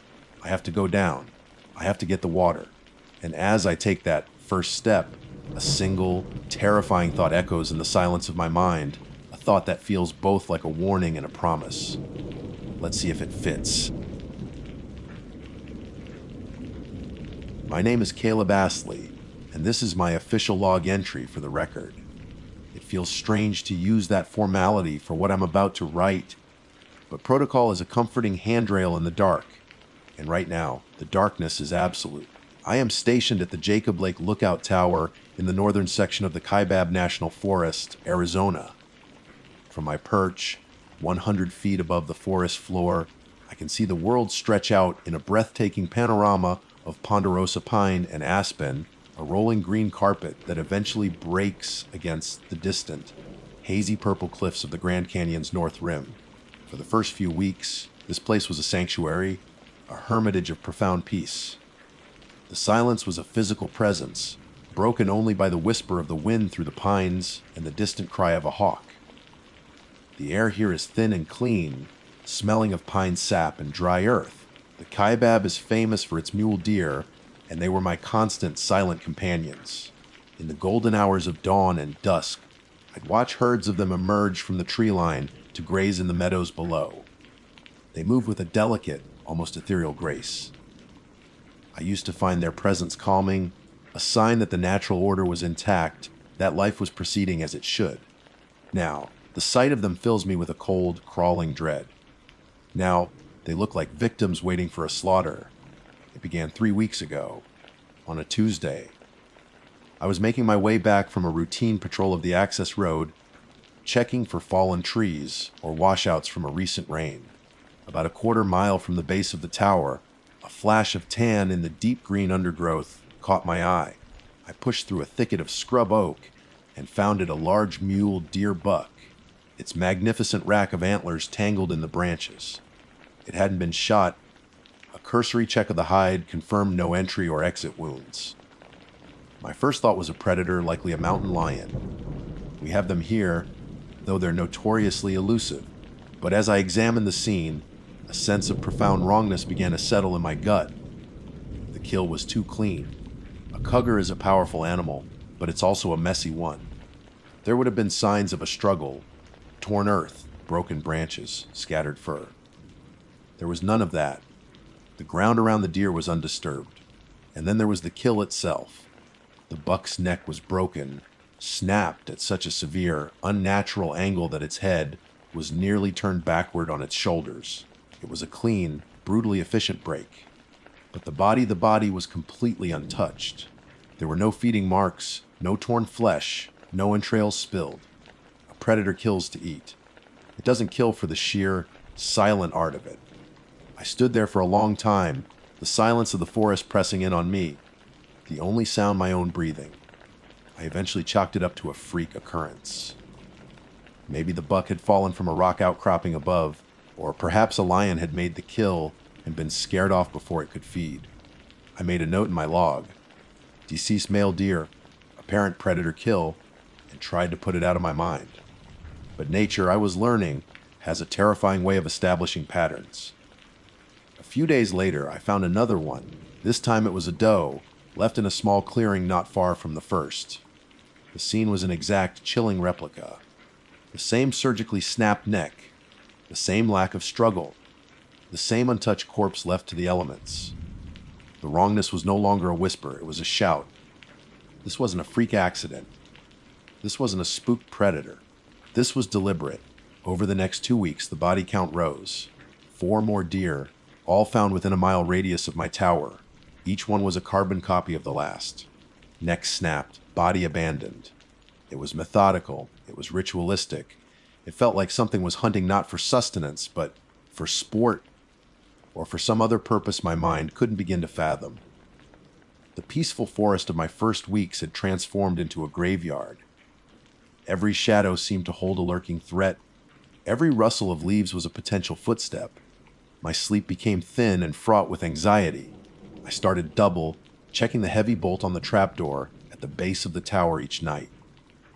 My supplies were running low, so I had to make the trip into the nearby town, a small collection of buildings that catered mostly to tourists and the few locals who called this remote corner of Arizona home. I stopped at the general store, a dusty place that smelled of old wood and coffee.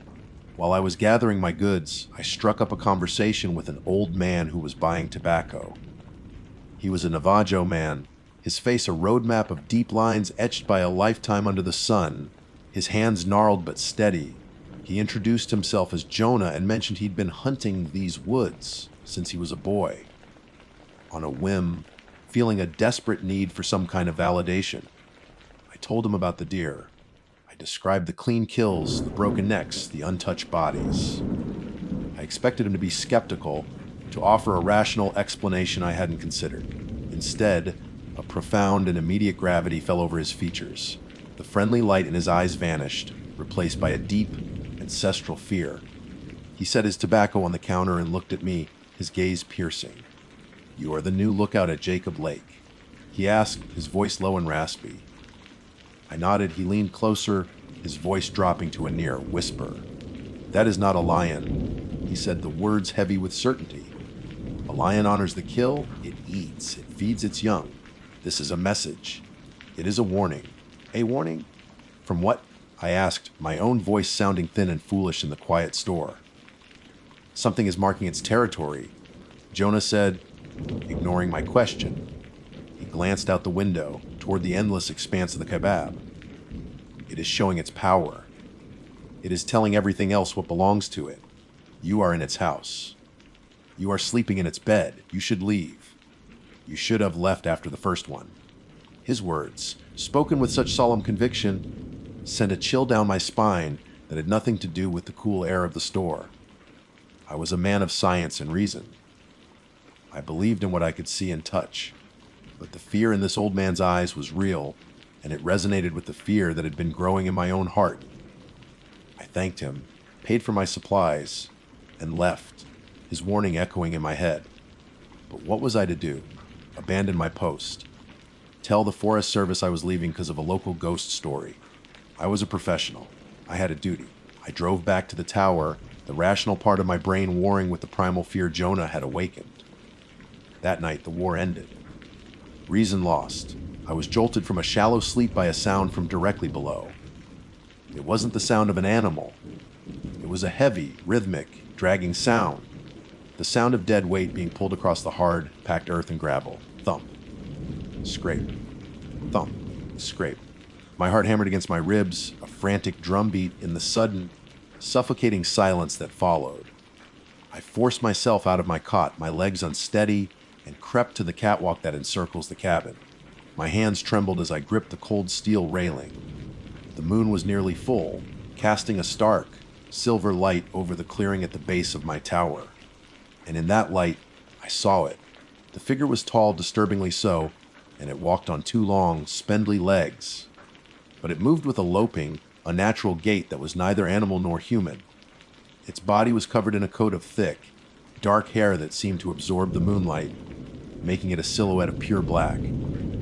It moved with a jerky, disjointed fluidity, its limbs seeming to bend at angles that defied anatomy.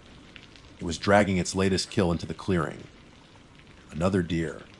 It stopped directly beneath me, in the very center of the clearing. With a final, grotesque heave, it dropped the deer's body.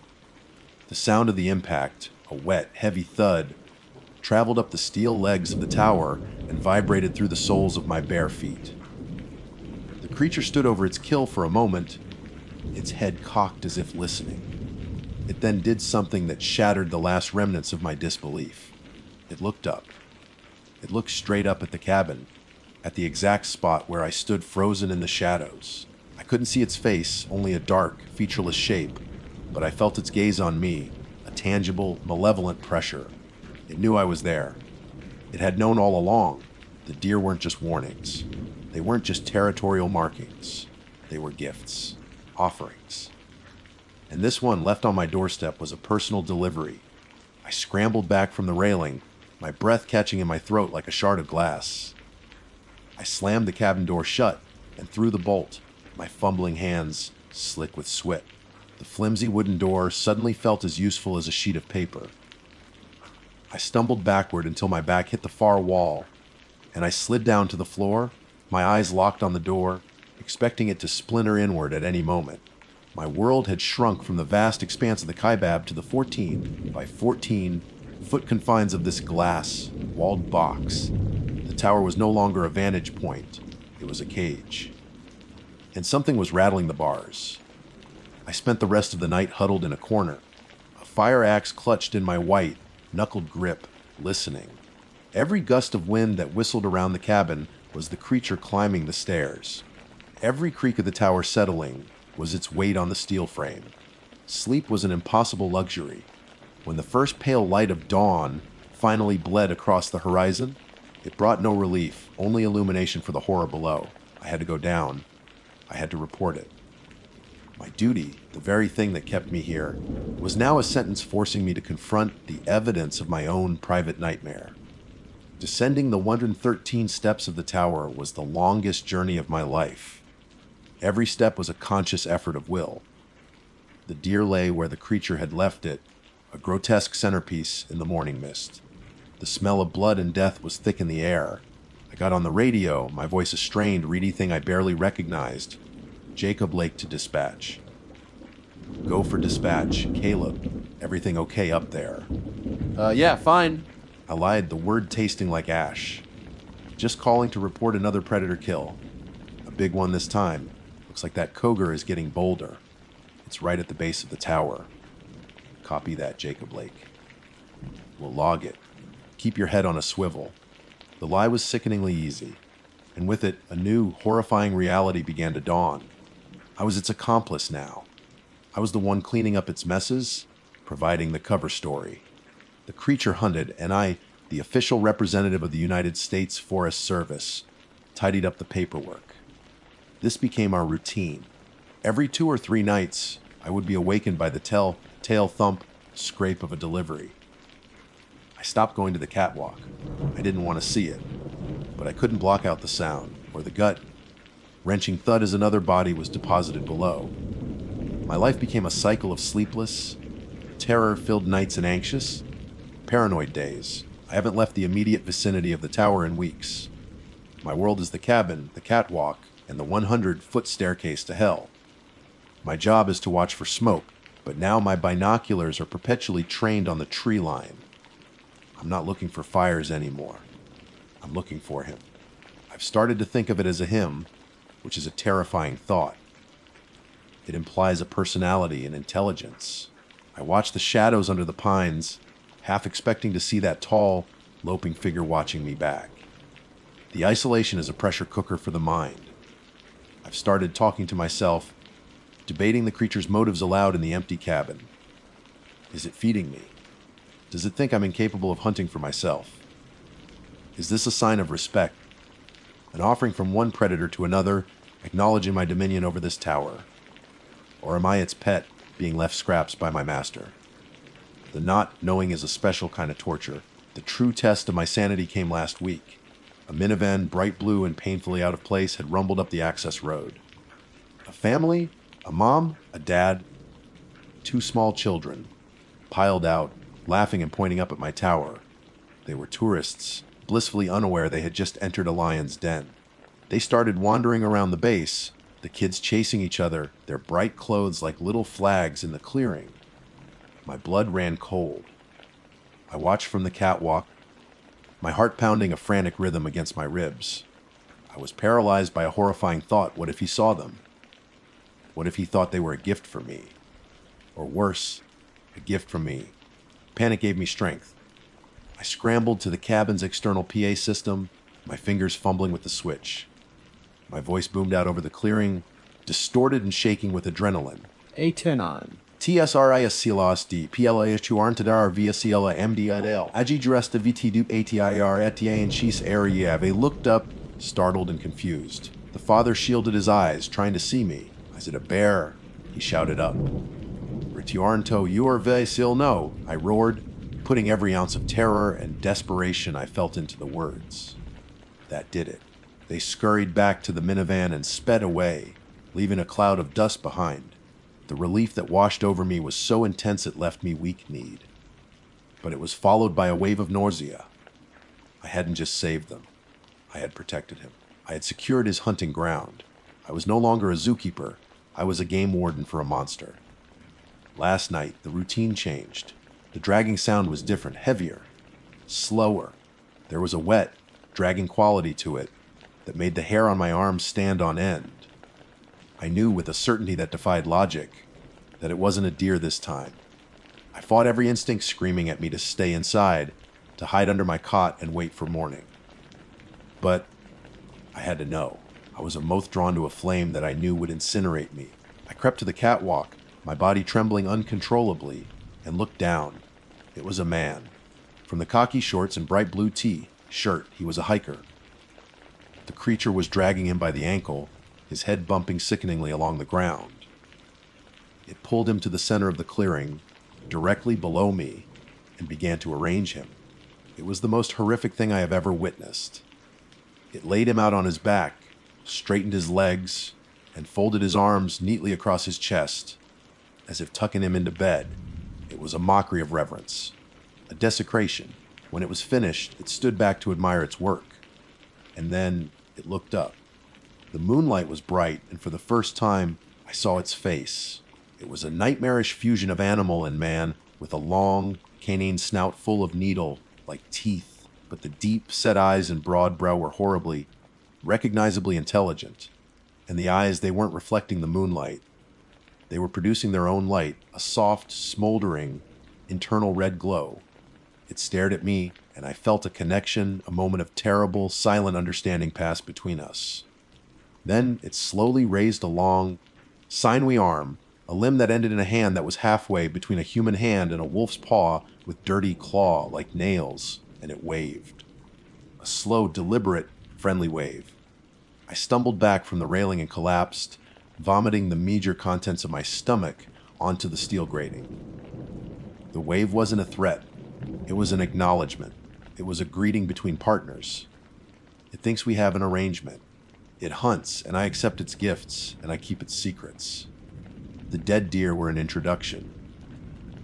This was the consummation of our partnership. My hand is shaking so badly I can barely hold the radio microphone. I have to report a missing hiker. I have to describe the man I just saw laid out like a sacrifice below my home. But the words feel like poison in my throat. I'm not just a witness. I'm part of this, and I'm terrified of what it will bring me next. But I'm more afraid of what it will expect from me in return. The radio felt like it weighed 100 pounds. I lifted it, my thumb hovering over the transmit button. The words I needed to say were a betrayal. Not of the Forest Service, but of the silent, terrifying pact that had been forced upon me. To speak was to break the arrangement. What would happen then? What would it do if I rejected its gift? Jacob Lake to dispatch. I finally managed, my voice a dry croak. Dispatch. Go ahead, Caleb. The voice on the other end was calm, professional. A voice from a world that still made sense. I need to report Al-Abadi. The word felt alien, obscene. I think it's a hiker. He's at the base of the tower. It looks like an animal attack. A mountain lion, maybe. The lie felt heavier this time, more dangerous. There was a pause on the other end. The professional calm was replaced by a tense urgency. Say again, Jacob Lake. You found a body? Affirmative. Male. Looks like he's been dead for a few hours. Neck is broken. I was a reporter now, describing my partner's work. The thought made me want to vomit again. Stay where you are, Caleb. Do not touch anything. We're dispatching the county sheriff and a ranger. Sit tight. We'll be there as soon as we can. The hours that followed were the worst of my life. I sat in my glass cage watching the body below. The sun climbed higher, burning off the morning mist, and the scene became horribly clear. The man's face was peaceful, a stark contrast to the violence of his death. Flies began to gather. I was the sentinel, the lone guard of this profane memorial. I felt the creature's presence in the woods, not with my eyes, but with a primal sense of being watched. It was waiting. It was watching to see what I would do. It was judging my performance. The wail of a distant siren was a sound of both salvation and damnation. 2 Sheriff's Department SUVs and a Forest Service truck crunched up the access road. I watched them pile out, their movements crisp and efficient. They were men who dealt with death, but not this kind of death. I descended the stairs to meet them, my legs feeling like they were made of lead. The lead deputy, a man named Corrigan with a stern face and wary eyes, took one look at me and his expression hardened. You look like you've seen a ghost? Son. Something like that, I mumbled. I gave my statement, a carefully constructed fiction. I told them I heard a noise, came down to investigate at first light, and found him. I stuck to the Cougar story. It was the only plausible explanation. They examined the body, their faces grim. They saw the same things I had seen weeks ago with the first deer, the clean kill, the lack of struggle. Damn, big cat. One of the younger deputies muttered, "Never seen one do this." Corrigan just stared at the body, then up at my tower, then back at the body. He looked at me, his eyes narrowed. "You've been reporting a lot of animal kills lately, Astley." "It's been an active season," I said, my voice steady despite the frantic beating of my heart. "Yeah," he said, his gaze lingering on me for a moment too long. "Active. They took the body away in a black bag. They took pictures. They asked me the same questions over and over, and through it all, I felt like a fraud. A traitor. I had invited these men into a sacred, terrible place, and I was lying to their faces." As they were packing up to leave, Corrigan pulled me aside. "You be careful up here, son," he said, his voice low. "There's a storm coming. I can feel it." He wasn't talking about the weather. The moment their taillights disappeared, the silence of the forest rushed back in, but it was different now. It was heavier. It was an expectant silence. The board had been cleared, the stage reset. My part in the play was over for now, but I knew the next act was coming. For 2 nights, nothing happened. The silence was a new form of torture. The lack of a dragging sound, the absence of a thud, was more terrifying than its presence had ever been. I was a rat in a cage, waiting for the scientist to administer the next shock. I barely slept. I ate cold food from cans, my stomach in knots. I watched the tree line, my binoculars feeling like an extension of my own eyes. On the third night, it returned. There was no delivery, no sound of dragging, just a single, soft tap on the metal stairs at the base of the tower. Tap. My blood turned to ice. It was a sound of impossible delicacy, a sound of deliberate communication. It wasn't the clumsy movement of a beast. It was a knock at the door. Tap. Tap. It was coming up. I scrambled back from the door, my mind a whirlwind of pure, unadulterated terror. The fire axe felt like a child's toy in my hands. I stared at the trapdoor in the center of the cabin floor, the entrance from the staircase. The heavy bolt was thrown, but it seemed like a trivial obstacle for a creature that could snap a buck's neck with its bare hands. Screape. The sound of a claw, or a fingernail, being dragged slowly up the steel treads of the staircase. It was taking its time. It wanted me to listen. It wanted me to understand. The gifts had been rejected. The arrangement had been broken. Now it was coming to collect. Thump. A soft, heavy sound against the trapdoor. It was here. It was right beneath my feet. The silence returned, stretching for an eternity. I held my breath, listening for the splintering of wood, the groan of tortured metal. But there was nothing. Just the pounding of my own heart. Then I saw it. A piece of paper, dark with what looked like dirt or dried blood, being pushed slowly through the narrow gap between the trapdoor and the floor. It was pushed through an inch, then two, then it fell onto the wooden floor of my cabin. My legs wouldn't move. I couldn't breathe. I was a statue of fear. But I had to look. I had to know. I crawled across the floor, the fire axe dragging beside me, my eyes locked on that dirty piece of paper. It was a page torn from a hiker's trail map. On it, scrawled in the same bloody, brown substance, were two words. Letmemine. My name is Willow Ainsley. For the official record, should one be needed, this is my first entry written not as a log of fire conditions, but as a testament.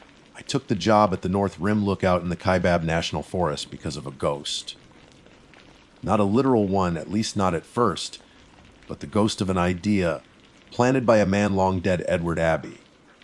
The famous writer, the iconoclast, the desert anarchist. He worked a season in a tower just like this one. He wrote about the profound, soul-crushing beauty in the stark, liberating madness of the Grand Canyon. He wrote about the endless sky and the billion-year-old rock. He wrote with a poet's heart and a philosopher's mind. What he failed to mention, what he conveniently left out of his beautiful, searing prose, was the fear. The deep, primal, gut-wrenching fear that seeps up from the canyon floor when the sun goes down. The tower is an antique, a skeletal finger of steel pointing at the Arizona sky. It's an air motor model, a relic built with the sweat and toil of the Civilian Conservation Corps back in the 1930s.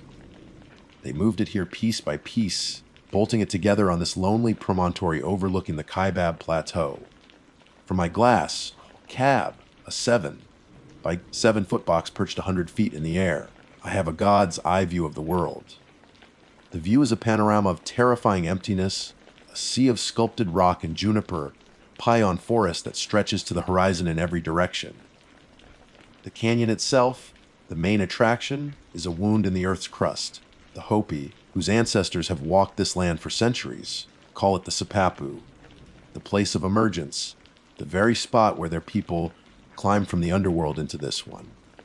I'd read about it in the orientation manuals, filed it away as a beautiful, poetic myth, a creation story. Now, sitting here in the encroaching darkness, I think it's less of a story and more of a warning. My first month was a study in solitude. The rhythm of the days was dictated by the sun and the radio. Wake before dawn, watch the canyon fill with a soft, rose-colored light. Brew coffee on the propane stove. Radio check in its 0800. North Rim Lookout copy. Visibility clear, wind negligible. Then, the long hours of watching.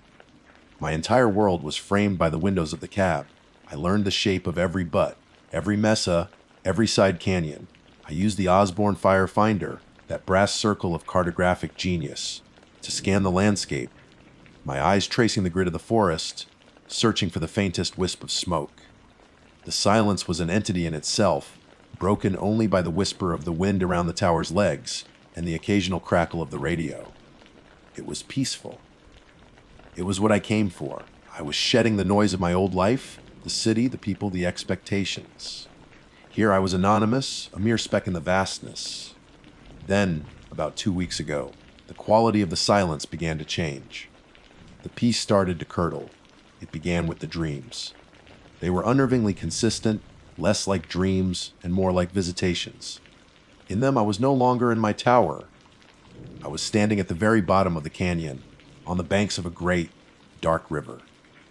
The water didn't flow so much as it churned, thick and black like crude oil. The air was cold and smelled of wet stone and something else, something ancient and decaying. On the far side of the river, set seamlessly into the sheer canyon wall, was a door. It wasn't grand or ornate. It was made of a dark, petrified wood, its surface smooth and featureless, without a knob or a handle. And from the other side of that door, a voice would call to me. It wasn't a sound that traveled through the air to my ears. It was a vibration that resonated in the hollow of my chest. It was a voice that felt like it knew every secret I'd ever kept. It would say my name, a long-drawn, out whisper, Wheeluo, and then a simple, terrifying invitation. It is time to come home. I would wake from these dreams with a violent jolt, my heart hammering against my ribs like a trapped bird. A wave of intense, crippling vertigo would wash over me, so powerful that I'd have to grip the sides of my cot to keep from feeling like I was plunging from the top of the tower. The feeling would linger for hours, a phantom sensation of falling. I tried to rationalize it. The isolation, I told myself, the altitude, the strange diet of canned goods and dehydrated meals. My mind was playing tricks on me, weaving the folklore I'd read into my subconscious. It was a perfectly logical explanation, and it brought me absolutely no comfort.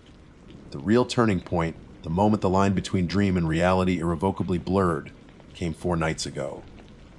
The wind was high, a steady, mournful howl that made the tower groan and sway like a ship at sea. These were normal sounds, the familiar language of my metal home. But then, a new sound cut through the gale. It was quiet but sharp, rhythmic, tap, tap, tap. I froze, every muscle in my body tensing. The sound was coming from directly beneath me, from the trapdoor set in the middle of the floor, the only way in or out of the cab. I held my breath, straining to hear over the wind. It came again. Tap, tap, tap. It was methodical, patient, not the frantic scrabbling of an animal. It was a knock. My mind raced. A person, a hiker, lost in this wind. At this hour, it was impossible. The gate to the access road was locked miles back. No one could get up here without a key, and certainly not without me hearing a vehicle. I remained motionless on my cot, a statue carved from fear. The silence stretched thick and heavy. The wind howled its lonely song. The tapping had stopped.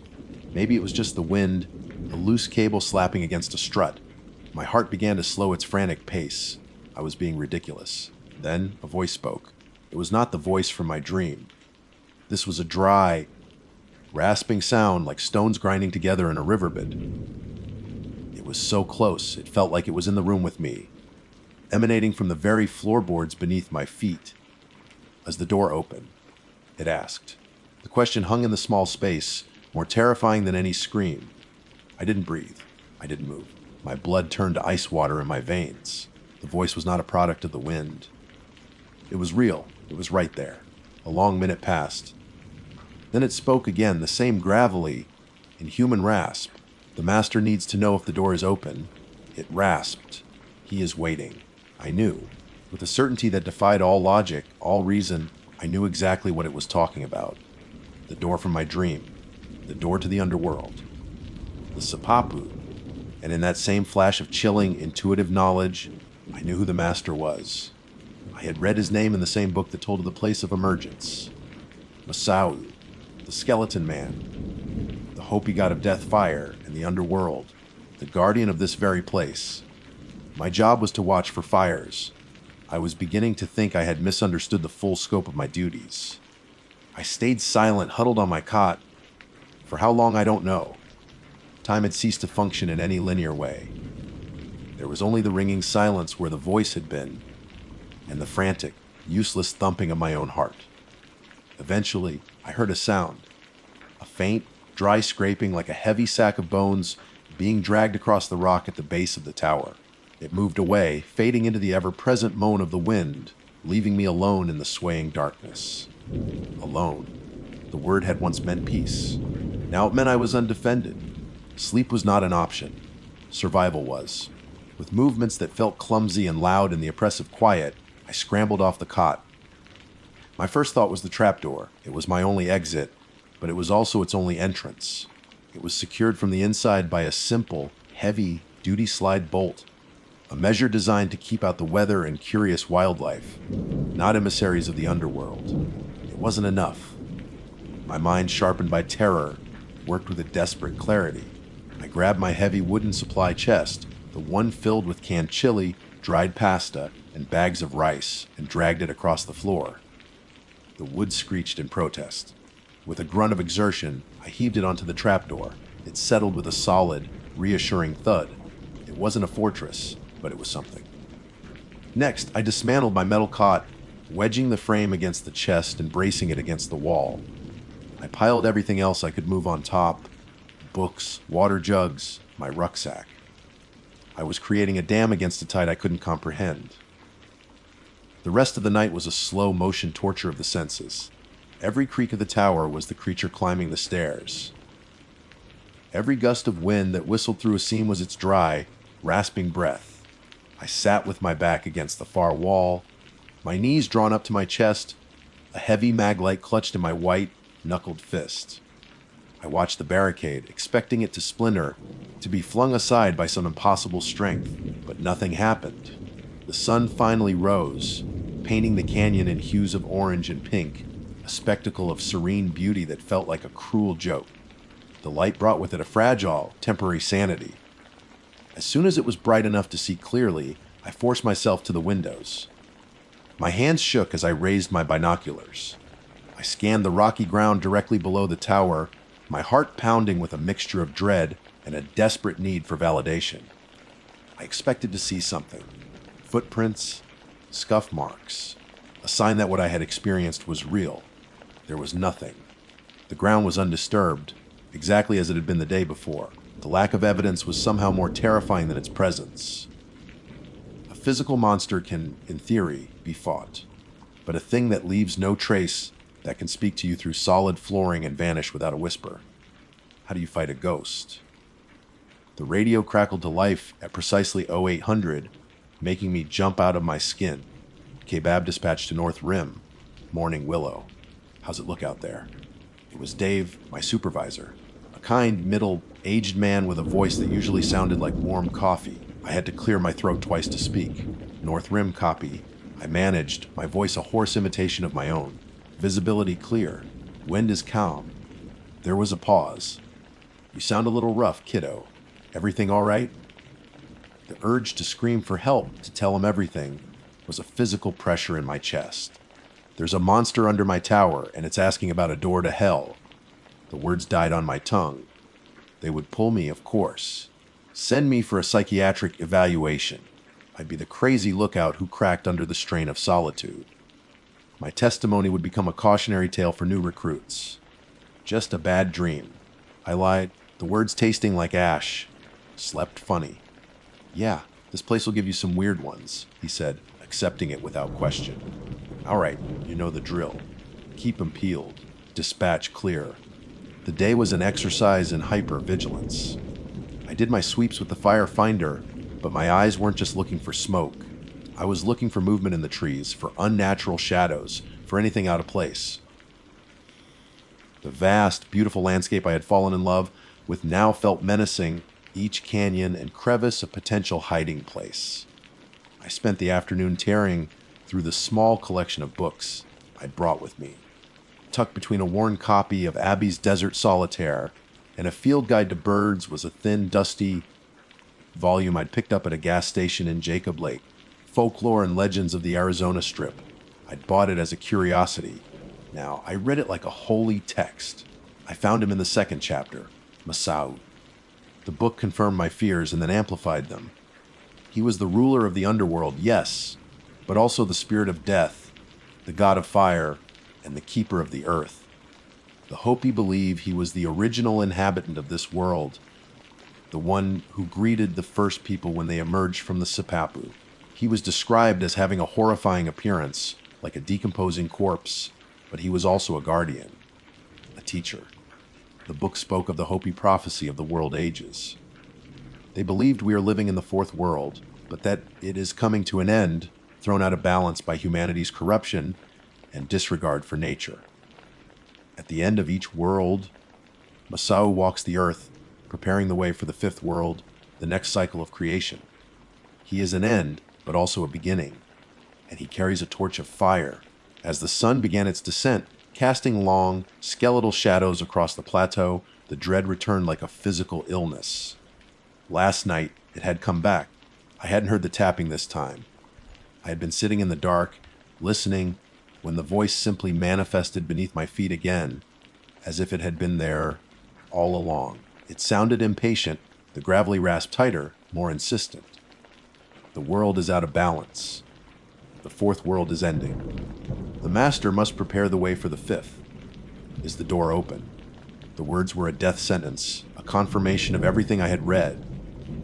Before I could even process the renewed terror, a new sound began. It started as a faint whisper on the edge of hearing, like the rustling of dry leaves. But it grew, coming not just from below the trapdoor, but from all around the base of the tower. It was a chorus of whispers. Dozens of them, all sibilant and dry, overlapping each other, but all asking the same impossible question. Is the door open? Is the door open? The master is waiting. Is it open? I am writing this by the weak, flickering light of a single battery, powered lantern. My barricade is still in place. Outside, the wind has died, but the whispering has not. It's a constant, insidious chorus that scrapes at the edges of my sanity. They are down there, circling my steel cage, waiting. I'm a fire lookout. My job is to watch for fires. But I understand now. I've been given a new job, a new title I never applied for. I'm the keeper of a door, the keeper of the Sipapu, and something is trying to claw its way through. Abby wrote about the beauty and the madness. He left out the part where death himself comes knocking, asking if you've left the door to the next world unlocked. The concept of day and night has dissolved into a meaningless cycle of light and dark. I mark time by the state of my batteries and the dwindling water in my jugs. The whispering is my constant companion, a tide of sibilant malice that ebbs and flows but never truly recedes. It's a form of erosion, wearing away the rock of my sanity.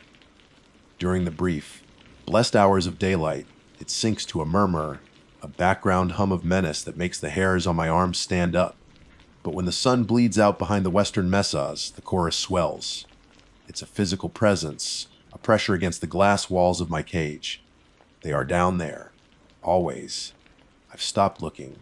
I don't need to see them to know they are there. My world has shrunk to the 7 by 7-foot floor of this cab. My barricade has become a piece of the architecture, a holy altar I dare not touch. I live in the 2-foot space between it and the wall. I sleep in fits and starts, jolted awake by a shift in the whispers or the phantom sensation of the tower swaying. Food is tasteless, a mechanical act of fueling a body I'm no longer sure is entirely my own. My mind has started to play tricks on me. In the periphery of my vision, the trees seem to bend and warp, their branches twisting into grasping claws. The familiar shapes of the butts on the horizon sometimes look like colossal, sleeping figures. Are they dreams? Hallucinations from sleep deprivation? Or am I finally starting to see the world as it truly is? The radio crackled this morning, the sound so alien and intrusive it felt like a gunshot. It was Dave. His voice had lost its casual warmth. It was tight with concern. Willow, talk to me.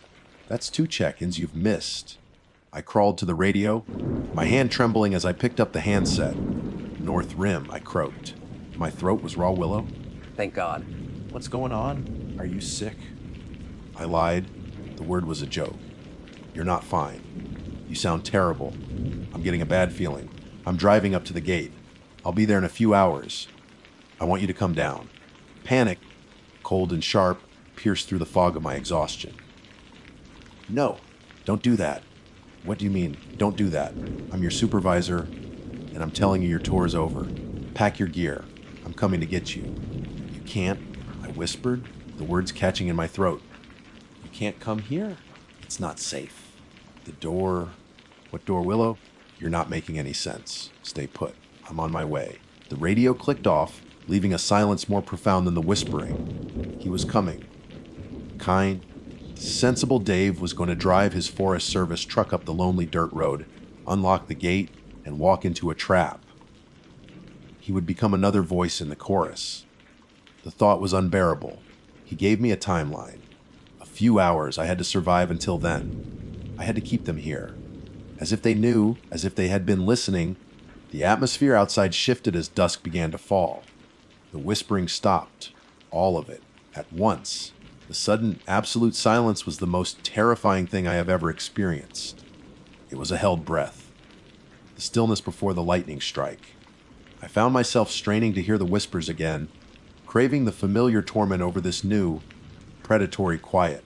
Then came the new sound, Chumapee. It was not a knock. It was a blow. A single, heavy impact against one of the steel legs at the base of the tower. The entire structure shuddered, a deep vibration that traveled up the metal and into my bones. I stumbled, catching myself against the wall. TMP. Another leg. The tower swayed violently. The glass in the windows rattled. My carefully constructed barricade shifted, the supply chest scraping an inch across the floor. They had been asking. Now they were demanding. They were done waiting. T-U-M-P, T-U-M-P. The impacts came faster now, a titanic, rhythmic assault. The tower groaned, a sound of tortured metal. A spiderweb of cracks appeared in one of the window panes. The single, rasping voice from the first night returned, but it was different now. It was no longer coming from beneath the floor. It was all around me, amplified by the wind, a voice that was both a sound and a pressure. Th World must be EC incident. Tichi Mastar must be GN. Open Tichi. Duo-R. The barricade groaned, the wood of the chest splintering under the strain. The trapdoor beneath it buckled upwards. They were going to get in. It was only a matter of minutes. A strange calm washed over me. The frantic terror gave way to a cold, hard clarity. My job was to watch for fires. Masao was the god of fire. The prophecy said he carried a torch. I looked at the tools of my trade hanging on the wall.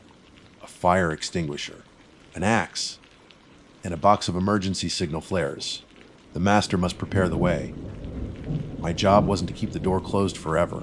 No one could do that. My job was to stand the watch, to be the lock, and if the lock was about to break, then my job was to send a signal. A warning, a fire. With steady hands, I grabbed the radio handset one last time. I thumbed the transmit button. Dave, I said, my voice surprisingly clear. If you're listening, turn back. Do not come past the gate. Tell them the fire is here. The north rim is compromised. I repeat, the fire is here. I dropped the handset. It swung on its cord, a dead weight. I grabbed the heaviest flare from the box, the 30-minute kind designed to burn with the intensity of a small sun. I ripped the cap off the striker. The trapdoor splintered, a shower of wooden shards exploding upwards. The supply chest was shoved aside with a screech of metal on wood. A darkness, a void darker than the night, began to rise from the opening. I didn't look at it. I didn't want to see the shape of the thing that was coming for me. I looked out the window at the vast, beautiful, terrifying canyon. At the Sipapu. You want a fire, I whispered to the thing climbing into my room. You want to see the door open? I struck the flare. It erupted with a blinding, ferocious hiss of white, hot magnesium. The small cab was filled with a light so intense it bleached the world of all color. I didn't scream. I held the brilliant, cleansing fire aloft, a torch against the encroaching dark. I am a fire lookout. Edward Abbey wrote about the beauty and the madness. He never knew the price of admission. He watched the canyon. I have become the signal fire. My name is Willow Ainsley, and this is my final report.